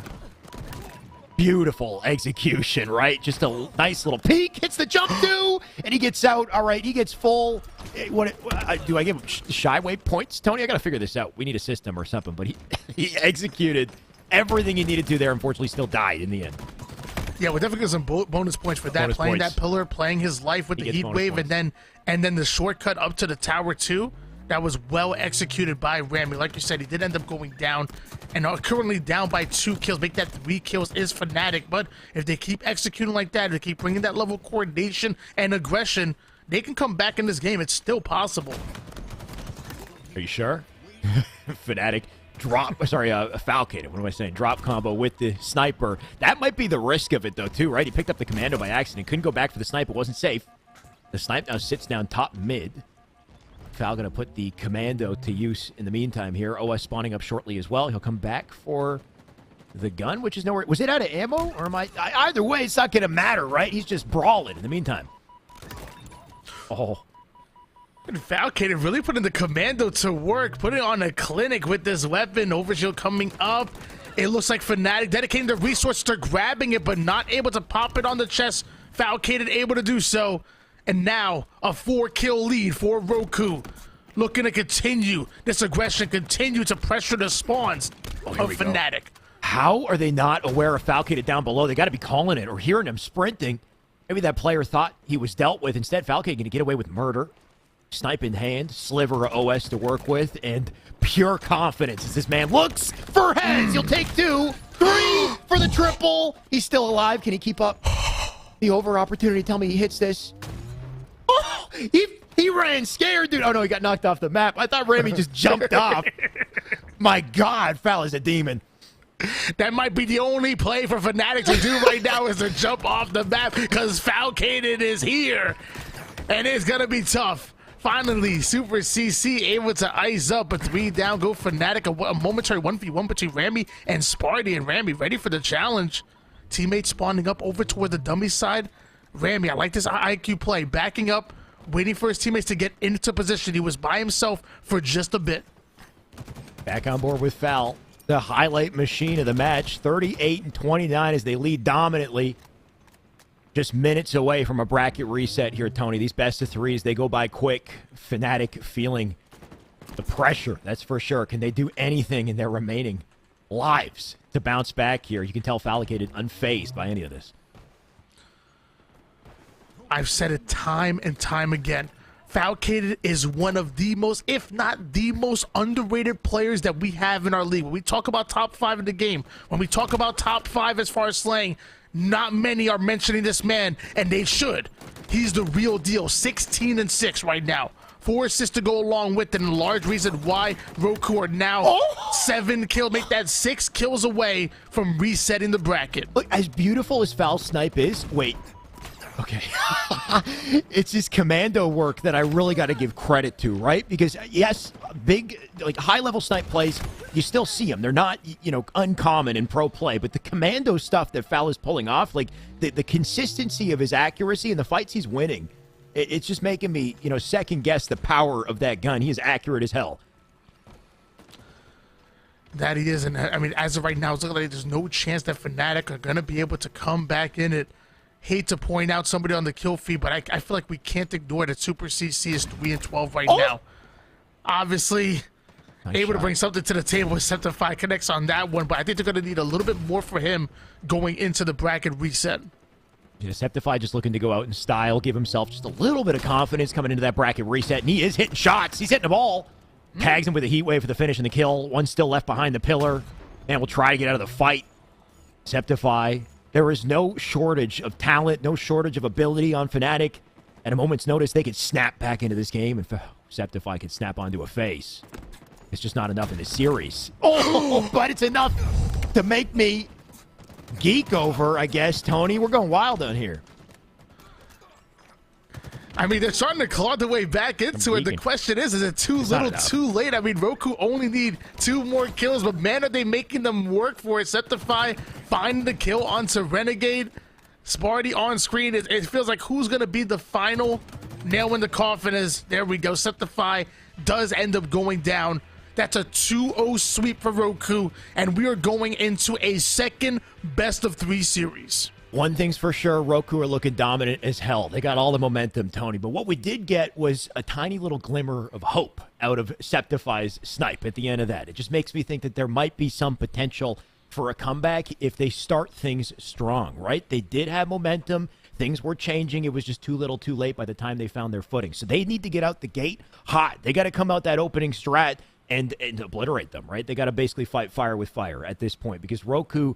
no signs of slowing down, no lack of confidence, shut down Falcated, right? That's the worry with this team is if it's not Falcated, it's Renegade. If it's not Renegade, it's Sniped Out. If it's not Sniped Out, it's Sparty, right? They're all Slayers in their own right. fnatic has to out-team them at this point. There's a lot of momentum going in favor of Roku right now. If fnatic are going to have any chance of taking this tournament, they have to come out hot.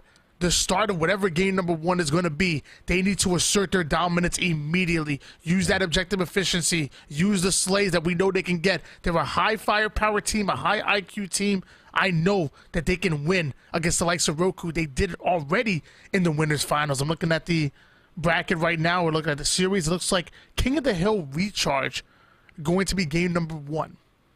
Can't wait to see it. King has been a lot of fun to cast and witness. Tony, of course, just taking the action, bringing it down to a focal point, and witnessing how teams set up around it. I mean, like you said, King of the Hill Recharge, what an interesting opening hill. The importance of power positions kind of shifts off that opening hill in comparison to what you're used to seeing, typically an A to B side hold and high ground. But if you're controlling the bottom hill, typically A and C is the better place to be. If you spawn them out pipe, spawn them out towards attic, they don't have an immediate sightline on the B stronghold. So everything flips. The game kind of changes despite it being the same map, but can fnatic change their game plan a little bit this time around, Tony? I can't wait to see it. Yeah, I remember in the winners finals, there was so much of that OBJ efficiency coming out of fnatic that we kind of mentioned before that they need to bring here in King of the Hill. But yeah, they need to slay. They need to strike first and strike hard. Do not allow Roku to set the pace of this game. If it comes into those 2v1s, if you're starting to win even those 1v1s, winning those pivs, get your butts in those hills. Make sure you snowball. Make sure you're calling out where those spawners are coming from. You have to put a complete game in order to take on the likes of Roku.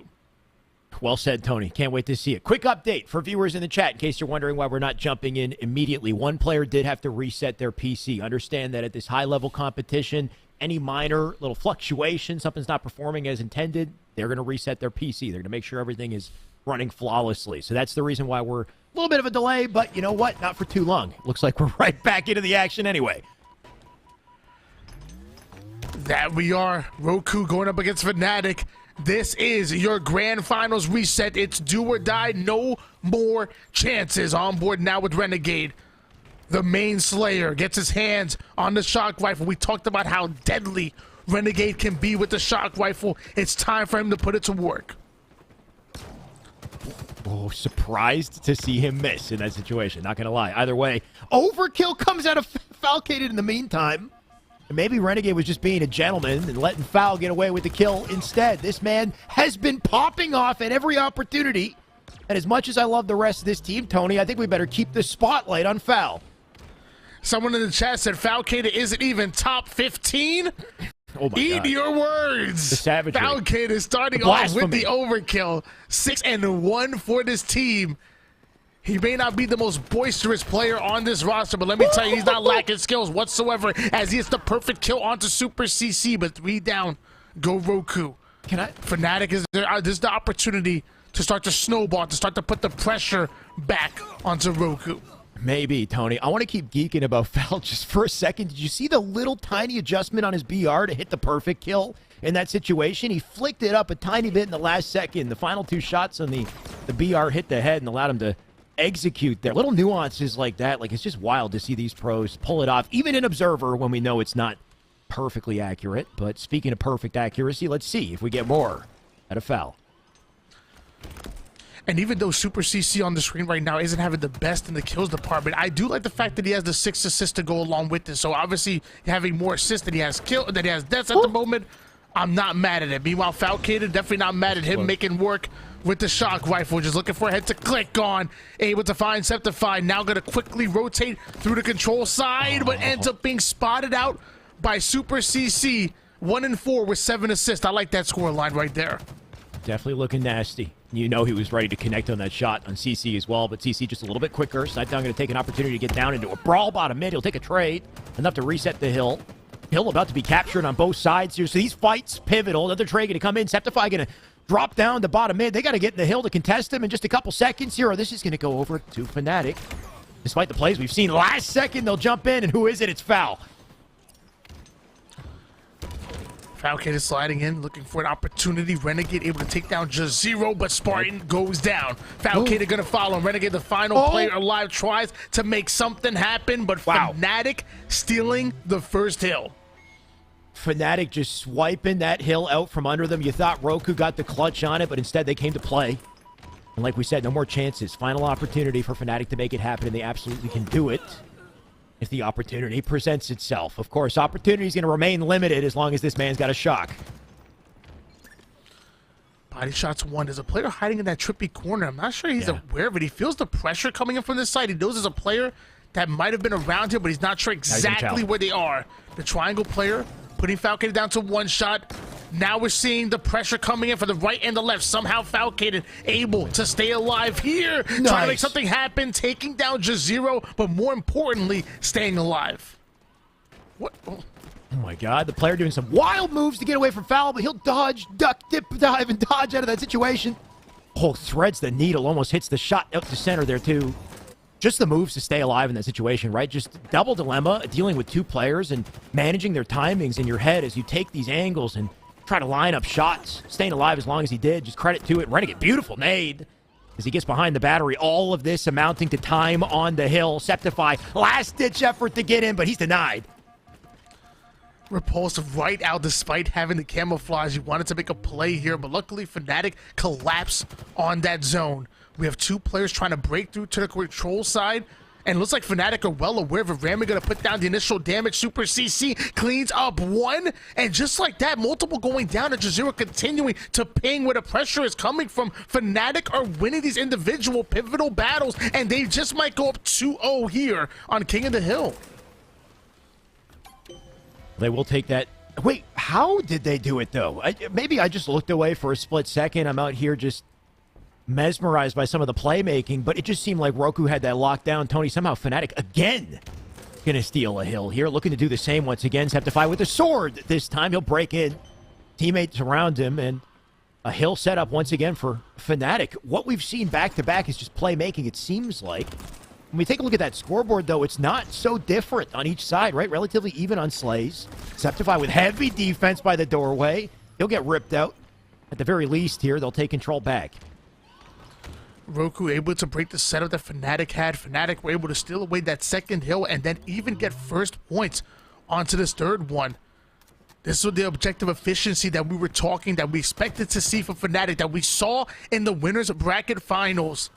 Now they're starting to answer back, taking down both Falkid and Renegade. Spartan, though, able to break through with the energy sword, finding one, but ends up going down himself. Snipe down the final player alive, trying to make a play, going into the 1v2, make that a 1v3, as his snipe down ends up going down. Roku getting edged out in every situation by just a little bit, and you can tell it's starting to hurt them, starting to hurt their efficiency, too, as they stagger their way to the hill. Renegade looking for an opening, but a shock is what he gets instead.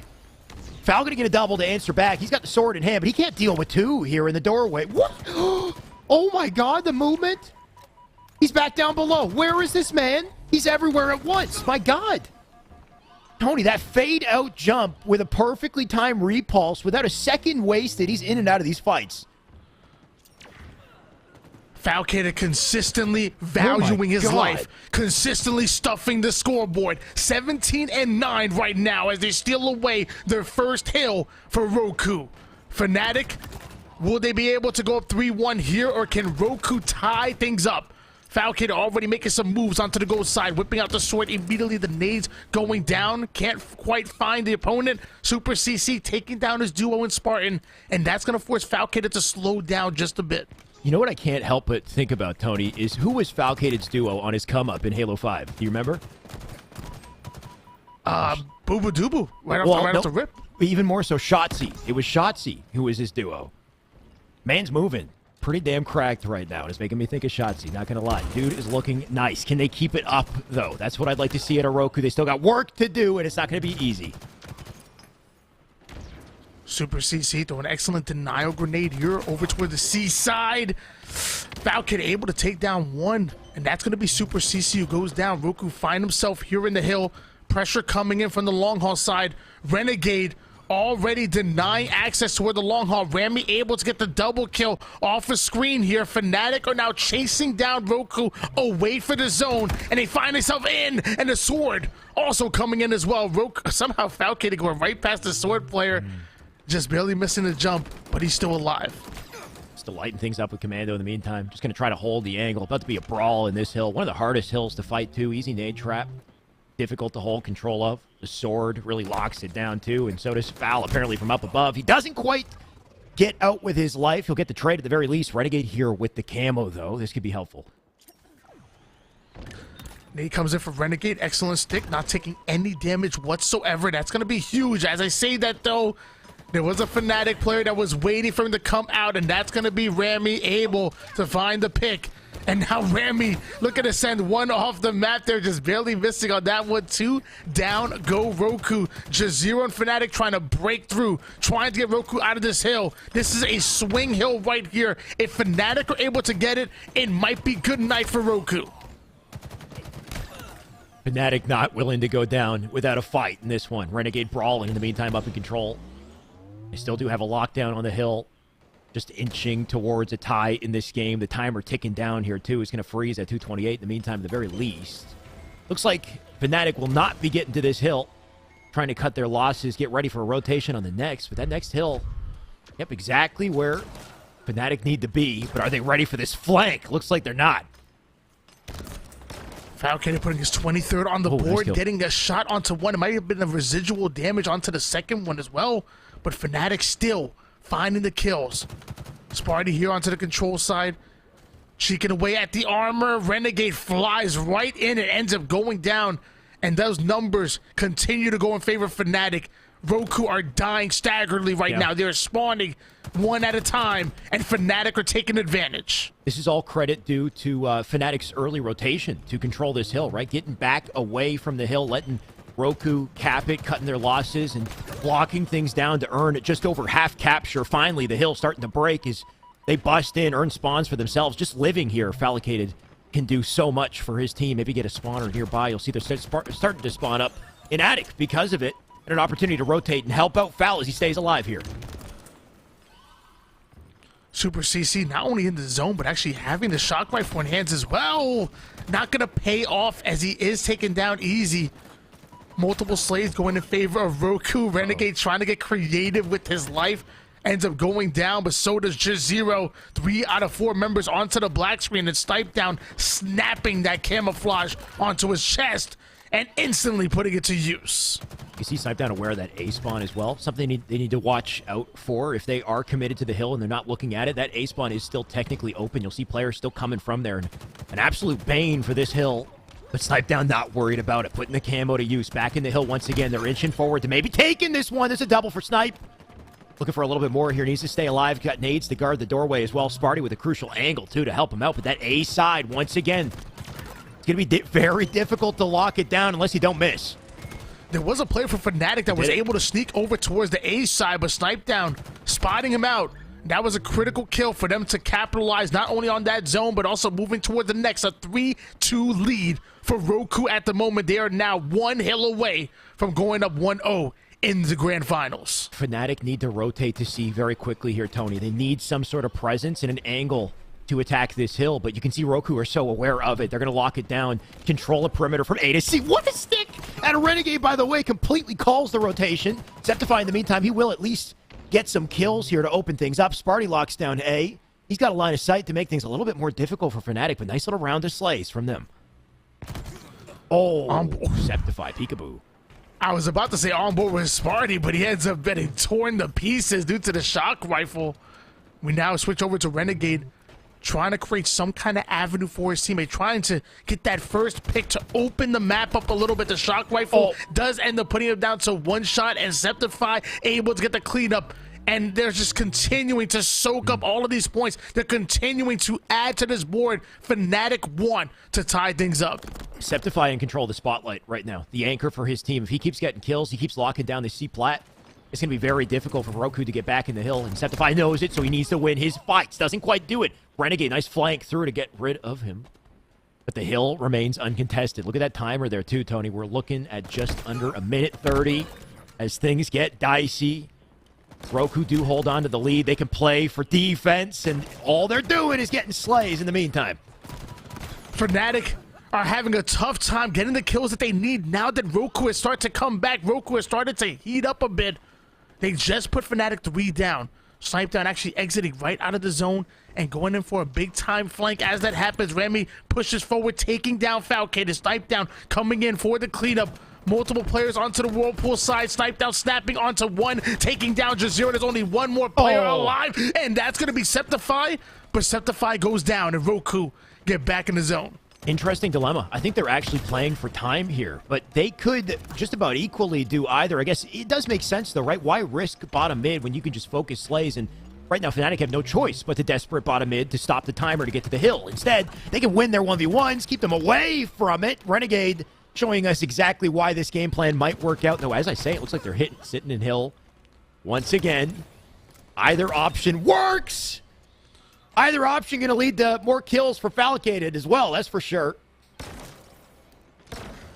Oh my God. Whether this hill was used as bait or they get in it, it looks like it's Fnatic. They are against the wall. They're against the timer right now. The remote detonation coming in out of Sparty, and that's going to be it. Roku up 1-0 in the series, and we're going into the Slayer with Roku possibly being able to pull off the rematch, be able to get their revenge from the winners finals.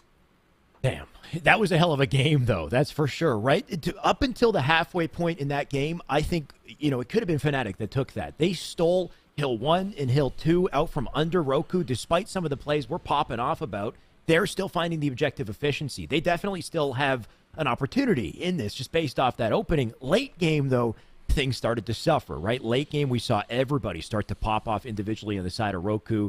They had them in a pincer, basically, whether they're in the hill, whether they're not in the hill. Limited options for Fnatic. And once again, like you said, final opportunity, Slayer Aquarius.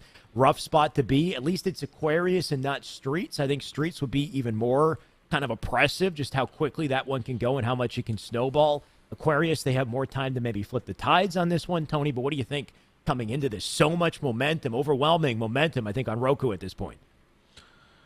I think if you're questioning Falcated's abilities still, I don't know what you can possibly be looking at.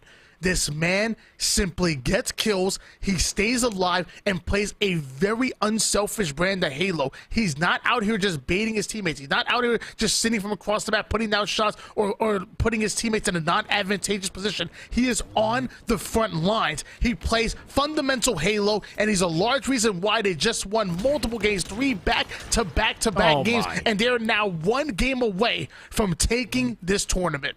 The scary thing about this team, Tony, is every single game, it's like they level up. It's like they just get better and better. And fnatic can't keep up with this pressure, can't keep up with this momentum. They're going to have to force numbers, overwhelm them with team shots, and we'll see if they find their opportunities to do it, because a strong start already at a Roku as Val looks to continue to dominate, but not alone. Renegade able to get away with the most dangerous combination that we have here in Halo Infinite, and that's the Heat Wave and the Camouflage. 3-0 start for Renegade, the ultimate hunter. He's got the perfect weapon to hunt with, too. Heat Wave can obliterate in close range. He could bank it off walls to do some damage as well. Not going to check that right-hand side as he does get by, though, and they don't actually see him slip through. Now that he's got the info, though, teammates nearby, good flank opportunity. Thrust to work with here, too. Tags already coming out the fridge, so Renegade full on the aggression for this. It doesn't get the kill. Rami, clutch kill out of him. Little openings like that might give fnatic a chance to push through. Man, I love the Heat Wave, but man, sometimes it can be as inconsistent as can be. That should have been a kill from Renegade, in my opinion, but Rami able to steal that away. Now we're on board with Spartan. Spartan now grinding forward toward the peach side. Snipe down and Renegade pushing into the utility. Spartan taking the high ground. Renegade on the low. Both of them able to pull off the double push. That was a bit of a 3v2 situation. And now Roku have doubled fnatic's game, or scoreboard, excuse me. Right, and they need to start slowing it down because things are getting out of hand here. 15-7 at this point. If they don't earn trades, if they don't find some guaranteed picks, then this will slip out of control very quickly. As Renegade picks up the camo, their options continue to dwindle here. Trying to get a little rotation through pink side, you can see, but the coverage is there to die because of it. Now, easy kill out front center. Renegade, he'll clean that one up for free. 1 player left to decimate. I think he might already be dead. 19-7 now, Tony. This is rough. You said you were glad this isn't Streets, but it might be even a bigger gap that we're seeing here. In the end. On Aquarius, a double-digit lead in favor of Roku, as he's really wasting a lot of this camo waiting for those dynamo grenades. We know how powerful they can be, but now the dynamo grenades come in, making the player one shot, not able to find the kill, and Renegade goes down. And even though he dies, yes, you're right, he's losing camo time, but those dynamos, they're off the map, they're out of the way of the enemy. He's using them to do damage, hopefully for his teammates to pick up a couple kills because of it. It's just the continuous control of the resources and how oppressive that is. And we see the results of it as well as 3 drop. 1 left on the map. He'll be up on blue side of the map, and Roku intimately aware of this. They got the dynamos once again. It's the timing that they have on these advantages here. The resources all coming to them, and soon the slaves will as well. A dominant performance being put forth here by Roku, and I don't want to count fnatic out just yet, but what I'm seeing is not looking good. A double kill coming out of Falcated, showing how valuable those dynamo grenades can be. Now putting damage across the map. Can't get the kill, but is feeding that information towards the rest of his team, who then collapse on the utility side. Snipe down his Spartan, getting back-to-back kills. The lead starting to grow here for Roku, and fnatic are being dug deep right now, 6 feet under. What a wild roster this is, Tony. And just wild to see the consistent dominance out of somebody like Falcated, considering the caliber of his teammates, like Renegade, Spartan, and Snipe Down, and to still, every game, find the most slays. That's a statement and a half out of Fal. Even though they're all working together for the same cause, it's just, my God, is it beautiful, and I can't wait to see its potential in the Super and beyond. Snipe Down, sneaking away with the camouflage, and like you said, I mean, this team is going to continue to get better and better. We're going to see them throughout scrims, see them throughout these tournaments, like you said, the Super, Orlando, and eventually Worlds. Snipe Down once again with the Heat Wave and the camouflage, puts it to work immediately, able to get the assist. Falcated pulls off a double kill. The man is 14-5, has had an incredible grand finals right now, and he ain't slowing down for anything. He's just picking up kills no matter where he goes. Snipe Down now with the posse as they push up on blue base here. He'll come in, and by the time he gets there, they're all dead. That's the thing, too. In a battle of speed, right? In a battle of accuracy, I think Snipe Down can come out on top in most situations, but in speed. It's hard to keep up with some of these cracked players, you know, like Foul, Renegade. They're moving quick on the map. They're so quick to get these kills. It's becoming a race of a Slayer at this point. Snipe down, the boys are simply exacerbating the situation. Yeah. They're continuing to keep the pressure on, continuing to punish fnatic off of spawn simply for spawning. It seems like they were angry at them. Snipe down for the cross map, onto shots over toward the flag side, able to get the pick onto Septify. Only 8 more kills needed for Roku to go back to back to back to back wins here in the grand finals. It's all business, Tony. Quick and clean dub onto the next, onto the scrim, right? What's the next challenge? Today, they've come out on top, that's for sure. 46-27. Looking for a stake to close this game. Going to make fnatic, I want to say, regret winning winners finals. I mean, nobody regrets a win, but man, is this a decimation to close things out?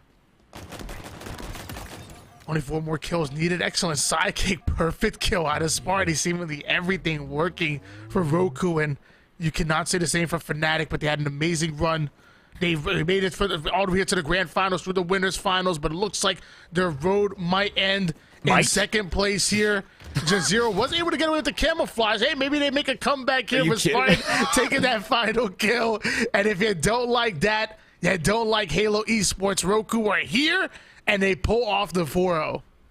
What a story this was today, Tony. Roku came to play. They showed up. They showed out. They absolutely dominated to close that out. And we had a hell of a series to get there that left things a little ambiguous, right? We had no idea where this one was going to go coming in, but that definitely revealed itself. And Tony revealing his bias in the series. Tony, you're a caster. You're wearing a FaZe jersey. You know, it's not FaZe, actually, technically, so you're not actually biased to anyone, I guess. There is no confirmation. By the way, viewers, either way, Tony, hell of a freaking series. It really was. And big shout out to fnatic. Mind you, fnatic actually the ones who got a huge win in the winners finals against this Roku squad. So if there's anybody who has shown us that they have the potential to have a bounce back here later in season 1, it's fnatic. We talked about the up and downs, but they've had big ups. They've had some steep downs, but I think beating out Roku in that first best-of-3 series, that showed that, hey, look, we're right there.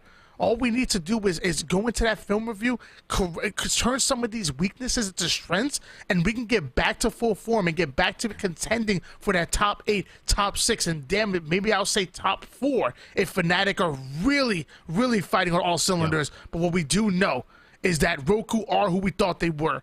And if this is the new FaZe roster, watch out. They're going into the super hot, they're going into Orlando hot, and they're going for that world's win.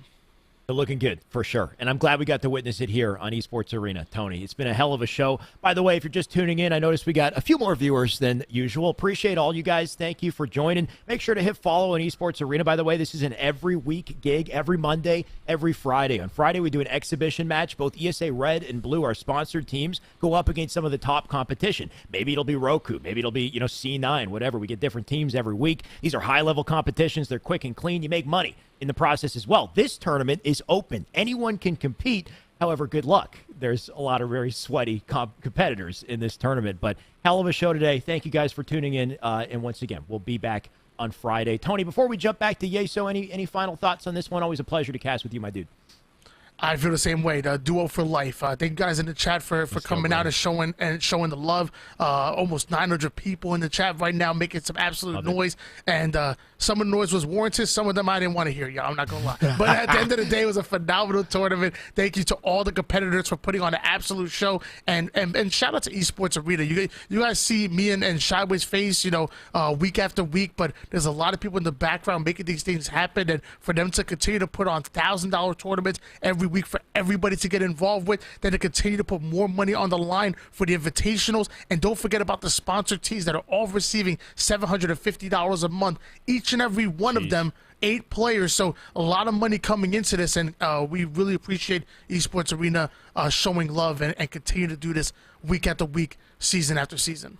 Damn right, Tony. Preach. That's it for us. Have a good night. Yeso, take it away. Close the show.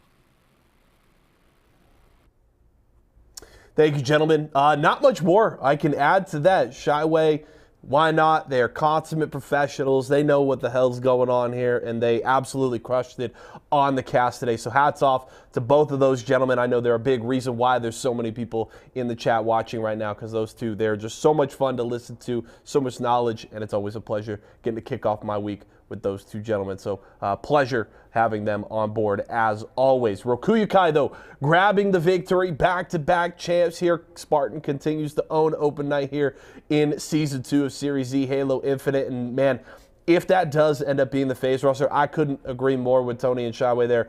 The expectations are so high. You know, we came into this year, and if you guys used to watch Eat, Speak, Compete, our podcast that we used to do, one of my hot takes coming into Halo Infinite was I thought that FaZe Clan was going to win a major this year in 2022. And if that roster signs with FaZe, I'm feeling pretty good about how they will roll into Orlando. Of course, plenty of competition. You got to look at C9, Sentinels, Optic. It's not going to be easy. What does E United do, bringing Manny into the fold? Who knows? But if this roster sticks around, if they stay together, if they go under that FaZe banner, man, it's going to be a hell of a lot of fun to watch top-end competitive Halo. So a hell of a run from them here tonight. And, of course, hats off to Fnatic as well. Of course, tough way to finish it off. You hope to carry that momentum from your winners finals victory. They weren't able to do it, but I think still, as Shyway and Why Not highlighted, the early signs, very promising for this roster. They're looking really damn good. I can't wait to see them continue to find that cohesion and continue to grow, because I think the future is incredibly bright for that team.